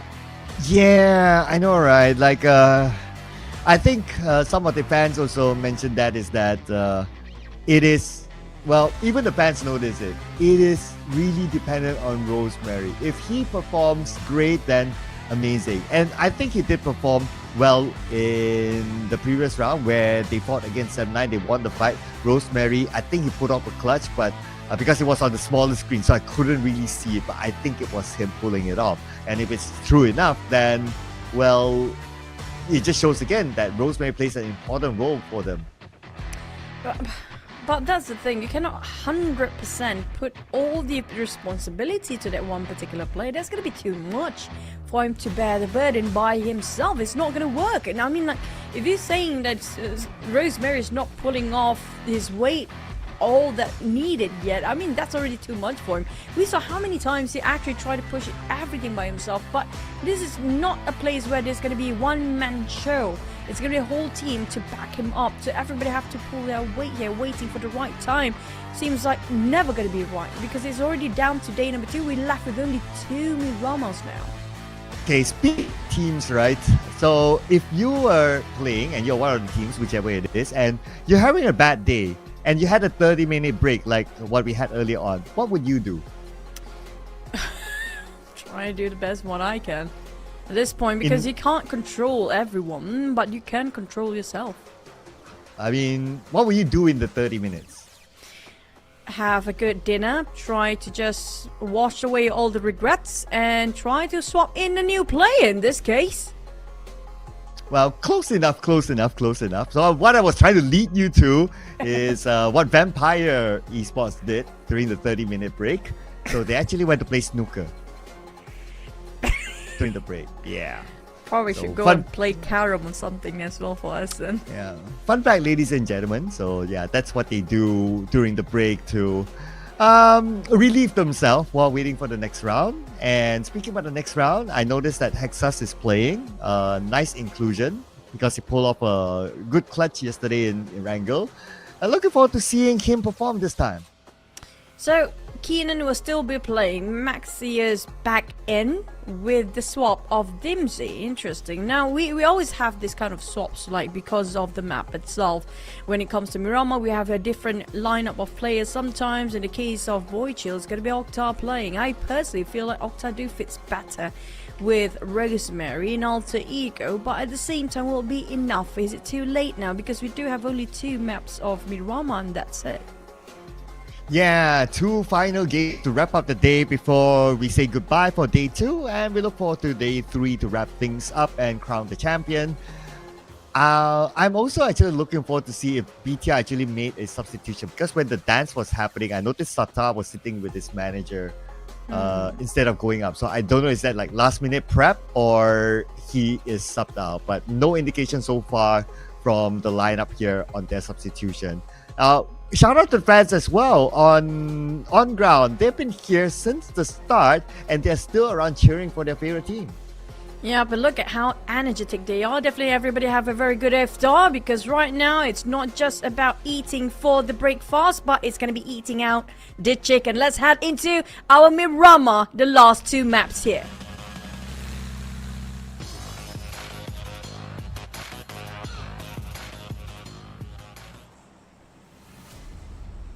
And it is Mirama. Here we go. Will we see a repeat of a chicken dinner, or will we see it filled by a Malaysian team just to complete the flag lineup here? Let's check out the flag path. It will begin up north from the side of Torre Akumada down to Valor de Mar. So teams that like to drop on the Impala side will need to travel a little bit more. I did have a sort of Impala circle yesterday, but a bit predictable sort of circle, and usually it's going to be contradicting when it comes to Miramar, particularly in this map. So it's hard to know exactly where to be the best landing spot to survive till the end, because it's going to be a hardship all the way. Now, so far, the only team with not even 1 point at this stage here is going to be GigFam at 0.5 just now when it comes to their average eliminations, if I'm not mistaken. These Avis, this is definitely their rise of the day. Yeah, Xavier has been having a decent day, I must say. And let's see if they can continue to push on. Same goes for FaZe Clan as well, having a decent day too. Now putting themselves in contention for the top spot.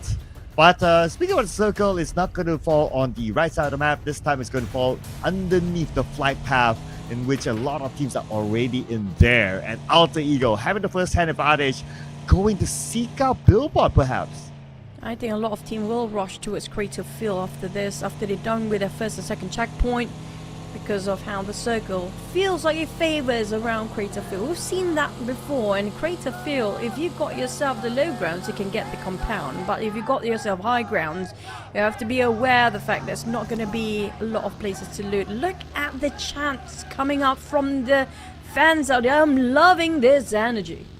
Yeah, I'm hearing Indonesia. So it looks like the Indonesian fans still putting up the energy for their favorite teams there. And of course, they're hyped up because now Boom Esports is up there. Number 3 is Talon with a 10-point difference with the Judo Alliance. And then you have BTR at number 5. So they're kind of stacking up page 1. Speaking of the page 1 here, the gap has been so minor. It's just being shrink down to less than 10 for top 3. Previously, at the start of the day, we only have 2 teams contending in first and second place. Now we have a new contender, Talon, out of nowhere, shooting up to the 3rd place, and even FaZe from the 2nd page previously now shoots up. Where are the Vampires? Where is the previous season champions, Alter Ego? Where are the others that still not waking up? Or do you have some 9 fans? Seems to me they have a bit of competition and around the audience side as well, to see to hear who's actually have more louder chants than the other. Oh, besides the fans, looks like the CEO of Bigatron is there as well. Starless is in the crowd. And here we have the Indonesian fans on screen, and a lot of Bigatron fans here, we can see. There's a mix of RRQ jersey, there's a Pygmy jersey, and yeah, I guess this is like just fans from the same region coming together, and it's a beautiful sight to see. I love it. I love the energy. I want to be on ground right now so bad. But at the same time, I'm loving this. Indonesia and Malaysia fans has been speaking out quite loud when it comes to their passion for the game. How about the others? We're waiting for the Thais and the Vietnam to also raise up their voice to give a bit of boost of energy for all the teams out there, especially their own respective teams. Well, back towards the game we go. No, nothing in particular is happening. Everything seems to be quiet, but we talked about Creative Field early on. And Creative Field is going to be a bit risky if you came in late, because you know for a fact, if you come in late, those who are actually on top of Creative Field will start to shoot you down in farm for eliminations. Oh yeah. Based on the circle, I would say that yes, those are the hot spots. The high ground just on the right side of Creative Field, that will definitely be hot. Expect teams to go there. And if we just look at like teams who normally drop close by, okay, we got one of them. BTR is kind of here. Xavier shouldn't be too far away. Boom shouldn't be too far away as well. And perhaps even Team Flash and Sem9. So normally those teams, they drop around that area. I would also include San Martin close by as well. So it depends who goes up first, even though they drop there. But if they take too much time to loot, maybe other teams will take it over, and they might lose the opportunity to take that, and they have to look for somewhere else instead. I agree. But at the same time, deep down inside, like there must be one particular team that you feel like you're rooting for, particularly today. For me, it's going to be DXO, because I see how hard they're fighting for this, and they're just really trying to make it happen, and they show progress in the last few maps. For you, who would you want to go for this chicken in this Miramar map? Ooh, okay. I'll go for an unconventional name, right? I want to go for Void. Just to bring them up a little bit, just to cheer them up. That chicken dinner, although they are 100 points behind Boom, and it's going to be impossible for them to get one. But at least if they can celebrate on ground with their fans who's also wearing their jersey there, I think that'll be at least a nice takeaway. That's kind of true. At least it will, like you mentioned, it will motivate them a bit more. But DAP taking on Audrey, Gig Fam versus M9, and that's going to be a free elimination. Points easy, not breaking any sweat for DAP. But where are the rest of Gig Fam? I'm surprised nobody even within the radius. There are only Snipes there. Nobody else. They are very scattered for Gig Fam. Yeah, looks like while they rotate, unfortunately they had to bump into M9, but Loyu being shot back at. Tries to get away. Snipes will be the one to seek revenge. But Loyu should be on the clear right now. They will lose Audrey. What are key players in the process? M9 will take first blood.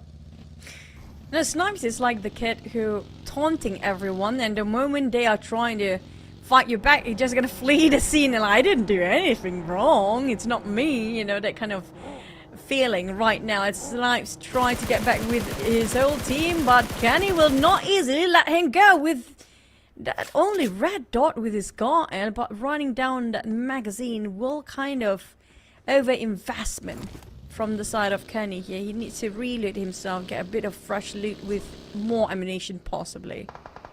Well, it's either red dot Scar L or DPS. Your pick at that distance. But anyway, for Snipes, he will utilize his M4 to get with Aizen. Long range, Snipes gets knocked. Looks like a trade between two. But Aizen will secure that elimination. Now it's mission to save Snipes, but Kenny is just right on top of him. So it's going to be hard for the rest of Gig Fam to do so. High, Mini 14 with 8 times scope. That's going to be perfect attachment that you can have, and the best weapon to use at this distance right now. And am I the only one who feels like Sem9's putting Yuhai just like how Alter Ego putting Rosemary in that position as well? It's like too dependent on this one particular player to make the calls. I don't think Rosemary is the one making the call. So I think they play kind of like a different role. But for Yuhai, interesting enough, he's assigned as captain. So here's the thing, right? Having a fragger who focuses on the shooting and also needing to make the call sometimes is a little bit too heavy from my observation. So I don't know, is that one of the key factors that's affecting not only Sem9's performance but also Yuhai, because quite often he gets eliminated early. I agree, because usually the support will see the bigger picture and not too much pressure when it comes to the on-ground or in-game performance, where the fraggers usually just focus on what in front. They really have to focus 100%, and once you have to actually make the call shot, I think maybe they have the secondary call shot from another player as well. And Yuhai is the type of person, don't really care. It's just a title, not really that much of a difference between the players. But FL Team Flash versus RRQ next, and the circle also shifted downwards just now. That's a massive hot shift. Yeah, well, and I guess that's why Loyu still play. Skill set wise, he is an IGL skill set. So maybe let's see what will happen here now that he's still maintaining the lineup.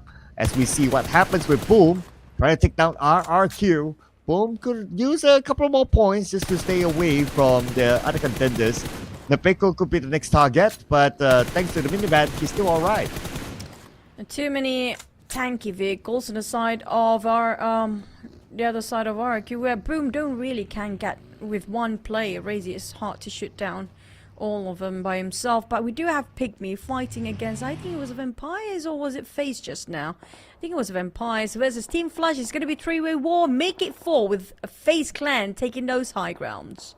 Oh yeah, overlooking all these teams. But look at the elimination feed. Mela is in action, taking out one member of Pygmy, and I believe that's like a long range because we don't see FaZe clan at all on screen right now. As a Team Flash overlooking the other opponents within St. Martin. Interesting enough, out of the circles like or at the creative area, but St. Martin is quite crowded.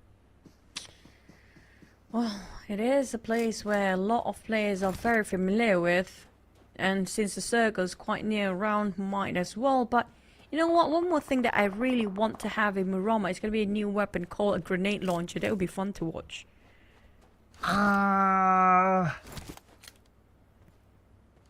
Well, that is available. Can't mention it, but yeah, the disclaimer. I feel like we're stuff. treading on thin ice in our casting today. A lot of things should not be mentioned. Yeah, you just open up the can of worms. But since you mentioned it, right, whether it's going to be implemented in the competitive or the tournament room or competitive room, whichever you want to call it, I have no idea. No news on that. But that one news is still on Vikendi. It has been hovering around for a very long time now. So I don't really know when it's going to come out. But if it does, I think that will be a very welcomed map into the competitive scene. Just make sure that the Vikendi circles were way faster than it was before, because it's going to be taking forever if there's so many compounds still in that map. But the grenade launcher, since we already have the monster truck, might as well just put it in, because you know what, the monster truck's so tanky, might as well use a grenade launcher to launch it in. That will be fun to watch. Yeah, I think I shouldn't.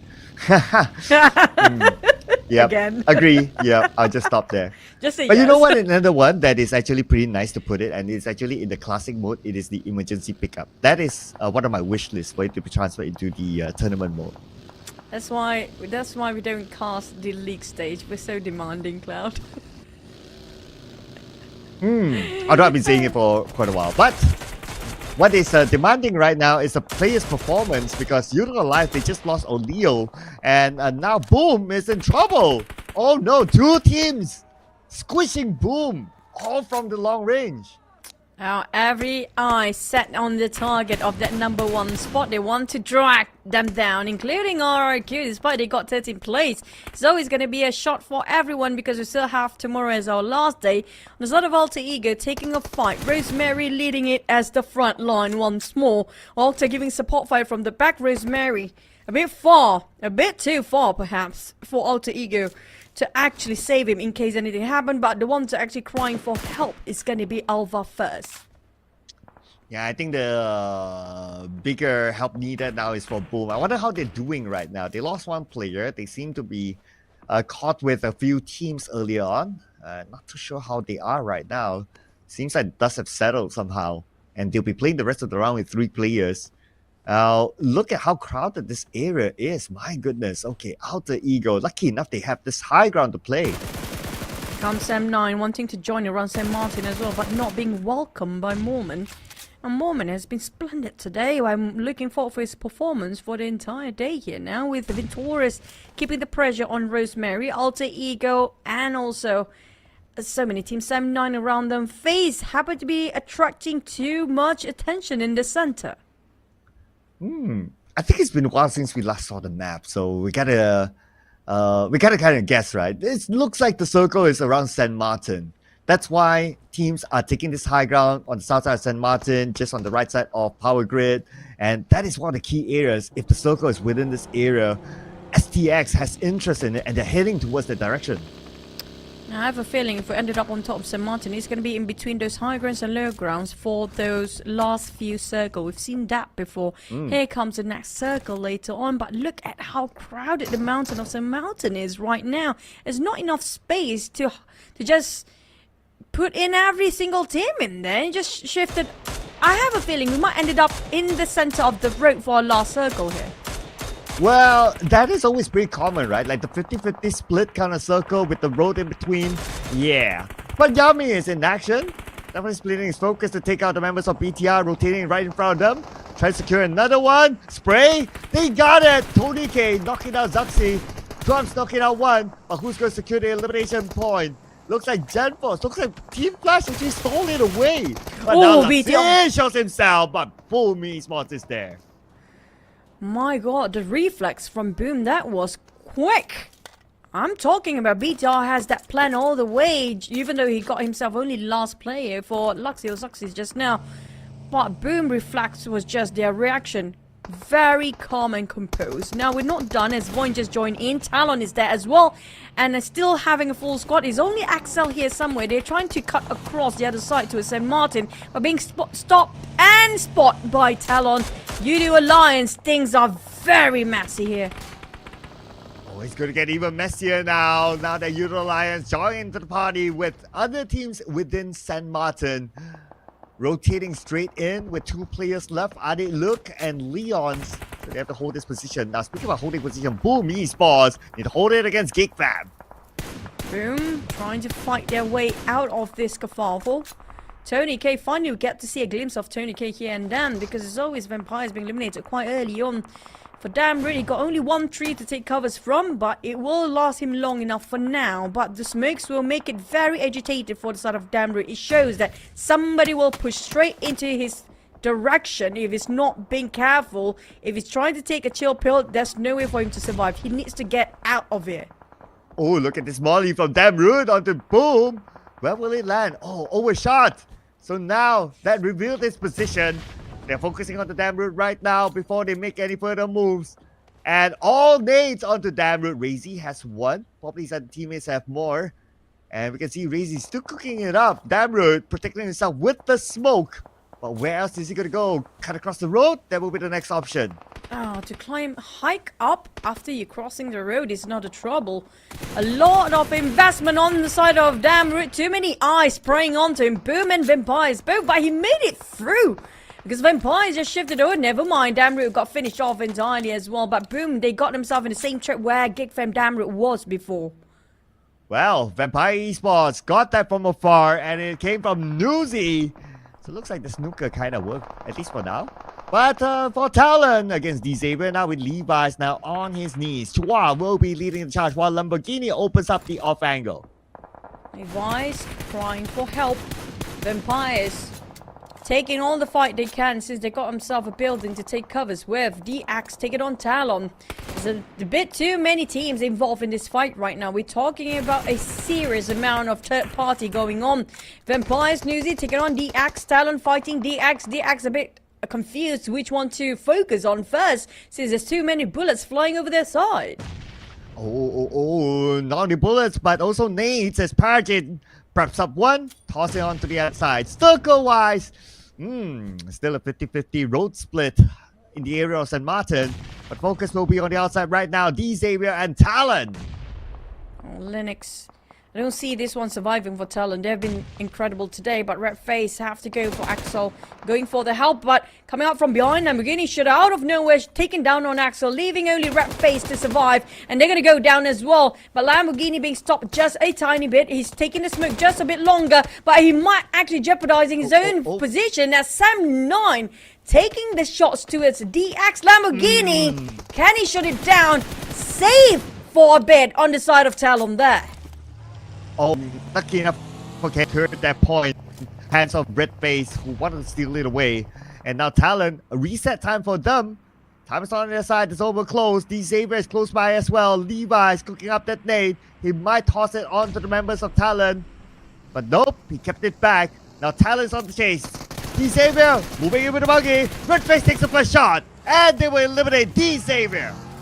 Ironically, these Xaviers were the ones that actually crushed them down before. Red Face at least got a bit of redemption in that. But RIQ things got a bit wonky on this side. He's trying to go in for Boom Rush, but Boom defended splendidly for their fortress for now.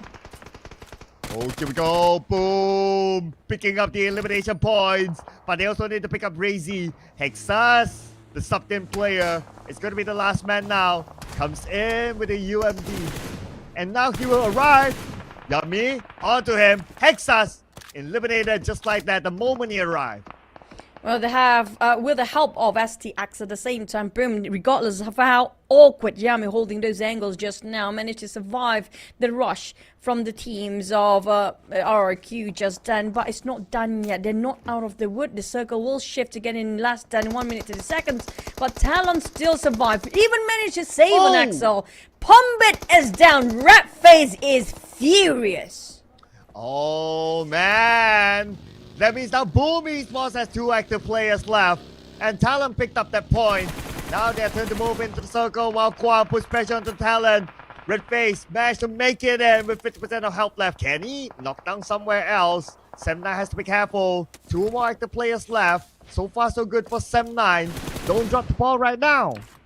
Now, speaking of dropping the balls, the top 3 teams happen to be just remaining with 2 players left. Heavy casualties on the top 3. This opens up another opportunity for FaZe Clan. Can they push themselves up here? They don't really have that much actions engaging into this fight just yet. But with 4 members, you can do anything as long as you survive on the side of talent. I mean, like, Redface really struggles and putting so much effort to make sure that he will be alive till the end of the day. 10 more seconds before we see the next zone. Will he go into the city of St. Martin or will he go out? That will be huge. Mela spotted out by Redface and he managed to sidestep away. So far, so good for him. Circle time, still a 50-50. Well, Talon not really in a 50-50 mood right now. They have to cut across Team Flash, they have to go through Pygmy, they have to fight Boom. If the Redface is watching everybody like a hawk behind the line down there, but it's gonna be tough for them to cut across at this stage. But Alter Ego also trying to fight their way in from the southern part. They spotted out FaZe, Mela in trouble, and Mela got finished off, but Vintorious and the rest of FaZe did not aware they're being watched by Alter Ego. As per usual, Rosemary making the go first. Well, now Alter Ego is making a move. FaZe Clan moving as well to the front. They want to play the gatekeeping role. They want to try to play as middle as possible into the circle. So was knocked down by Maxius. Yuhai knocked as well. 7-9. Looks like they're in the fight. But Yudo Alliance just took out Nuzi. This problem for Yudo Alliance is quite split apart from 2 different buildings. Yeah, well, Voina has the axe and Redface finally down on his knees. Alter Ego Rosemary taking advantage while he can. He was just missing one more kill still in the very last minute. But Talon finally being eliminated. At least they don't go empty-handed. But this gives away FaZe for the jump to third place. And breaking Voin's fortress. Yeah, through the window. And now Break has infiltrated. Tries to win another fight, and it is Break. The infiltrator into the building will eliminate a Void. From the window to the wall, they say as TX managed to take away this grounds and just holding on for a bit much longer. Boom on the other hand, always being lucky. They managed to just squeeze into those buildings whenever they can. Sam 9 going against Alter Ego, Alva a bit far, maybe being the watch out person for the side of Alter Ego, but Yuhai chipped in quite a number of damage. Here comes Rosemary. Oh, look at that long range nade! And in here, Rosemary knocked down Yuhai. Look at how far is that? It was a Kobe as well. Perfect angle from a fragger to another best fragger on the other side of a team. Rosemary gave a big statement to her side of Yuhai, and this is going to be painful for Sam 9. They need to revive and have another go. But Vampire, here comes. Crossing towards the side of Adik. Look, Yudo Alliance in trouble. Ooh, Stone been burned down. The last man standing for Vampire Esports. He has to win this fight against Ade Luke. Opens up the door. Stone is pretty low at this moment. Ade Luke comes in, but Ade Luke loses the fight. Stone with 10% of health warded against Ade Luke. So annoyingly with those doors. Oh, No way! oh no! What the heck was that? No! Not like that! Not The like door! that! The door of death! Oh man, that was insane! But the nades from Alter Ego not stopping out the same night. Now Yuhai has to make that move. 50% help. Yuhai blocked out by Alter Ego. Nowhere to go, nowhere to run, nowhere to hide. Here comes Rosemary and Yuhai back on their feet, but that was just incredible plays by Team Flash on a different building entirely. But Team Flash do have a full squad. Can they actually win this? They do have the circle, they gatekeep Boom, but they have Pygmy to deal with. Morph is a bit busy towards the other side of the road where FaZe Clan don't happen to be realizing that Yudo Alliance just behind that last player, Leon. Yeah, speaking about Leon right now. Last man standing for Yudo Alliance. But oh, look at this Yummy. Nice knockdown from afar onto Jobrenki. But can't secure the elimination point just yet. But too bad for Jobrenki. His teammates are on the other building and Team Flash is in the same. So that point could be stolen away. Team Flash trying to find for more. Epic move coming up from Team Flash so far. Brilliant plays. With 8 eliminations in their hands, they can go for more. Like I mentioned before, Pygmy is just next to them. Oh, he missed it. He didn't hear those steps. was just next to him and around the balcony area. How we wish that when they crawl, when they're knocked, there's sound. Unfortunately, there's not. So they kind of missed that opportunity to steal away the point, but they won't miss the opportunity to knock down Yami as he tries to cross the road. Yami will be eliminated, now leaving Boom with 1 player. But no! Also taken out, so Boom is out. 4 eliminations. Now Yudu Alliance left with only Leon. FaZe still having a trio. Never mind, this is time to shine for FaZe. They have to close this map. They have to close the chicken if they want to get themselves in the top 2. It's possible, it's within their reach, even to get number 3 one step at a time. Yeah, it's going to be crazy if FaZe Clan can actually do this, but there's still a lot more to go before they can get this chicken dinner. Alter Ego, the only team with the highest elevation among all the others. This will give them the vantage point for now, as long as they still have the circle. Rosemary alerting all his teammates now. They Pygmy, I think that's going to be the last of them. Not really, there's still 3 more players to go. But on the side of the southern, it's going to be Alter Ego dominating over that side of the circle. We still have FaZe in between Alter Ego and FaZe. Will it be Team Flash again, back-to-back chicken dinner? That's possible at this stage. Well, they're looking good so far. Still a full squad together with Morph GPX, who we have not seen much. But we'll see more of Morph GPX as the circle moved away from them. And I would say the only full squad right now with the circle, I think it's Team Flash. Yeah, it's Team Flash with the circle entirely. Yep, Alter Ego barely hanging on now. Is FaZe Clan also barely in there. XTX will be FaZe's next target, but Alter Ego is breathing behind their back, so they can't really focus 100% on what's in front. But Team Flash spotted Alter Ego. That's going to be a problem for Alter Ego since they're attracting 2 teams at the same time. Rosemary repositioned himself. Team Flash trying to find FaZe Clan. He see those bullets, he see those grenades flying out of the warehouse, but where are those people? Oh, that's the thing about urban warfare. You kind of know that they're there, but the walls are protecting them. And now FaZe Clan managed to make it down to the warehouse. Okay, that's the survival run there by FaZe Clan. Alter Ego kind of safe as well. But the one that's not really safe now is STX, as now they'll be pressured by the blue. Soas has 8 first aids, but then 1 last tick of health. Whew. Close. Too close. That's too close, man. Oh, here comes another go. He's trying to heal and move forward at the same time. But Morph, you already cooked up that Molly, possibly. But Pygmy distracted him. You have to divert his attention towards the other side on what's front. This giving opportunity for STX to squeeze in. But Bubu will not let them go. Morph is there. Where that nade came from. And then down to STX. Bubu, who he just walked in for Morph right now. Playing as much as he can.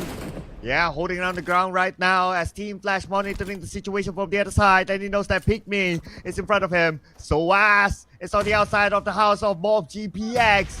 Managed to slide into the circle for now, but ladies and gentlemen, we are now at stage 9. There's gonna be no more stages after this. It's gone. It's gonna be no more circle. Who will make it? Running away from the blue zone at the same time, running away from those bullets flying over so well. So it's going to be the one of the very few that can manage to survive here. While FaZe taking on Braun, Pygmy in trouble, Morph taking on FaZe, three-way wallbang. No way, Soas! Soas, but backstab by Boo Boo Hoo as he tries to get into the building. And STX eliminated at number 6 with 6 eliminations now. Team Flash making a move against Pygmy. Oh my goodness. What a huge nade exchange between these players just across the window, and next one to the wall, and it's gonna be Young going in for Morph. Next! Morph is done! Team Flash, can they make a back-to-back chicken dinner here today? Nice nade into the face, and now Team Flash, they need to clear off the members of Pygmy first. So far, there's only Young T and Gosu. The duo that's gonna do it, they managed to get another knockdown. Another one on top! Taken out somehow! But Torres, it kind of helped them. Now down to Alter Ego. Also FaZe Clan, Team Flash down to 2 players. Heavy casualty, hands for you. He managed to back himself back up, but Onzens, it's going to be 1 nade flying over the walls of separation. Here comes Gosu down. Alter Ego versus who else? 1v1. Flash out at head. Down to Rosemary. FaZe making a comeback. And never mind. Landed the final blow. It is Rosemary. Oh my god. He just... Rosemary, honestly, this season, I have to say, he's breaking his back for Alter Ego. Yeah, Rosemary. Can't wait to see the stats. I'm pretty sure he will hold the highest stats of them all, but we'll be sure in a little bit more, ladies and gentlemen. And you can see the relief of Rosemary, especially scoring the chicken dinner. All cameras on him because he knows that it has been a tough grand finals for them. It's really tough, especially Team Flash is sitting just above them as well. So you can hear the shouts, you can hear the screams, you can hear the taunt of the other players. But chicken dinner, this is long overdue for the side of Alter Ego, and finally they secure one. But when it comes to damage, my god, look at Rosemary is just... Tell me, ladies and gentlemen, how is this not Rose carry now, right? The numbers don't lie, the stats don't lie. Just look at the difference of damage between him and his other teammates. Sure, all of them got eliminations. Even Octa got 4 eliminations. Rosemary got 5. But the damage output, the work that this guy has put in to get the chicken dinner. I'm glad they actually switched in Octa, because Octa is also the best partner and support for Rosemary whenever they're trying to make a play. And to say that Rosemary is stepping up, it's an understatement. He's not stepping up. He's always been up there. He's waiting for the other teammates to step up as well. And you can see how he was so flustered. The moment he got himself that chicken dinner, he was like, my god, why is this so hard? You know, it wasn't like this last season. But he just... I'm like, this guy will burn out if his teammate don't realize how much he need them to wake up. Well, it also shows that the competition has stepped up. So everybody needs to level up as well. And hopefully to the level of Rosemary, the double weekly MVP in this tournament so far. Other than Alter Ego, Team Flash, they came close towards the end, but they lost too many bodies before they crossed the road, and they only had 2 by the time. Obviously, that wasn't enough to face against the full squad of Alter Ego.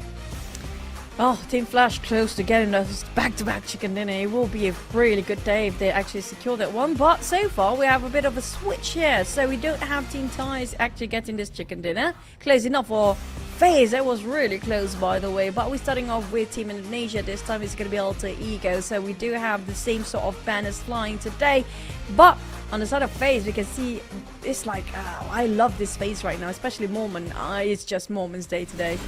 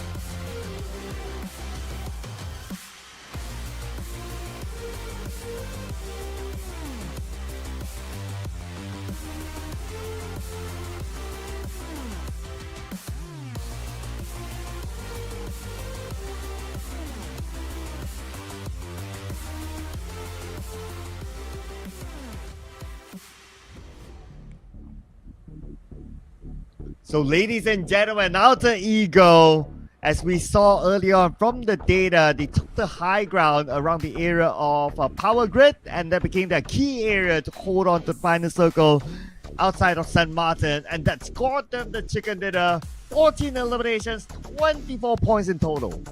And despite a side of FaZe and ended up on 3rd place before, but due to the eliminations are pretty low, so just placed themselves in 5th place. Now Team Flash, surprisingly, we all predicted that's going to be supposedly Team Flash's circle, but I have to give it, Alter Ego really fought their way into that circle. They were outside of a rim before and was in the high grounds, and Team Flash actually taking the best compound, and Pygmy, there's a couple of luck in play where Team Flash missed. I think it was Team Flash that missed Pygmy just next to the balcony just now. And it was really a mess with XTX also in the middle of that really crazy crossfire.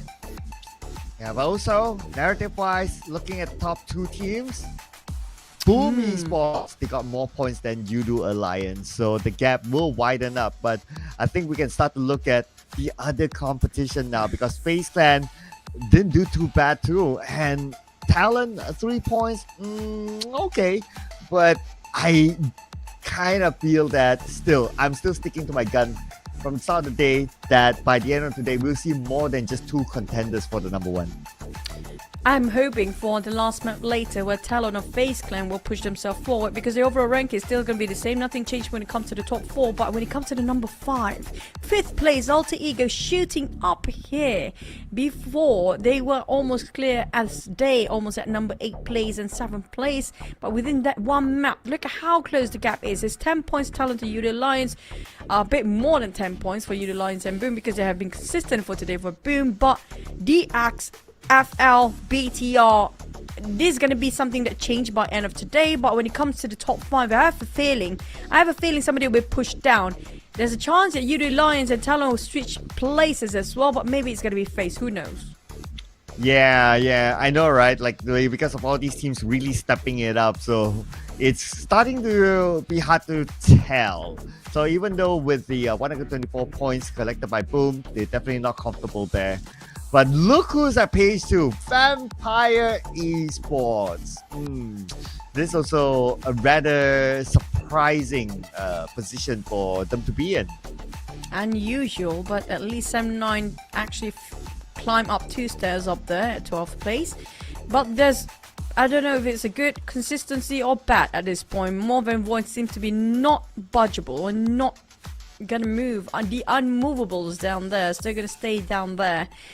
And the rest of the teams, well, they still have a bit of a spot. But before that, we're going to get into the interview first. Never mind, we're not. Oh, yeah. I was hoping that maybe Switch here and we're doing the interview. I wouldn't mind, though. We'll ask them the burning questions. Like, Stone, how would you react if Choo Choo is handsome? But we'll leave that question to our host. Take it away. Esports.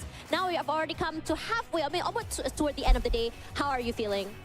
Ya, gimana perasaan kamu pada saat ini? Yang pastinya senang sih, karena kita bisa mengambil hashtag satunya lagi. Yeah, of course I feel very happy for today is because of we managed to overtake Yudu Alliance and claim back our position. So overtaking Yudu Alliance, claiming their position. For you guys who aren't aware, Boom Esports ended the league stage in first place, and honestly been stuck there since week 2 and 3. Speaking of that, you guys had a hell of a good run during the league stage, and it gives you guys such a big head start in the league. Now with Yudu Alliance taking up 5th place and catching up to you guys so quickly on day number 1, does it give you guys a lot more pressure to perform, or did it just give you guys a little bit of breathing room given the fact that you guys had extra points? Oke, kalau kita bisa lihat, Boom daripada liga dari minggu kedua sampai minggu ketiga, kalian berjaya mengekalkan posisi hashtag 1 lah. Dan di grand final kalian ada 30 poin ekstra, yang dimana Yudu Alliance bermula dari posisi 5 dan sekarang bisa kejar-kejaran sama Boom. Apakah dengan faktor itu membuatkan Boom ini sebenarnya pressure ataupun kalian nggak ada rasa apa-apa sekali? Nggak ada hubungannya sih, karena kalau 30 poin tuh malah membuat kita buat semangat aja. Mungkin karena Yudu bisa ngebalap karena perform di hari pertamanya dia bagus. So basically, about the head start point, we don't really care. I mean, it's just an extra point for us. But then, yes, kudos to Judo Alliance that they managed to perform really well in first day. But then, yes, I think the game is still up, and yeah, we're just gonna try our best. Speaking of game is still up, you know, we always seen, I think since last season all the way till now, Alter Ego has always been managing to catch up at the very last moment. What do you guys think? Do you think Alter Ego will be able to catch up again on the final day tomorrow? Okay, kalau kita bisa lihat prestasi AE sekarang udah mulai meningkat bagus dan dia sering melakukan epic comeback lah di hari terakhir. Menurut Rezi sendiri, apakah AE ini bisa melakukan satu lagi epic comeback di hari terakhir besok? Bisa sih, kemungkinan bisa karena mereka udah 2 kali juara PMSL SEA karena mungkin mentalnya lebih bagus. I think Alter Ego are capable enough to do an epic comeback for tomorrow is because of they are like 2 times back-to-back PMSL champion, and yeah, they have that mentality already. So I think yeah, they are capable enough. All right, speaking of that, let's go back to my interview back in week number 1 with Kent, where he always talked about, you know, focusing on yourselves, focusing on your own mental. What does Boom Esports need to do to maintain their position in the first spot? Oke, sekarang pertanyaannya adalah apakah yang bakal dilakukan Boom untuk mempertahankan slot nomor 1 ini? Mungkin ya nggak usah mikirin poin, fokus per match aja. So for us right now, we are in the state of we're not gonna focus on the point too much. We're not thinking about the point too much. We're just gonna focus on each game and try to perform each game. Trying to perform each game, and now you know there's Indonesian fans in the crowds out there. I want to hear it from them. So do you have anything you want to say to your Indonesian fans who's already here cheering for all the Indonesian teams? Oke, apa pesan yang mau disampaikan kepada fans-fans daripada Indonesia yang hadir ke mall ini? Buat fans-fans Indonesia ya beri dukungan aja ke semua tim Indonesia. Semoga kita bisa memberikan yang terbaik. To our fans, thank you so much for supporting us. Keep support all Indonesian teams, and hopefully we can give our best to our country. Giving their best to their country. I want to hear it from the Indonesian fans. Are you out there? Can I hear it one more time? Indonesian fans! Okay, a bit quiet now. It's okay. It's a bit late at night, and for that, I think they're really excited to see the final game of the day. Rizy, thank you so much for the interview. On to you, casters. What do you think is going to be happening in the 6th game?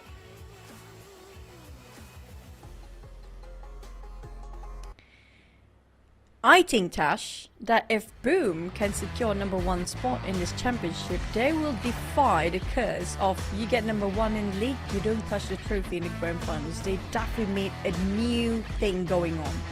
Oh yeah, yes. That kind of exists. So interesting enough. So, but the mission is not over yet because these teams they can see on screen here potentially may catch up, especially Alter Ego, who welcomes themselves into page 1 with a whopping amount of 2,695 damage, and Team Flash, they are also pretty consistent today. I agree. And Team Flash, when it comes to reading out the circle, they're pretty darn good today. And when it comes to our chicken dinner, you know, it's going to be different teams today. Nobody got a back-to-back chicken. But unless somebody wants to make it, you know, something entertaining. I think the last map already very entertaining, where Vampire Stone playing around with the door just 19 Flash just steal it away. Yeah, I know, right? That was one of the moments. Not gonna lie. With Stone there doing that, yeah.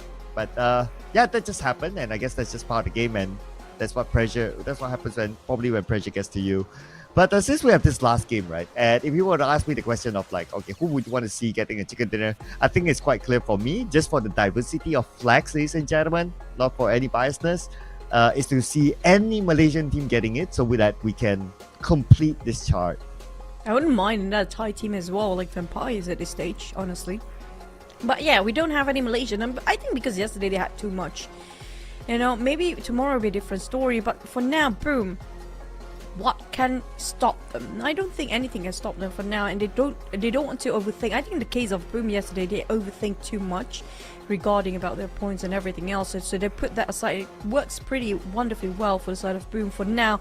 But on Alter Ego, this is where they start to rise up. We do know Alter Ego really love playing it very last minute. If they got a back-to-back chicken dinner, things will change a lot for today.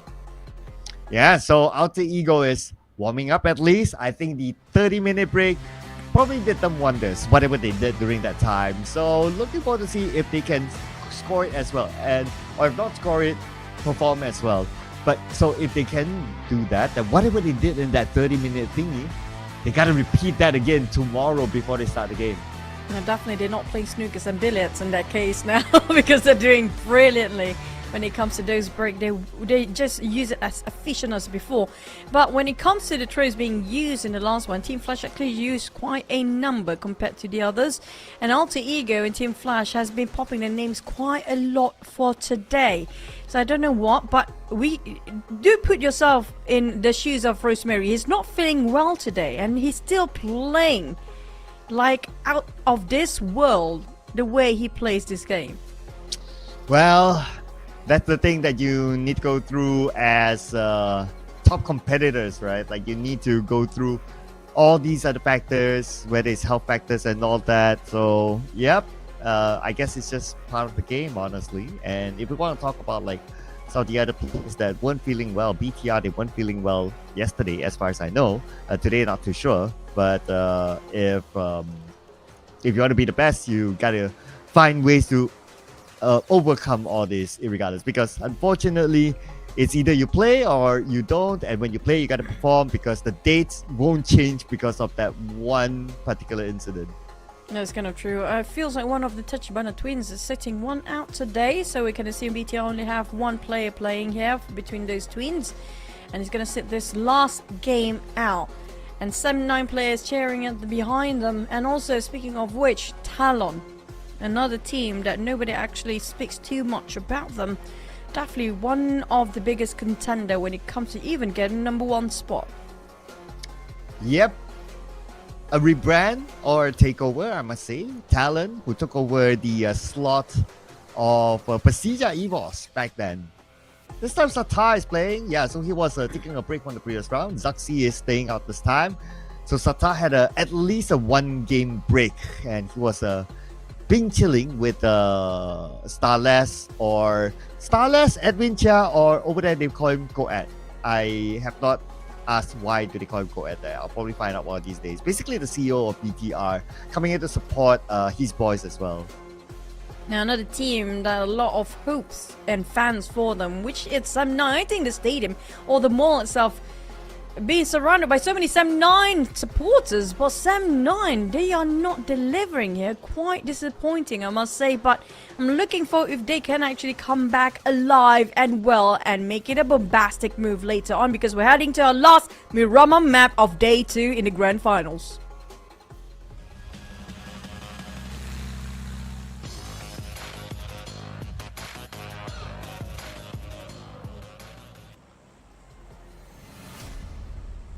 And it is the final game, match number 12 for day number 2. This is going to be Miramar. This match could switch a lot of things in the overall charts. Gotta keep your eye on our top competitors in this round as we begin our flight from Campo Militar all the way down to Ladrillera. In the previous map, we do have for Power Grids and Martin Circle, very generous indeed. Will be the same case here when it comes to the last Miramar map, or maybe we have something a bit odd, like Los Eagles with the Borussia Circle. Why not? Make it a bit more spicy, a bit more headache for the players already. Kind of sick right now with the game, but hey, it is what it is. It's only one spot for the PMGO slot, and it's gonna be the #1. That is the reality of competition, ladies and gentlemen. There will always be only one winner, and that is where it becomes really, really tough.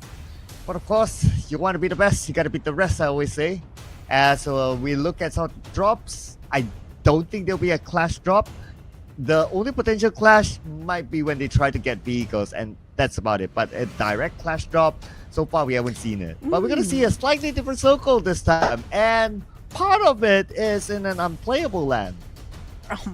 That's the fun part. Imagine if we pull all the way to Valdemar, but maybe if it's going to be the usual, we ended up in between Ladrilera and Chumacera sort of a circle, but at least this time Flight Path is right on top of that circle as well as the end, so the one that actually dropping themselves quite late will have a bit of advantage, yeah, compared to Boom and STX. They have the furthest journey to get into the circle and a lot of teams to challenge through.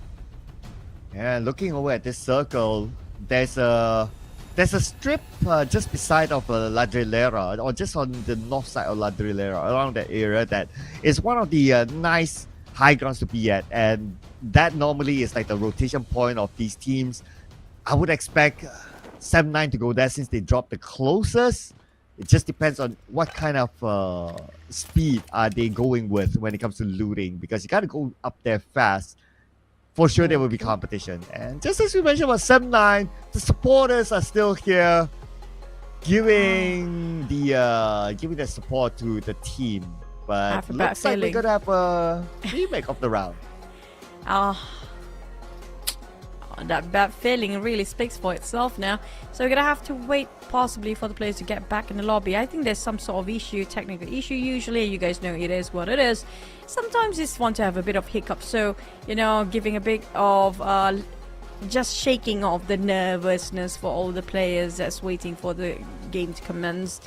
And every supporter feels confused right now, I guess. Everybody's like, what is happening?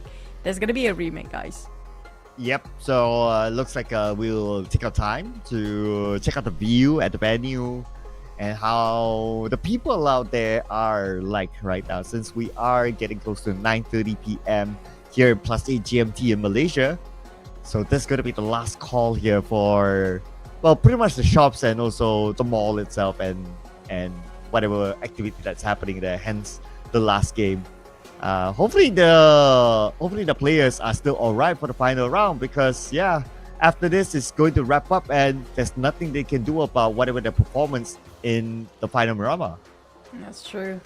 And the mall will have to just wait a little bit more longer before their closing time. Now, also, you guys watching not just at the live mall where we are actually having the PMSL High Stone, and also you guys watching at home, thank you so much for joining us as well, especially the English channel. You guys are amazing. And hi Chisato, I do read the chat sometimes. I do love some banters around the chat as well. Do tell us your opinion regarding the swaps. Just now we do have Zaxi and Luxi, one of the players swap, and some of them are questioning why not Lapa being swapped out.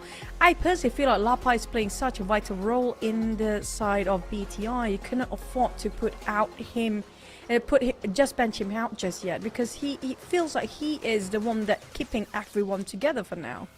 I noticed Deb's parents is in the crowd as well, so joining the 7-9 side of seats, well, for obvious reasons. But since we had Stone on screen earlier on, and seems that we have time for storytelling. Okay, let's do a storytelling now. So I was having this conversation with Kent this one time, and somehow our conversation went to who's good looking, right? And obviously they spent some time together at the original venue, and Kent was playing pool with Stone, and he was saying that, you know, Stone, when he plays pool, you know, you kind of like stretch out and he shows his tattoos and all that. It's like, man, Stone is so good looking, you know. And bad boy vibes, looking great, yeah. kind of a model thing, you know. That's what Stone, yeah, Stone is pretty good looking. I mean, like, when it comes to good looking, I think all the players are pretty good, have their own charismatic features and profiles as well. But the one that my favorite will be, it's going to be Adik Luke, because of how he just so... He's like a very cute, naive boy, but plays so violently well in the game. Interesting choice. I was expecting you to say like the typical Tony K, but you know, another name that actually came out, and this came out from the manager of STX, which is a lady, by the way. So she was saying that Guang is pretty good looking. Hey, he is. I agree. There you go. Yeah, you validated it. Nice. Yeah, of course. Oh, nice. But also, that's a nice jacket, by the way. And there's so many good-looking fellow when it comes to PUBG Mobile scene, honestly speaking. Even the ones that used to not look like how they look like these days, they do know how to groom themselves up, and that's something that I love. It's a pleasure to the eyes to watch this one. But also, never, that's a nasty question. Don't ask something like that, please. It makes me feel awkward. But yeah, speaking of the next map, which is going to be our final map of the day, Mirama, I think it's almost ready up. I think the players are in the lobby already. It's just a matter of time of flying or not. Yep, it's a matter of time. But I spotted out something. The legendary jersey of Bikitron Red Villains. It's there. All right, and look who's in the crowd. Okay, we'll try to spot some people out. I see Swavel. I see Zaxi, obviously, because he got subbed out. So I he's see red face. chilling. Yeah, I see red face without any red on his face. Okay, to answer some of your questions, now this is what I had personally a chat with all the coaches when I was hosting in the original league stage venue before, where some of the players, you are questioning that why they're not playing here today, why they're not playing the entire season. Well, one of it's gonna be because of example like YO2, right? Fredo also being always questioned on why he's not playing. He just recently got himself a newborn baby, so he needs to spend time with the family. In the case of vampires, the players, it is what it is. But like some of you guys asked about Ravenclaw, I did ask the coach regarding this as well. Most of the teams, I'm going to say it as a general one, a general statement, including on the side of Geek Mika. Now, a lot of the players and a lot of teams want to stick with the current roster and try to push only the main, like the same roster all season, just to see how far can they go, because this is the first season of the entire year. We have 2 more seasons to go, so if things worked out in the first season, so maybe it's actually about time sticking together and just pull out the chemistry of the players. If they keep swapping in and out, because previously they did that, it didn't actually work. I'm glad that you came up with a proper answer. Anyway, anyway, you know what is surprising to me also by now?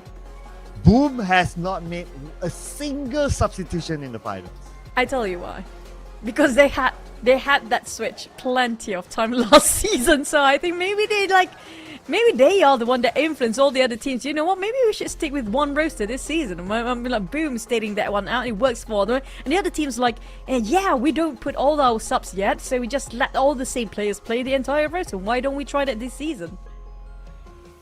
Yeah, like when Boom is doing it, people don't do it, and when Boom is not doing it, everyone else does it. So Boom set the trend. Yeah, they are the boomers that set the trend. The trendsetter. Okay, Boom, the trendsetter. Yeah. So really, everybody look up to Boom that much, huh? Yeah, I know, right? Just like how Guang was on screen, I just want to point out that, Guang's there, give him some attention.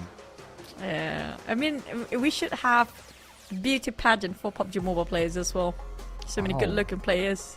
Oh. Yeah, actually, we should, we should. Like, make that as the, instead of a typical show match that you want to do for the grand finals, you put that as the opening performance.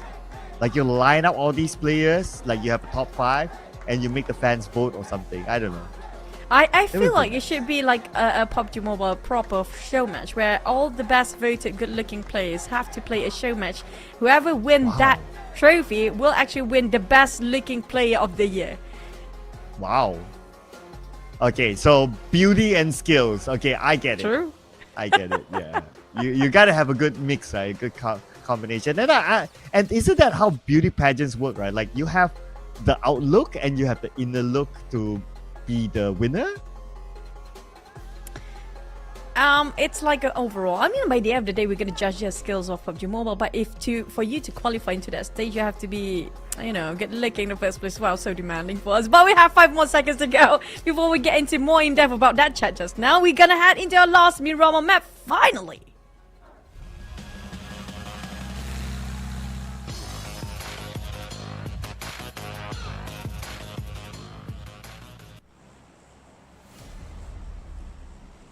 And here we go again. Round 12A, ladies and gentlemen. This is Mirama, and we have a very different flight path this time, starting from the south side of Los Dones all the way up to La Copera, circle-wise, Impala. Come on. You remind me of the 2023A instead of 2024 this year. Oh yeah, Yeah, it is. that's so dumb. But it's a Oh, very man. Chinese-y thing, yeah. I know, but I think it's only Malaysia and Singapore actually kind of doing that as a trend. This is not 2024. This is 2023A. Same goes like this map, 12A, not really 12 map. Hopefully that's not the case. We're gonna stay with this one. Yeah, I gotta verify that with friends from China. I'll come back to you on that. Okay, come back to you. Yeah, on my that. friends from China said that never happened in China though. That's surprising. Okay, all right. So it's us being. It's what we call a Superstitious. In Hokkien, you call it a kiasi or kiasu, whichever. like what you call it? The not the yin and yang. What we call it? The you know, the Feng aura shui? thing. The feng shui thing. Yeah, there you go. Yeah. Yeah, at least we circle's got not the too same different. circle. Yeah, I know, right? So they can go back to that. Okay, whatever we plan, whatever we talk, we can just repeat it again. And I would expect 7-9 to go up to the high ground first. But okay, since it shifts a little bit to the right, this time I think the main focus will be on the Chumasera high ground on the south of Chumasera. That will be where all the teams would want to go. Now, the problem with Chumasera, I agree, the high grounds is providing such high quality value of vintage point up there, but don't forget about the around the Val de Mar or around the Minas de Vel area where there's so many valleys down there. Now, despite you got yourself high grounds, don't forget sometimes a lot of teams on top of Chumasera, they forgot the fact that around the valleys, people start to climb up without their realizing that. And that's another issue because there's so many sneaky plays this season.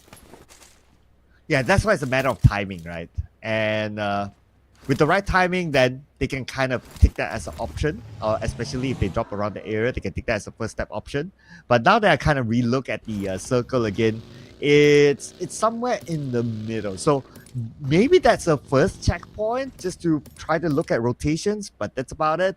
But if not, I think going into the city where 7-9 is at could be pretty interesting. So Monte Nuevo could be kind of nice. Monte Nuevo. I agree. The fort there, the loot, strategy-wise is perfect. It used to be in the last few seasons where other teams are actually playing. A lot of teams do love Monte Nuevo. I'm not sure about this season yet. We'll have to wait and see. I think it's down to the second stage and third stage of Circle. You guys hear the cheers? As per usual, the supporters are frantic to see if passionate enough, but not this kind of cheer. This is something else. Oh my god, we jinxed it, Cloud. We totally jinxed it. Yeah, so now we know the reason for the cheer. 12A, 12B. Yep, so we're going to match 12B now soon, ladies and gentlemen. So we can talk about the next good-looking guy. Oh man. I don't know, honestly, if you really want to talk about the best looking guy here, it's so hard to pinpoint like one in particular, right? It's like, well, nobody's perfect. But if I give you the options to put up the best three, who would you name? Top 3 most good-looking? It's the most pleasing to your eyes. There you go. Oh, most pleasing. Okay, most pleasing. Ooh. I'll probably go with like conventional, right? And I'll probably go with conventional. Okay. Tony K. I'll put Lambo. Lambo's pretty good looking. Yeah, it's okay. He looks cute. Okay. Oh wow. I was expecting a bigger answer. But all right. I think okay. I want to put Stone, but you know it's kind of boring to like put the person in the same team, right? So gotta think of someone else other than that. I'm still going through the list. I don't know. Just for diversity, maybe someone like a Yummy. You know. Hey, Yummy. Yeah, Yummy's pretty cute. Yeah. Yummy is a fun person. I mean, he's a very funny guy. He likes to joke around. He remembers everything. Even years ago, I actually gave him some medication because he was quite sick that time. We were in Macau. and I noticed he looks pale, he's not feeling well. Lucky enough, I actually bring some medication with me. So he even remembers till today. He told me, I'm doing great today because of the medication from my car until today. I'm like, what? This guy is so random. Okay, thanks. But he's a nice guy, yeah, I agree. Now, would you want to know about mine then? Okay, let's Mine go. is, I'm gonna go a bit boring. Like, I do have my own preference, and I do like certain bad boys kind of vibe. So I put Stone as number 1 here. Okay. Definitely on my Stone? top of the list. I'm sorry, guys. This is so random, but bear with us for a bit, okay? I would probably put Yuhai in the lineup too. Oh, interesting pick. Okay, okay. Okay. Nice for pick. the third Yeah. one, I don't want to put Tony K because for me, he's a bit too young in that kind of taste. So I still think about the third Choo person. Choo, if he's young, what is Yuhai? I mean, like Yuhai do have a bit They're of. about the same age. I know, but you know, Tony K as a person, when I talk to him, it's a bit too shy. I feel like, oh man, I have to break a barrier. You know, when Yuhai is very outspoken, so for me, charisma is also a big, big thing. It's a language thing, you know. You gotta learn Thai. If you can learn Thai, then yeah. He you knows probably, a you tiny know. bit of English. He knows a tiny bit of English, but he's very soft-spoken.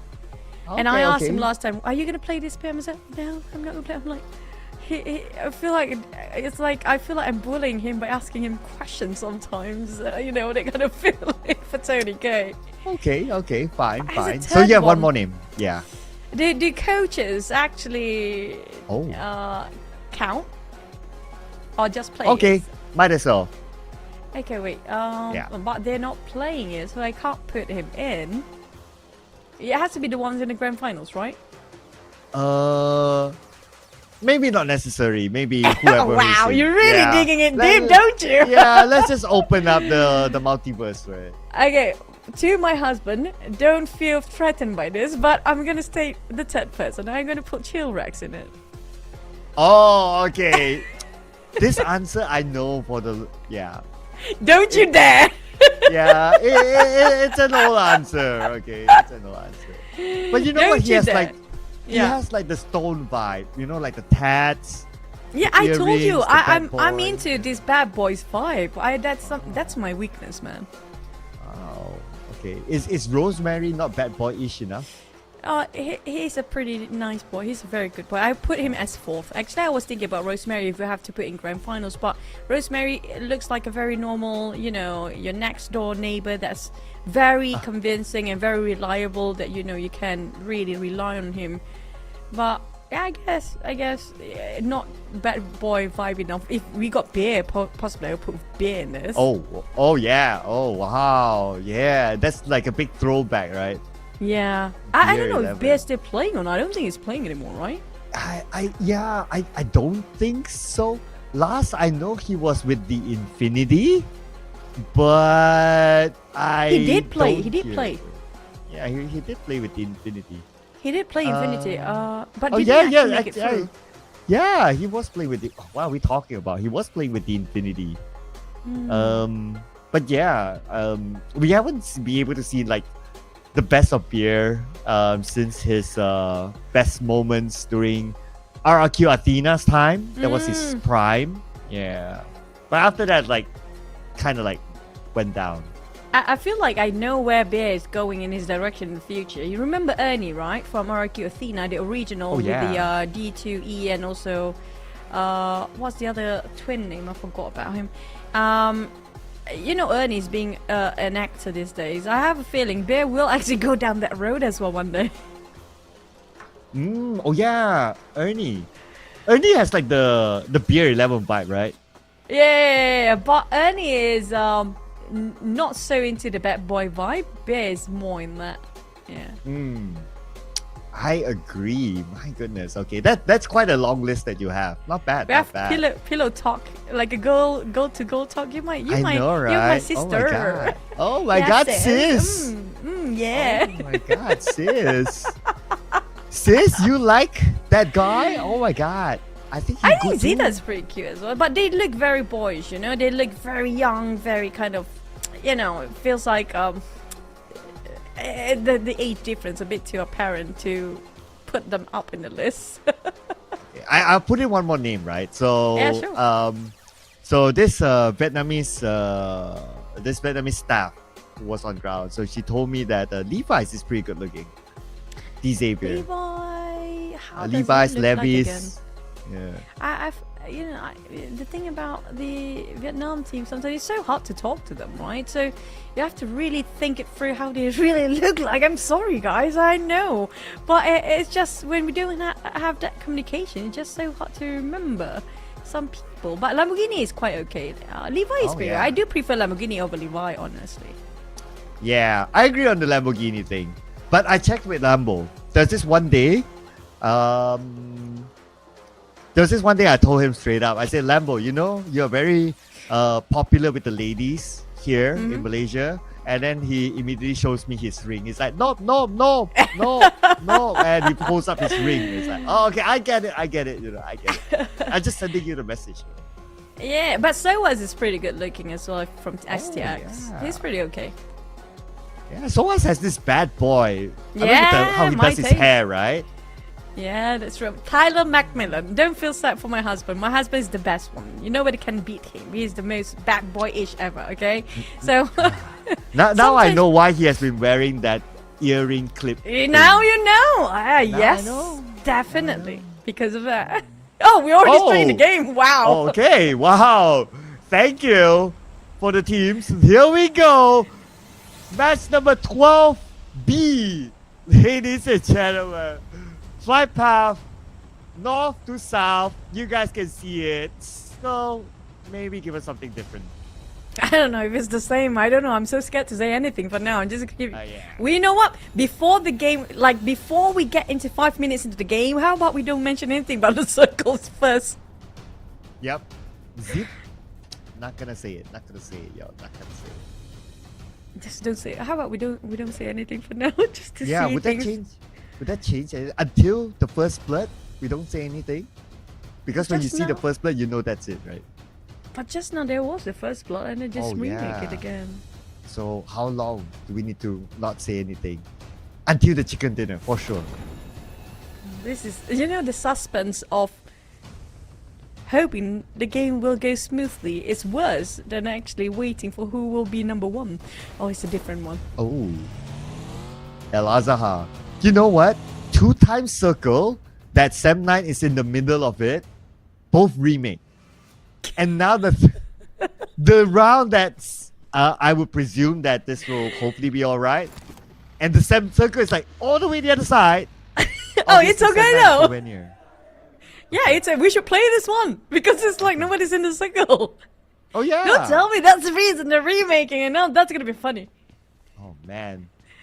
I heard the cheers though from the crowd. I hope, we don't turn back the screen. Okay, now that we're seeing all these graphics, I think we'll just roll with it, right? We'll save, I assume. But so far, nothing's changed. Though. I'm surprised at this. Yeah, you guys gotta vote, Is the vote still active? Like, is it still interchangeable?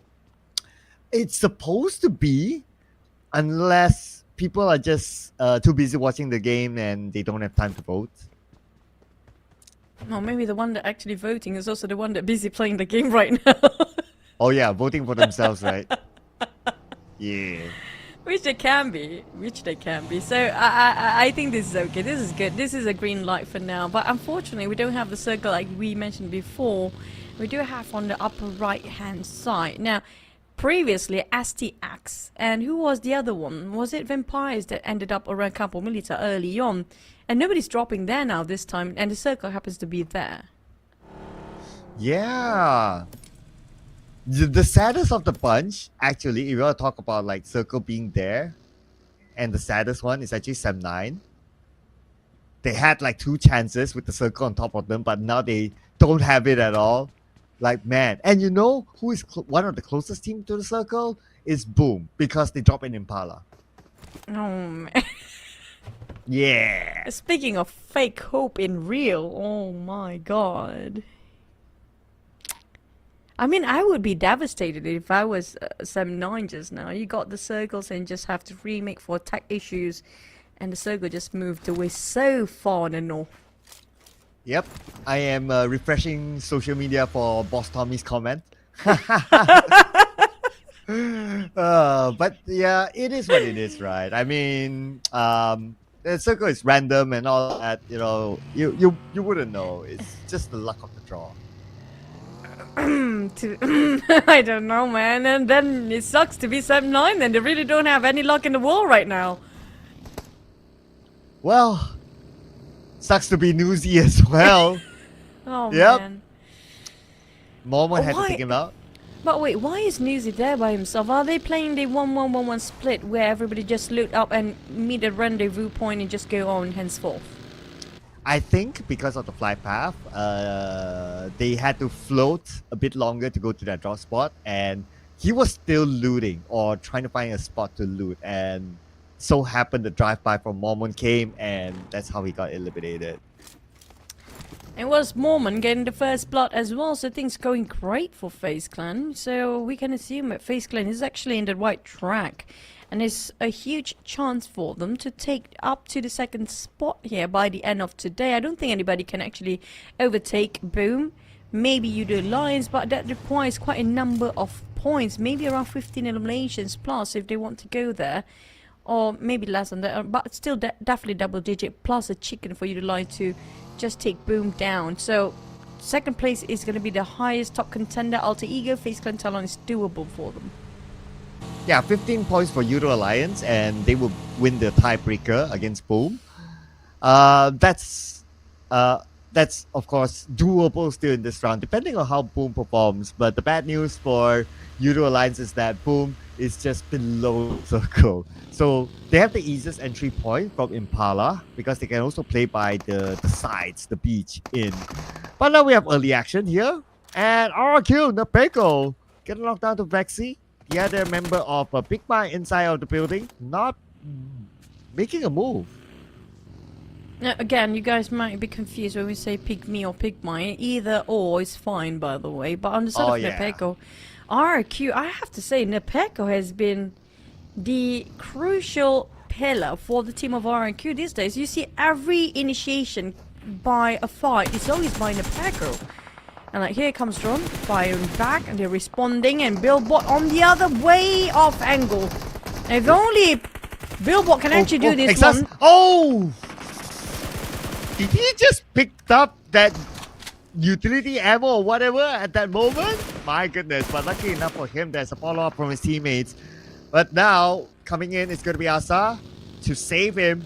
No Mercy is going to be on the outside, but they are on the chase. They barely had enough. Pygmy and both RQ were just looting up just now, but it's just heavy casualty on the side of Pygmy. It's just Billboard. He just couldn't see what's going on inside of that warehouse. So if only he can actually see through that, then actually things can change. But we have another scuffle here between DX and Team Flash. Funny enough, we talked about this before, Cloud. Feels like all the teams, right? They do prefer, or they have this familiarity between the teams of the same region, having sort of same path at the beginning of the game. So they might actually fight each other out quite early. But DX and RQ, well, DX take the warning sign. They're just gonna flee away. Yep. Nope. DX is. So they're gonna avoid this fight. Still early, stage 1. Anyone eliminated at this time will not receive any placement points. So not going to be the option that they want to take for now. But for Boom, welcome to the circle. They have Geek Fam beside them, and Boom's location overseeing Geek Fam. Not too shabby, but looking at how they position themselves and where they are at, it looks kind of defensive, and I can understand why. But look at this long range. Ooh, sharp. I feel like Boom want to engage this one because they know for fact it's Geek Fam. I have a feeling they're trying to hunt people down just to open up the gap even further more. The more they realize that this is not like Yudu Alliance, if they can actually fight Yudu Alliance, they would take the chances as well, but maybe in the later stage, but not this early. I have a feeling Boom really want to get those numbers up, but the circle will actually call for the next one. Is it going to be Al-Azhar? It's been a while we have any Al-Azhar circle. Nope, Impala again. Boom Esports bought the circle, ladies and gentlemen. I'm not gonna say that. Boom Esports bought the circle, right smack in the middle of it. Don't need to engage in fights. Let everyone else cancel each other. And again, as long as they can stay above Judo Alliance, Talon, Base Clan, Alter Ego, they'll be cool. Hey, buddy, I don't want to say anything because later they will bash on the social media. Like, what with the remake? Like, because of Semna in the center, because Beam is not there, because this is what's happening right now. But Impala actually is the same circle as yesterday, where you actually requested it from yesterday, right? Oh, yeah. Well, to be fair, I requested it not because of Boom. Not like I have a share in Boom, so it doesn't matter for me. I requested it just because I like Impala Circle. Okay, ladies and gentlemen, okay, just be clear. I heard ka-ching, ka-ching for some reason, and the bling bling behind the screen. But yeah, okay, no matter what. Yeah, as if I control the circle, right? I'll If make a only lot we're of that money if I do powerful. that. Yeah, I mean, like, we'll be super powerful. We'll actually be the oracles for circles. That's amazing. But we do have another fight going on. FaZe Clan. Will this be the end of their day 2 journey to push up to second place? Will they be stopped by RRQ, who's running rampant right now? Nepeko is just uncontrollable, going so wild. Oh, here we go. Nepeko circling around DBS. Oh, it's DBS! Hit the vehicle! Oh no, the first shot hit the vehicle! But look at him, no mercy! Showed no mercy at all to Mr. Handsome Stone! Vampire Esports! They still have time for another round of snooker. Oh, that's why they're playing snookers.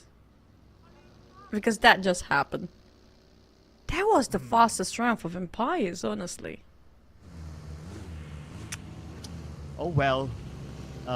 Yeah, I think it's been a while since we last saw Vampire actually getting 0 points, so that is kind of tough for them. Even Pick Me, 1 point behind them, easily overtake. No, the thing is, getting a 0 point is already as trouble as it is, but to be the first one out, it's quite a rare sight to see Vampires to be ousted. The first one, 16th place with 0. Yeah, it's a rare sight to see, not gonna lie. But yeah, RRQ is the one that eliminated them, and they are obviously in desperate need of points. So for them to take out the team that is not too far away on top of them, I think that's a really good start for RRQ to be on the positive side. I have a feeling RRQ can actually score the chicken if Nepeko keeps on going with the direction and the pace that he's at right now. But the next goal will be right on top. Impala not really covers a bit of water, but we do have talent and even RRQ in the center. Boom being pushed towards the side. But most of the Indonesian teams already inside of a circle here. Yeah, and their closest contenders, Judo Alliance, rotated from Los Leones on the southern side of the circle still.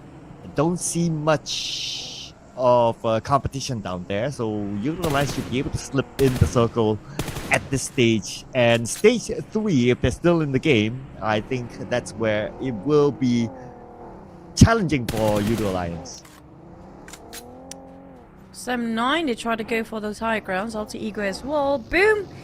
The thing about Boom when it comes to Roma, they love to play this kind of pit area where there's in between the valleys and just hide out instead of playing the high grounds. That's kind of smart. They are contradicting all the other teams, thinking, oh, we have advantage with these elevations. They're going to go the reverse. They're not the mainstream here for Boom. Yeah, and normally that's more of a defensive stance as well. So, understandably, of course, because all they need to do is to survive above Judo Alliance and all the other closest contenders, and they'll be good enough for them at least to wrap up the day. But for Gig Fam, not good enough for them. If they play a defensive stance, they'll need to try to pick up points, and the opportunity presents itself to them. Team Flash below Gig Fam. Team Flash is being aimed by Gig Fam. Snipe spraying on top of the, moving vehicles right now. Everything that moves, they will try to shoot it down for Snipes. He's trying to hold this angle by himself. The rest of Gig Fam, will they giving extra hands? Kwang already up there in between the Gig Fam, breaking their rank and formation. Snipes on the other hand, left, right, center is being surrounded. Kwang making the stab at the back. Now he's the one that actually very pivotal for the team, for Team Flash to move forward here. Mr. Good Looking Kwang knocking out Audrey. Being the pain for Gig Fam with his off-angle shots. And now Gig Fam, the other members will need to try to get away as far as possible. They're losing the plot right now with only 2 players left. Gig trying to follow what's happening. Team Flash chasing their tails, but they walk straight into FaZe's clan compound. This is not great. Even separated, I feel like Aizen and Damroot are taking two different buildings. This is playing a big risk, a very highly dangerous game for the side of Gig Fam. Is it worth? Well, they're being forced to. The Team Flash, I have to say, Kwang actually plays such a big impact on breaking the ranks of Gig Fam just now. Yeah, breaking Big Fam, breaking the hearts of some of the ladies out there. You know, that's what happens if you're good looking. It's a price you have to pay. But circle time. All right, where will it go? Boom Esports still in. Judo Alliance on the south side, just beside the STX. So this is where Judo Alliance will really need to start to work it out. To Branky. Where are the rest of Pygmy? Join going in with against Morph. Why we do have alter ego Rosemary's name on top of that just now? That's so confusing. But yeah, back to the side of Void. Maxius barely hanging on. There's gonna be Morph, and there's also Pygmy behind them. Void kind of stuck in between two Indonesian teams as well. And Morph back to the side of Maxius. Randomly sprays. Slippery slope, but he will be back up on his feet in no time. But the rest of Pygmy, I don't think there's a lot of them. There's only one more player left. Keenan taking on Yuru. Maxius. There's a bit of change of bullet, but Morph. It's so hard to have this awkward angle from below upwards. Oh, speaking about awkwardness. Oh, Leo knocked down. Adelud knock as well. Oh no, Judo Alliance, two players knock at this moment. Leon's fight back. Taking out Break. Break is eliminated. Leos could still save his teammates, but Soas, Mr. Bad Boy, good looking, will blow up the vehicle. Now Judo Alliance, where are they gonna go? Because GK is coming in. Oh, it was a perfect sight for the side of XTX here. Straight in the line of sight for them just to spray, and that's it, they're done. But XTX, the thing is, they are not alone. They barely make it into the circle just, so they have to cut across the lines. Void Keenan taking on Zay. Morph in trouble. Boo Boo who's still standing strong. Hazel refresh himself. Boo Boo! One shot with that DBS, quite a distance. But that's gonna, it looks so easy with Keenan. Well, that's why they're playing, that's why we're talking about them playing. Hazel will need to make it look easy right now, but it looks really, really tough for him since Void is surrounding him right now. Keenan comes in, 2 shots with DBS, job done. What map? What the biggest map? We're still gonna use DBS regardless of what map we're playing, because that's the best thing to use right now before a new patch hits. But hey, back to us again. We do have Pygmy eliminated as well. We're down to 13 teams. But who will survive here? Judo Alliance, they start to be shaken up by these teams down there as they start losing men as well. The second place might be over, replaced by Talon afterwards. FaZe and Alter Eagles engaging in the fight as Moment. Oh my god, Moment never fails. Wow, that was some insane jiggling by Moment to win the fight. Now Judo Alliance, one active player. Soas behind, being tapped out by Paragen. One last hit. Paragen, beautiful mini 14 to knock down Soas. Now next move is going to be running away from Blue Zone. They do have their own vehicles. Dacia is already on ready to dispatch, but DXD saves Chua and Lamborghini working as a duo, try to finish off Moment. Gig Fam is running away and might actually walk here and pull over, try to steal it away in the very last minute, but Moment will be finished off by Chua with that one nade to hit them all. Judo Alliance left with only Olio, with Blue Zone closing in. Olio have to push himself forward, but DX already cook up the nade. It's down to its time. STX steals it away from the hands of DX. And Judo Alliance will end the final match with only 3 points. And where will the circle go right now? It goes towards the left side where RRQ is at, and they're closest to 2 airdrops. I think this is the time for RRQ to finally get themselves the chicken that they've been waiting for. We saw how aggressive Nepeko has been trying to hunt down their prey and trying to find victims. And the thing is, it's working quite right for them. RRQ do have the most eliminations across the board here other than Void. And Void is another team. Is this their wake-up call for them? The chicken dinner you've been waiting for here, Cloud. Wow, this could be the moment here. Gotta keep an eye on that. Doing well so far. But the other team that needs to do well is also Boom, because they don't want Talon to get any closer to them. As now they need to fight against Team Flash, putting pressure onto them. They do not circle. And stage 5 moving to stage 6 will be coming. Everything seems to be unfolding on the side of Boom here with Team Flash trying to aggressively knock them down.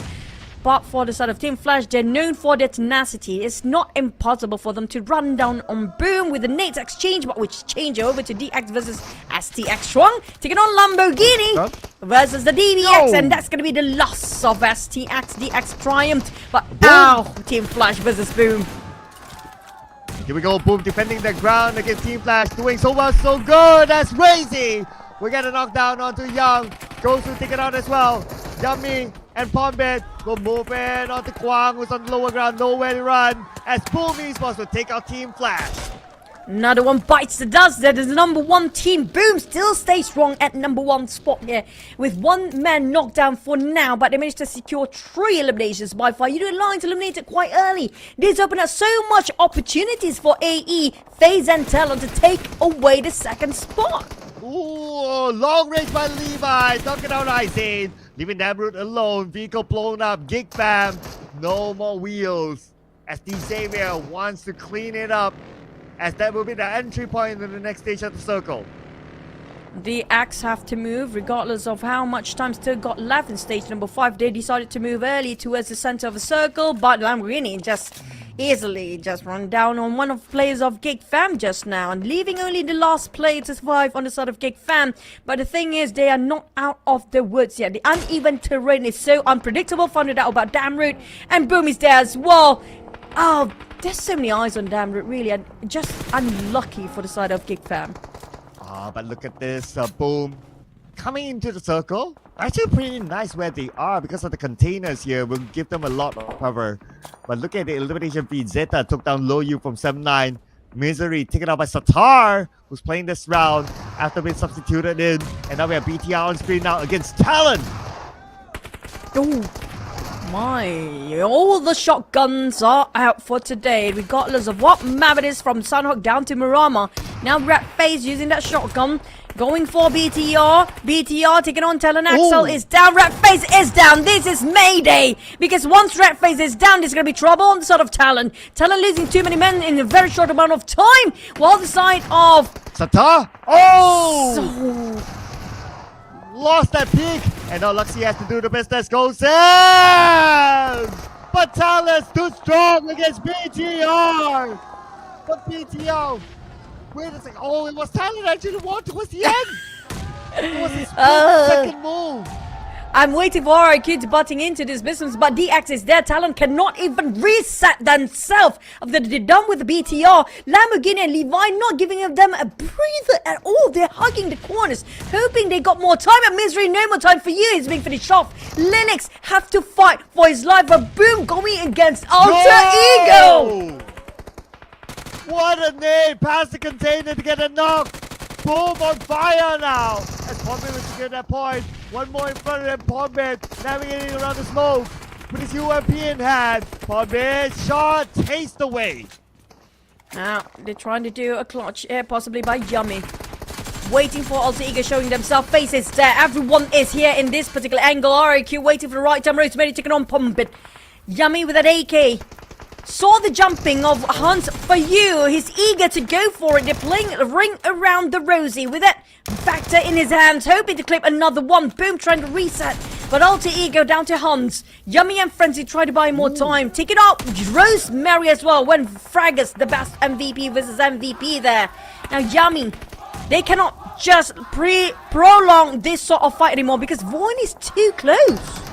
Oh, Alter Ego now. Hans for you. One last thing of help. Yummy's gonna come in, and now she just over to an AK. Spray's not able to hit the target. Pro shot, but nobody's there. Yummy! A trade-off there, but it's a worthwhile one. Octa coming in. Here comes, I'm just waiting for Void to be a third party in this one. None of these things will win at this point. The nade! Oh my goodness, even RIQ versus the side of DX is also quite hot down there, but Hunt burned off by that Molly. And now down to 1v1 on the side of Alter Ego versus Boom! DX, what a party pooper down there! Party pooping D Xavier from afar to help Boom Esports win the fight against Alter Ego. And now Boom is dominating with 5 elimination points. And now they can finally breathe thanks to D Xavier. DX were fighting FaZe Clan before. I was thinking and looking for Void, but we don't done the DX. They are on fire. 9 eliminations. Despite they lost Lamborghini early on, they're still going in for more. Nothing is stopping them. I do want to see in the top 2 DX versus RQ because both teams are so hungry for this last chicken. Yeah, 1 more point each to be dominating this round as D Xavier tries to get a member of FaZe Clan, but on the other side we got Ponbit now. Boom Esports still has a circle. Onzen's one last tick of health. Levi's is ready for it, but Onzen's going to heal up himself. Miller is bleeding out at this moment, but focus is on the Onzen's. The moment he moves out of the shack, he will be shot. But the circle might force these teams to move. Where will it go? On the left or on the right? Or will it be Boom circle? It goes somewhere in the middle, up onto the high ground.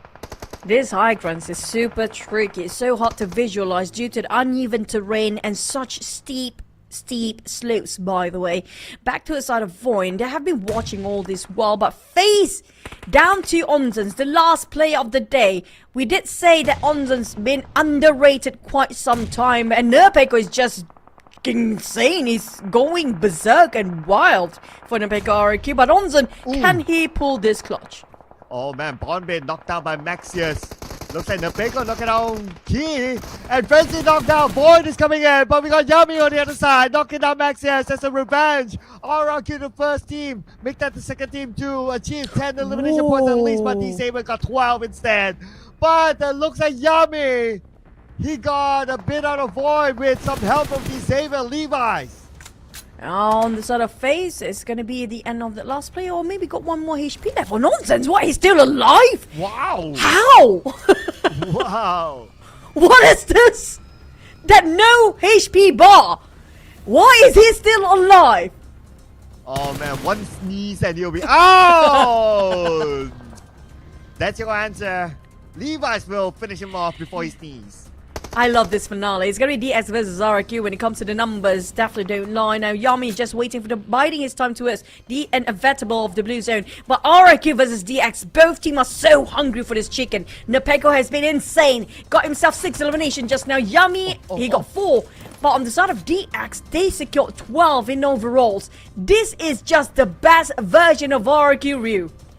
Alright, now Yami, one man, now being aimed down by Hexas.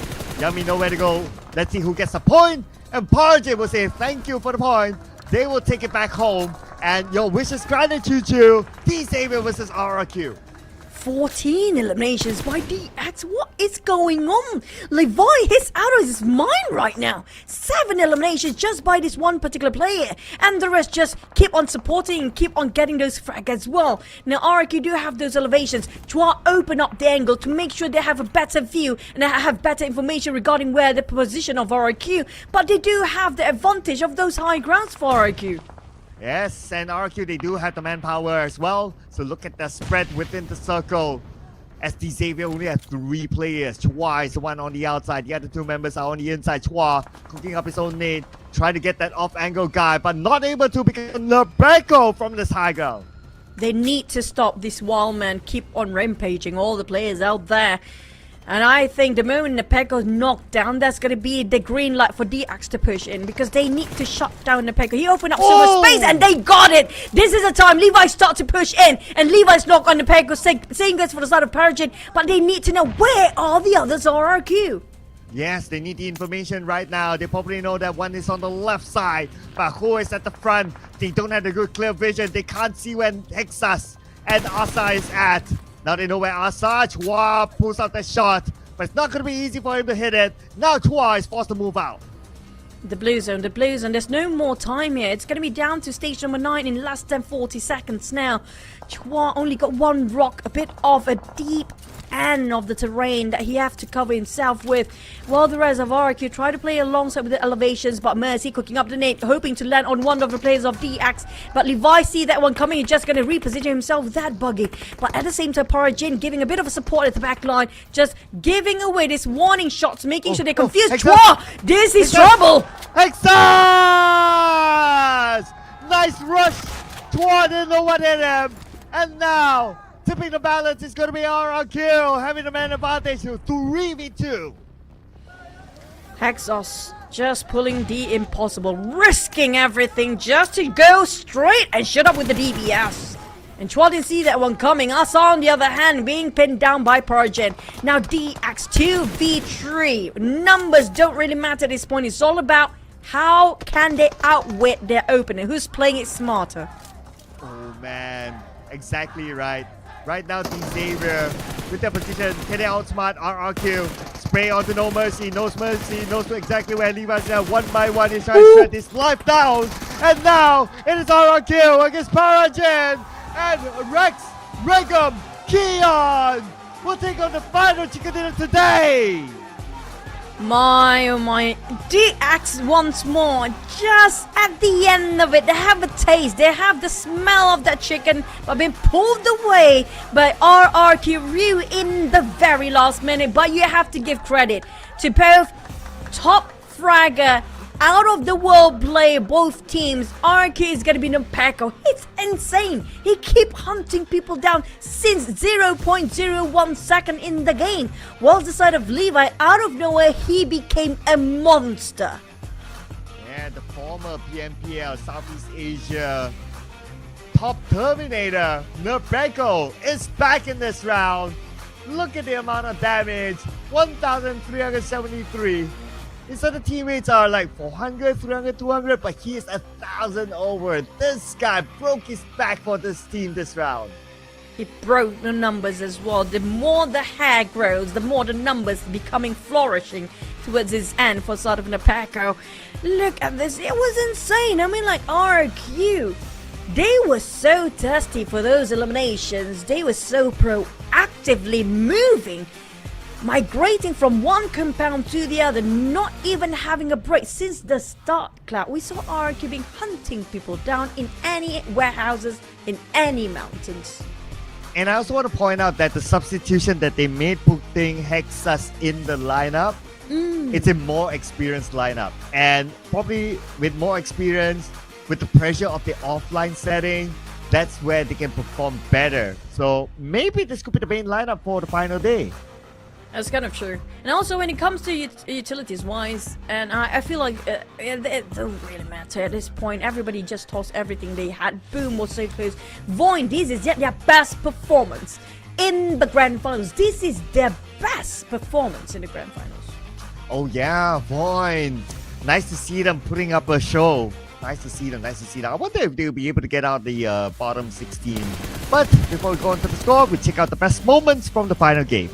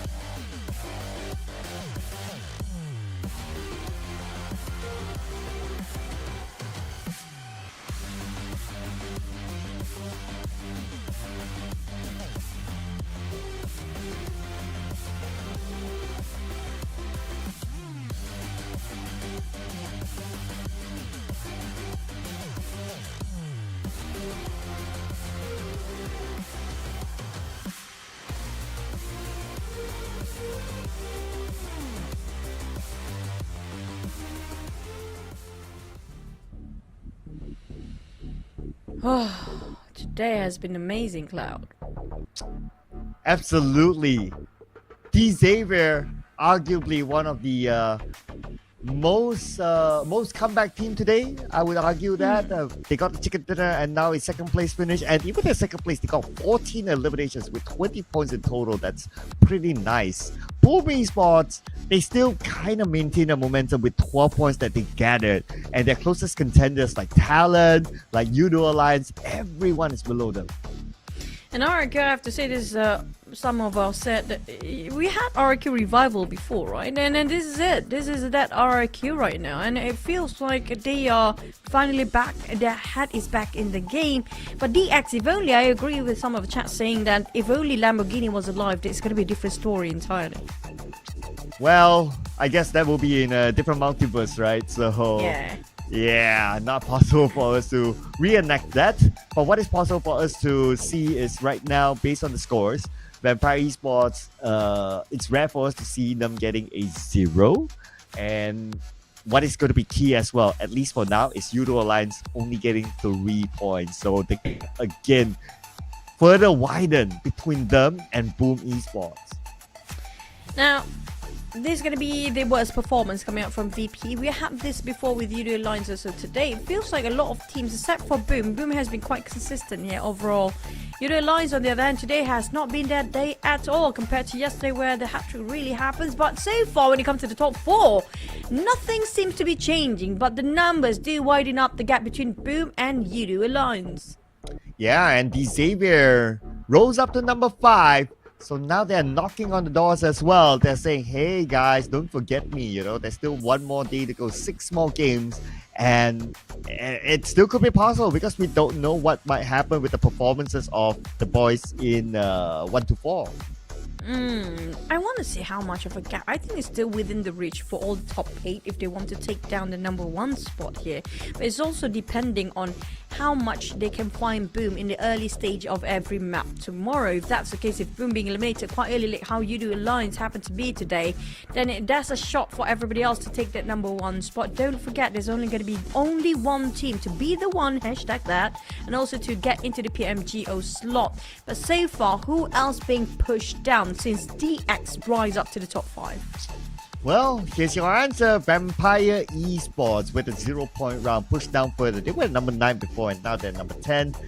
Pygmy down, STX down, Sem9 down, Geek Fam down. Ooh, a lot of all these big names down here at page number 2. Names that have become champions before, like Sem9, like Geek, like Vampire. Man, this is tough for the fans. It's a tough reality check for them as well. I mean, tomorrow they definitely have to make a comeback. I feel like tonight will be a lot of grinding by the coach, just, you know, giving all the pep talk they can get into the heads of the player as much as they can, because tomorrow is just one more day to go. Only 6 more maps to play, and it will be crucial since Sunhawk map for tomorrow's win. Even though it's just Sunhawk, it still contribute quite a number of points. But at least Void do make progress. He got himself still down there, but it's still the best version of Void so far. But we're gonna head into the interview first. Good evening, ladies and gentlemen. What we saw was the final game of day 2 here at PMSL Spring Finals here in Southeast Asia. But right now we're live here at Tropicana Gardens Mall here in Malaysia. And before we say anything else here today, with me on stage, I've got the translator, Mr. Poo over here. And we've got one player from FaZe Clan, Mr. Ventores today. Kakung Kap. Yeah, see, you gotta try. You know, sometimes cannot leave all the work to the translators. Okay, so Mr. Poo, this is my first question from my brother from FaZe. As we all know, you know, FaZe usually gives us very big comebacks in the final weeks, you know, giving it their all the final day. What will you guys focus on tomorrow, since tomorrow will be the final day? Any plans that you can share with us? ก็เฟสแคลนเป็นที่รู้จักกันในฐานะทีมที่ท้ายพายุมากๆหรือว่ามาแรงในช่วงท้ายทีมเรามีแผนอะไรสำหรับพรุ่งนี้ไหมครับก็ขอให้พายุมาแรงๆนะครับในวันพรุ่งนี้ We hope the storm comes stronger We hope the storm comes stronger. Did you think the storm came strong today? Was the storm strong today? Because Face Clan as though as a biggest storm because they always come back at the last. They always minute. come back, right? Yeah, good job, Torres. Okay, sorry, I gotta be a bit serious. I'm a big fan here. Okay, okay. So, how do you guys feel playing in Malaysia? You know that Thailand and Malaysia, even from different games, we've been competitors for a long time. Now playing here in Malaysia land, is there a difference than playing online? รู้สึกยังไงบ้างครับที่ได้กลับมาเล่นรอบออฟไลน์ในมาเลเซียอีกครั้ง รู้สึกดีครับผมบรรยากาศก็เหมือนเดิมเลยคือคักและสนุกครับ I'm feeling pretty good and I really miss this kind of environment. Yes, you like the land environment, the competition. Okay, this is a personal question from me. What's your favorite food here in Malaysia? อาหารที่ชอบที่สุดที่นี่คืออะไรครับ Favorite food? Think. Be careful. ดาซิโกเลงแมน Yeah, I know nasi goreng. All right, Victoria's fantastic. All right, ladies and gentlemen, final question. Do you have any words to all your fans here in Malaysia for Face Clan? มีอะไรอยากบอกแฟนคลับทั้งชาวไทยแล้วก็ชาวมาเลเซียบ้างครับ ก็เหลืออีก1 วันนะครับก็ฝากเชียร์ด้วยนะครับผมจะพยายามทำให้เต็มที่ครับผมขอบคุณครับ Only one day left to go. Don't forget to cheer us, support us, and thank you for every sharing. All right, ladies and gentlemen, once again, a round sound of applause for FaZe Clan. All right, ladies and gentlemen, that was our final game of the day. Thank you so much to Mr. Pooh. Thank you so much to Mr. Ventores from FaZe. You know, it's been an amazing day. It's been a long and hard but exciting 6 games today here at PMSL Spring Finals, and I hope all of you at home can join us here live tomorrow here at Tropicana Gardens Mall. You can feel the energy that we have in store here today. Just now I saw a lot of Indonesian fans on the right, on the left-hand side. Can we hear any supporters from the Indonesians? Indonesians, anyone? All right, there's 2, there's 3. All right, since we're in Malaysia, you're gonna disappoint me if there is no sound, okay? So aku cakap bahasa Melayu kejap. Kepada penyokong-penyokong di Malaysia, beri sokongan untuk tim-tim kita hari ini. Okay lah, boleh. I prefer yang korang nyanyi lagu tadi, you know, sembuhan. I like that. We'll continue tomorrow. By the way, thank you so much, Mr. Pooh. Thank you so much, Mr. Ventores. And good luck to all 16 teams tomorrow. Ladies and gentlemen, we'll pass it over to the casters. We'll be back with more after this.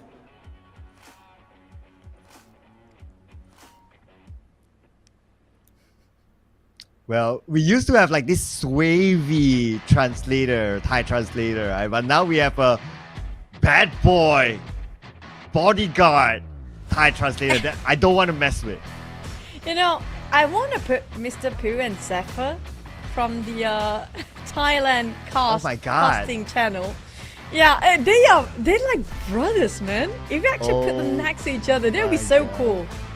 Oh my god, now we cannot unsee that. Okay, I know, right? Oh my god, that is absolutely right. Oh my god. But I love our host for today. Faisal has been so energetic, and also thank you so much. And one thing, a fact that I do notice about all the other players, right? They do love the nasi goreng or fried rice and the Maggi goreng, the instant noodle, fried instant noodle. They love it so much to order Grab, to, you know, just get those food to the venue. I don't know why. Why is it so different? I feel like every South Asia do have that, right? I know, right? Wait until they try the choo-choo fried rice. Then they will know what is the best food in Malaysia. I want to try your fried rice. Oh, That you want sounds to? so wrong. Yeah. You gotta be prepared that I burned down the kitchen, you know, true story. Isn't that something that you do every single day, Cloud? That's why I don't have a kitchen in my house. Yay! Yeah, it's hazardous to have one in front of me. I'm sorry for random talks, but today has been pretty incredible. A lot of comical, I say clips and highlights. Today has been a lot of surprises for us. But yeah, and I'm loving today, you know, I'm loving the fact that there's a lot of ups and downs. There's like surprises. There's like new teams coming up. It will make day 3 super exciting. I can't wait for tomorrow. Oh, tomorrow is going to be different monster coming up, rising and taking the throne away. I do want to see if Boom can hold up to their words when I asked them regarding the curse about the number 1 in league. Can you stay number 1 with the trophy by end of this grand finals? Yes, but we'll find out that tomorrow, ladies and gentlemen. It will be the same time, same channel, wherever you're watching this. Don't forget to come back then. Show us some love at the English stream. We love you as well. But for now, we gotta save our love for ourselves because we're gonna say goodbye for now and we'll see you again tomorrow. My name is Sir Cloud together with the amazing Choo Choo. Bye for now. Peace.